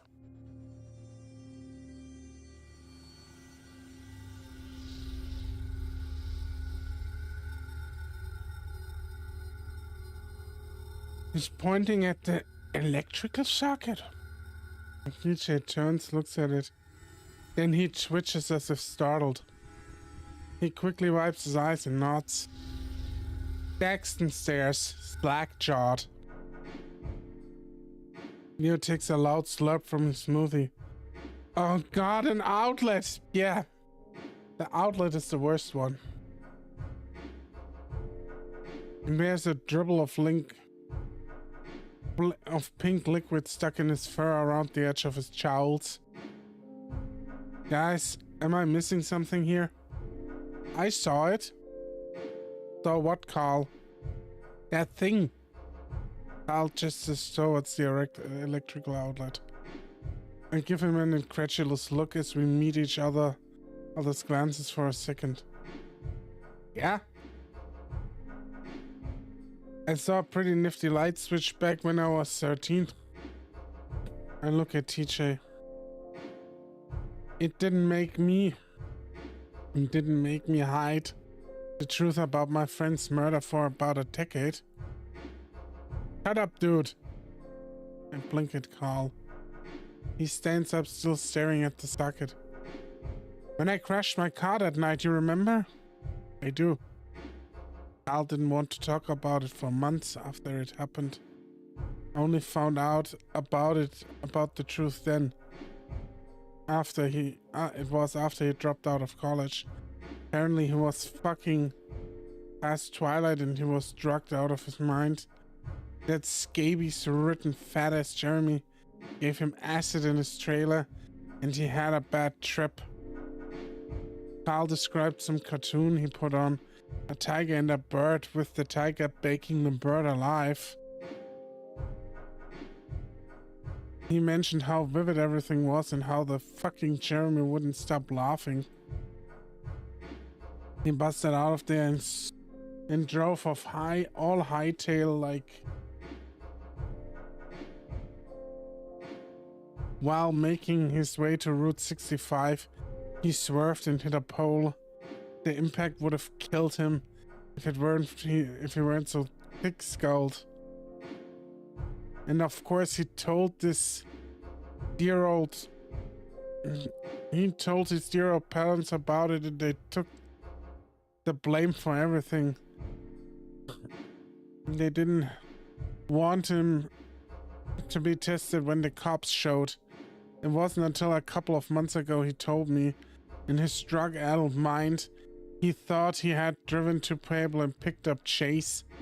Carl claimed he was talking to him the whole ride back, telling him how college life was going and shit, stroking his horns, mentioning how he missed him and wanting him back as a roommate. Was that Shadow Chase? You know, all the shit Chase never actually said after Carl dropped out. The fucker barely responded to his messages.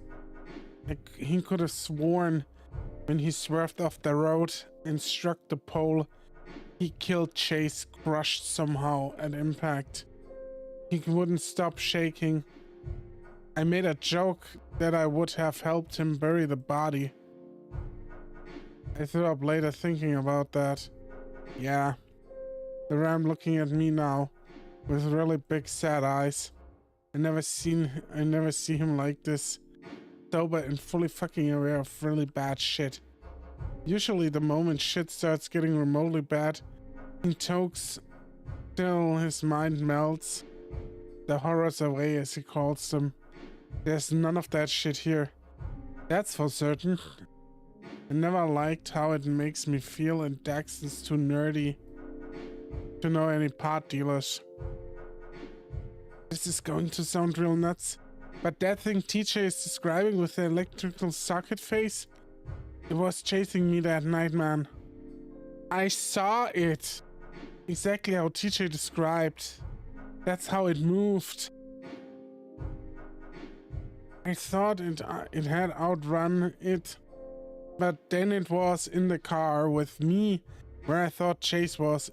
I hit the fucking pole, man. So let me get this straight. This monster has been in the timeline for fucking ever now. We saw it during the events that happened when they were dry. Okay, I need to focus. I need to gather my bearings. So we started with the Leo route, and in the Leo route it was the one that killed Duke and then ran the car off the road and into the lake. I remember that happening. I don't exactly remember what it did in the Carl route, but I guess it was there. It was in the Jenna route. Jenna stand, as Wildfire called it. It was in the last route too. Was it? I think it was. And it's now in this route as well. I think it has been in every route. I just don't remember in particular what it did in the TJ route and what it did in particular in the Carl route. But I distinctly remember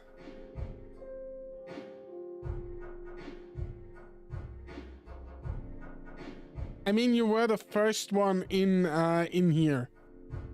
Calling it that, I think. So I will say you called it like that.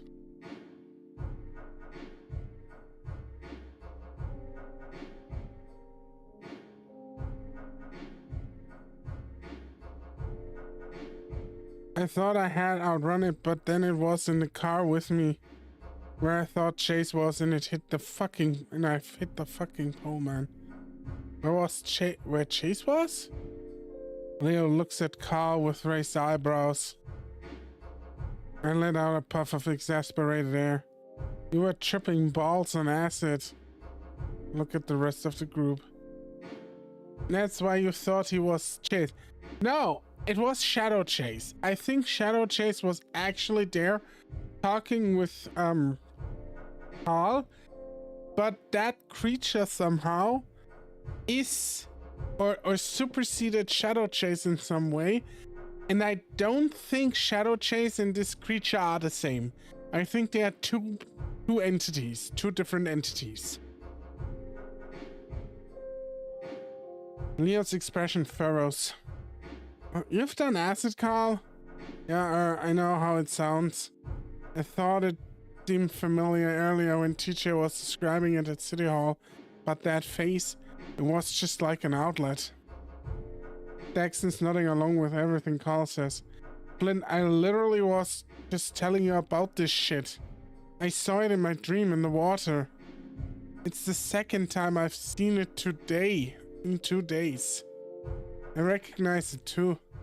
Not in a dream, or because of drugs though. He looks over at TJ, who appears even more frightened with the confession from around him. When I was younger, well, much younger, I sometimes saw it during times I was really angry or sad. It was the closest thing I've ever had to what my grandmother described as a spiritual experience. Magic of communication, yeah. Imagine talking about this shit, you know? When I told her about it, she told me it sounded like a Wendigo. This is really silly, guys. You just need to talk to Chase. He'll clear all of this up for Leo, shut the fuck up, you stupid cunt!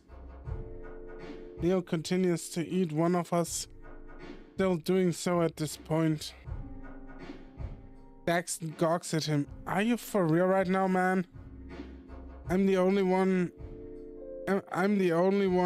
who's thinking real things right now, yeah. The wolf scarfs down an incredible large bite of salad. A guy like Leo probably needs to eat 4 meals a day with his wolf metabolism. His nose is starting to bleed too, probably cracking from the dehumidified I keep in here. So despite all of us, stands you, Flynn, having had experience with this thing. You want to completely disregard it? Leo just nods. And to be fair, I'm flabbergasted by what they are saying as well. But at the same time, the coincidence of all of this is too much. TJ's tough to read now, but I don't doubt the sincerity of Carl, Jenna, or even Daxton in that they believe what they are saying. Wildfire, how far am I from the end of this? Can you gauge it a little bit for me? I just want the truth. That's all I want. I sigh. I think we should talk to my aunt. Why your aunt? She's good with this sort of shit. Pause. Well, I don't know what this is that's happening, but fuck. I don't know what else to do. Might need to do one more stream. Okay. Leo just frowns at me. From back at him. You can go home if you want. I know it's tempting now that Chase is here for you to stalk. Chase will track me down like he always does. He'd be right pissed if I let anything happen to you guys, though. Who knows, maybe he's seeing the Wendigo too. Daxton side-eyes me with a baffled look. Do you have a spare gun I could borrow?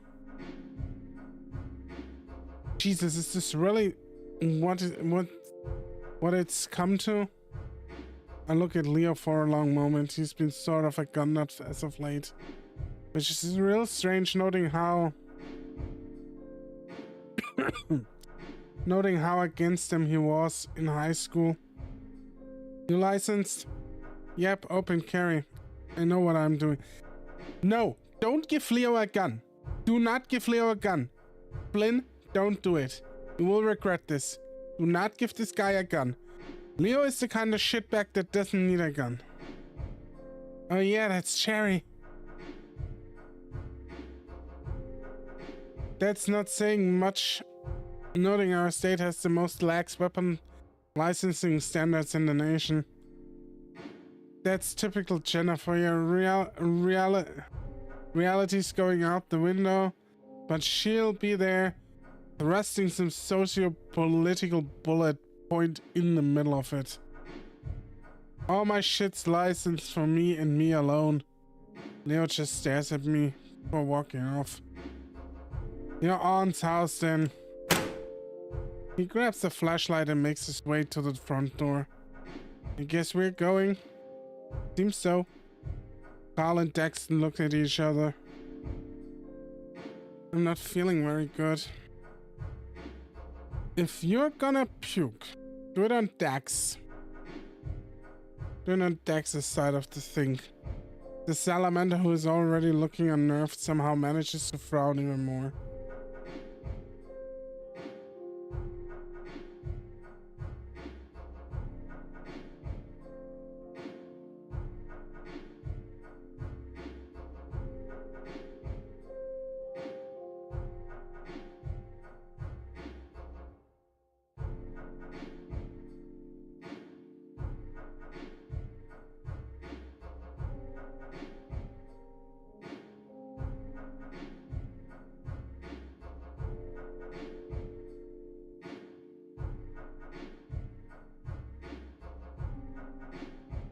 Damn, you're still going? Yeah, what do you expect, man? I'm still going. I'm the best there is. I streamed 6 hours yesterday, Ray. 6 hours.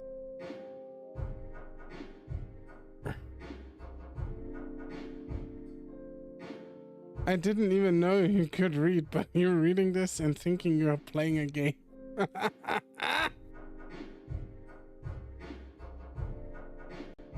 Jenna strokes the link's arm, muttering something that I can't quite catch.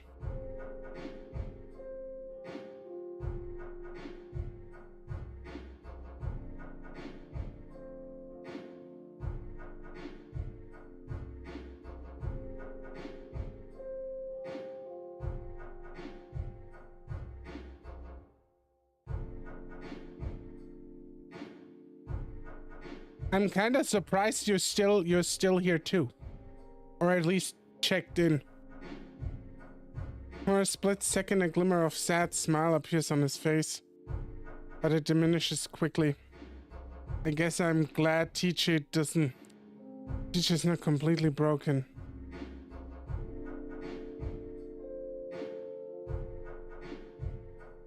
I'm really bad at climbing this kind of stuff, but you're about 2/3 through this route, I think. 2/3! Holy shit, is this route long.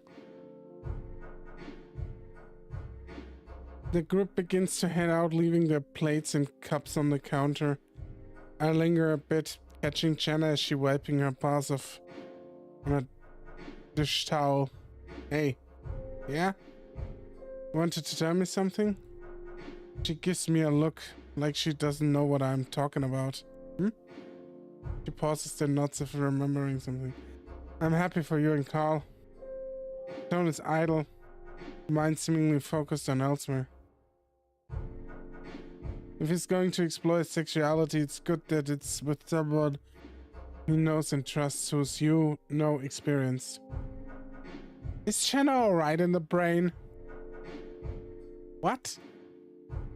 I cross my arms tightly over my chest, squinting down at her.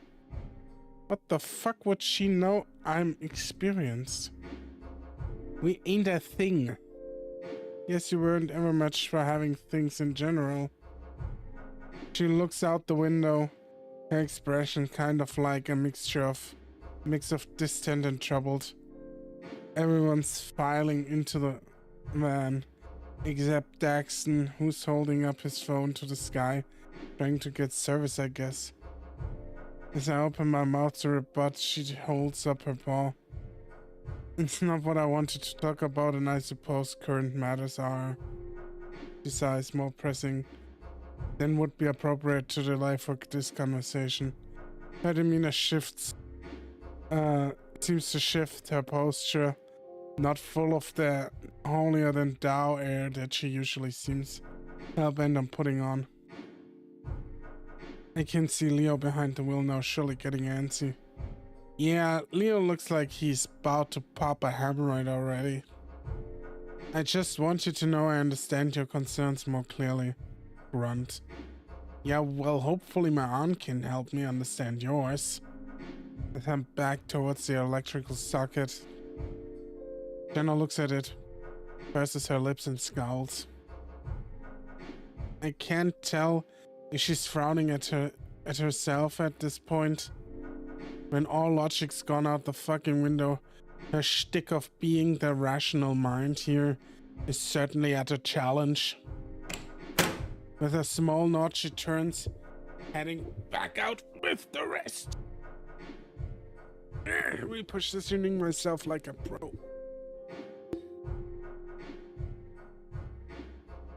I sigh, pull back the lever of my repeater, and watching the clip extend outwards. I remembered to load it after all. Yes, hoping I don't need it. I push it back in and head outside. Leo's quiet as he drives, occasionally checking the rearview mirror. Everyone else is pretty silent too. It's weird being in a car with Carl and him just sitting there quietly, not staring at his phone or anything. Like he doesn't know what to look at and is stuck pondering in his own thoughts for a bit, for a change. I look back at Jenna, who's monitoring her phone for any sign that will signal that the signal will stay consistent enough to get a message out.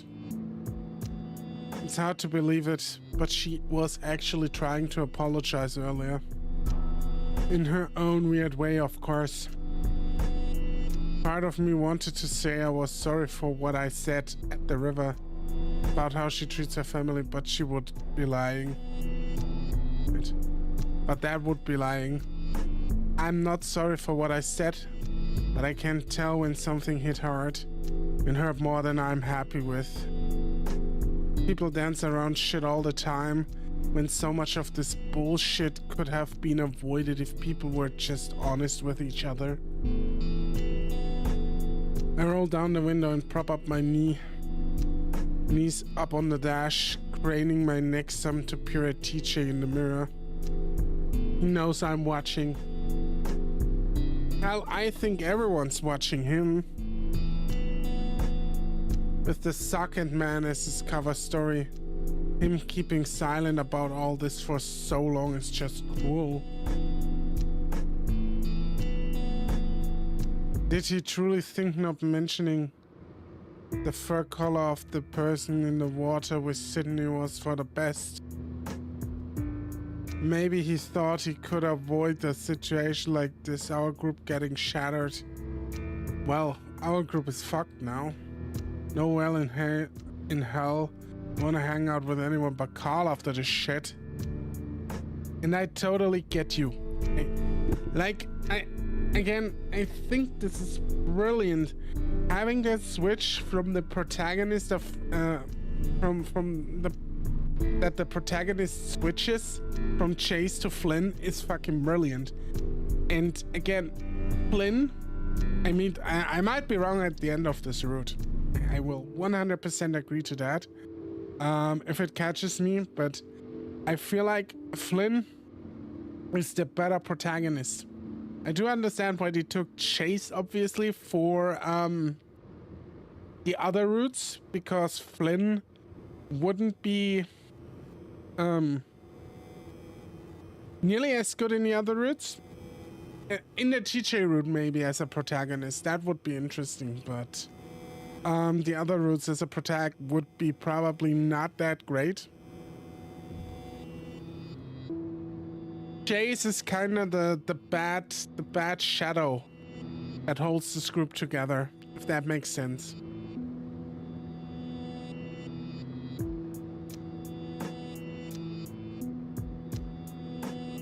And it wasn't like it was all peaches and gravy these past 3 years anyway.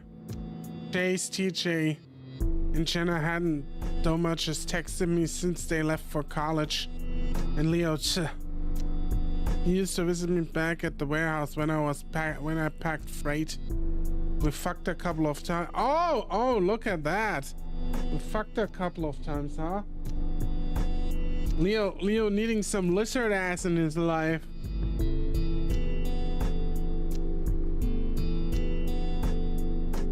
But he seemed to get more and more disgusted with the arrangement. I couldn't tell if it was with me or him, but it was awkward as hell. I mean, I'm not the sentimental type, but when you're being screwed by somebody and they glance away, anytime you look at them, it makes you feel like shit. Oh yeah. Oh yeah, that is true. So, there's a lot of truth in it. If you fuck someone, at least look at them. Give them the courtesy of eye contact. Even if it's like a shit fuck.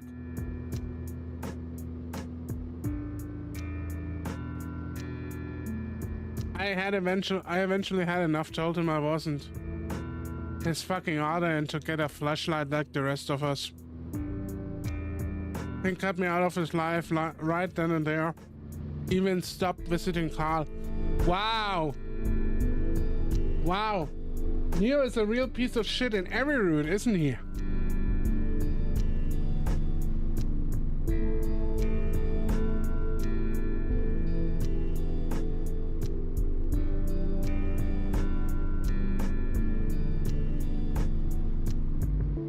It's shitty watching somebody who was once a social butterfly turn into an absolute recluse.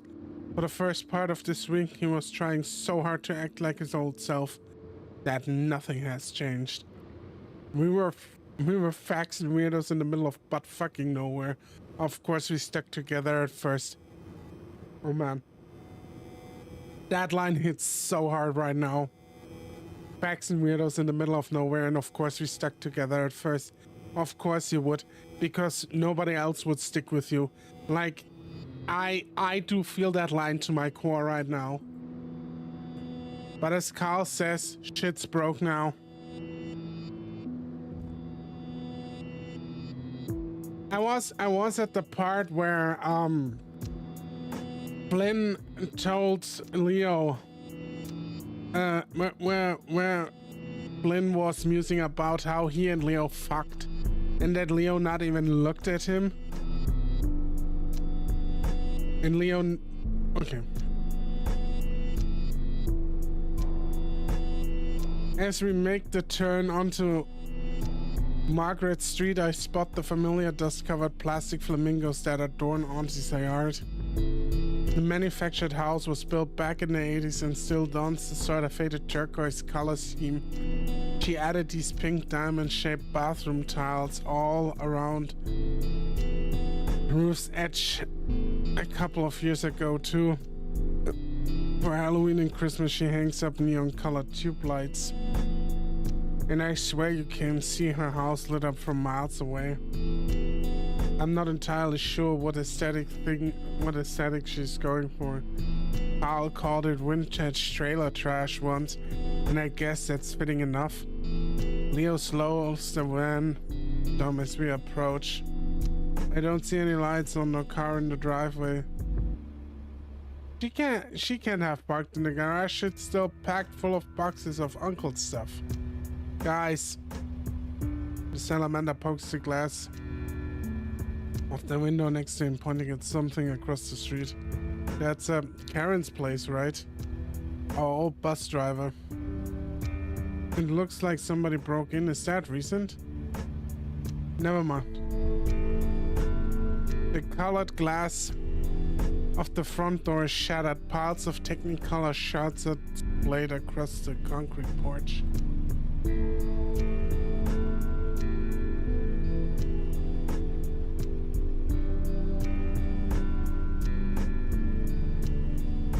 Yeah, very.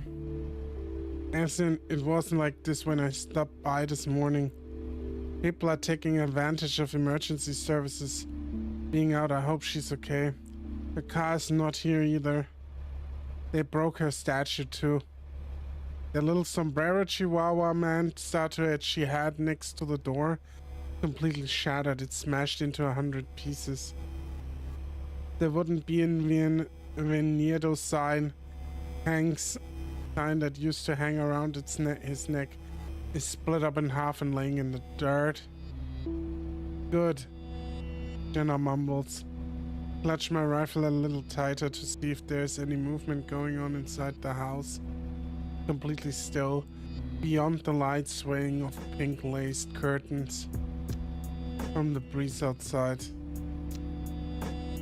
Still probably best we speak with the mayor. Perhaps with what's going on, she'd return to City Hall. My heart drops in my chest. Yeah, that makes sense. Hopefully the crazy guy is gone by now. I don't know. She doesn't usually work Saturdays. Jenna raises an eyebrow at me. Well, this is quite a Saturday, Flynn. Leo sighs, putting the van into gear. City Hall it is. It's well into the night by the time we pull into the gravel parking lot. Her auntie's teal hatchback Jeep is parked by the side of the building. Daxton squints at it, then points. Oh, that's your bumper stickers. On the chrome bumper, there's a decal of, I guess it's a silhouette of Captain Amicus with some sort of insect on his face. In golden spacey font it reads, "These things are harmless, don't worry." And with that,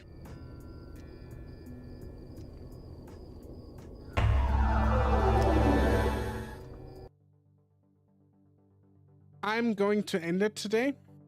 It was lovely. It was amazing. And we are having movie night in the Discord in about 10 minutes. So if you want to join.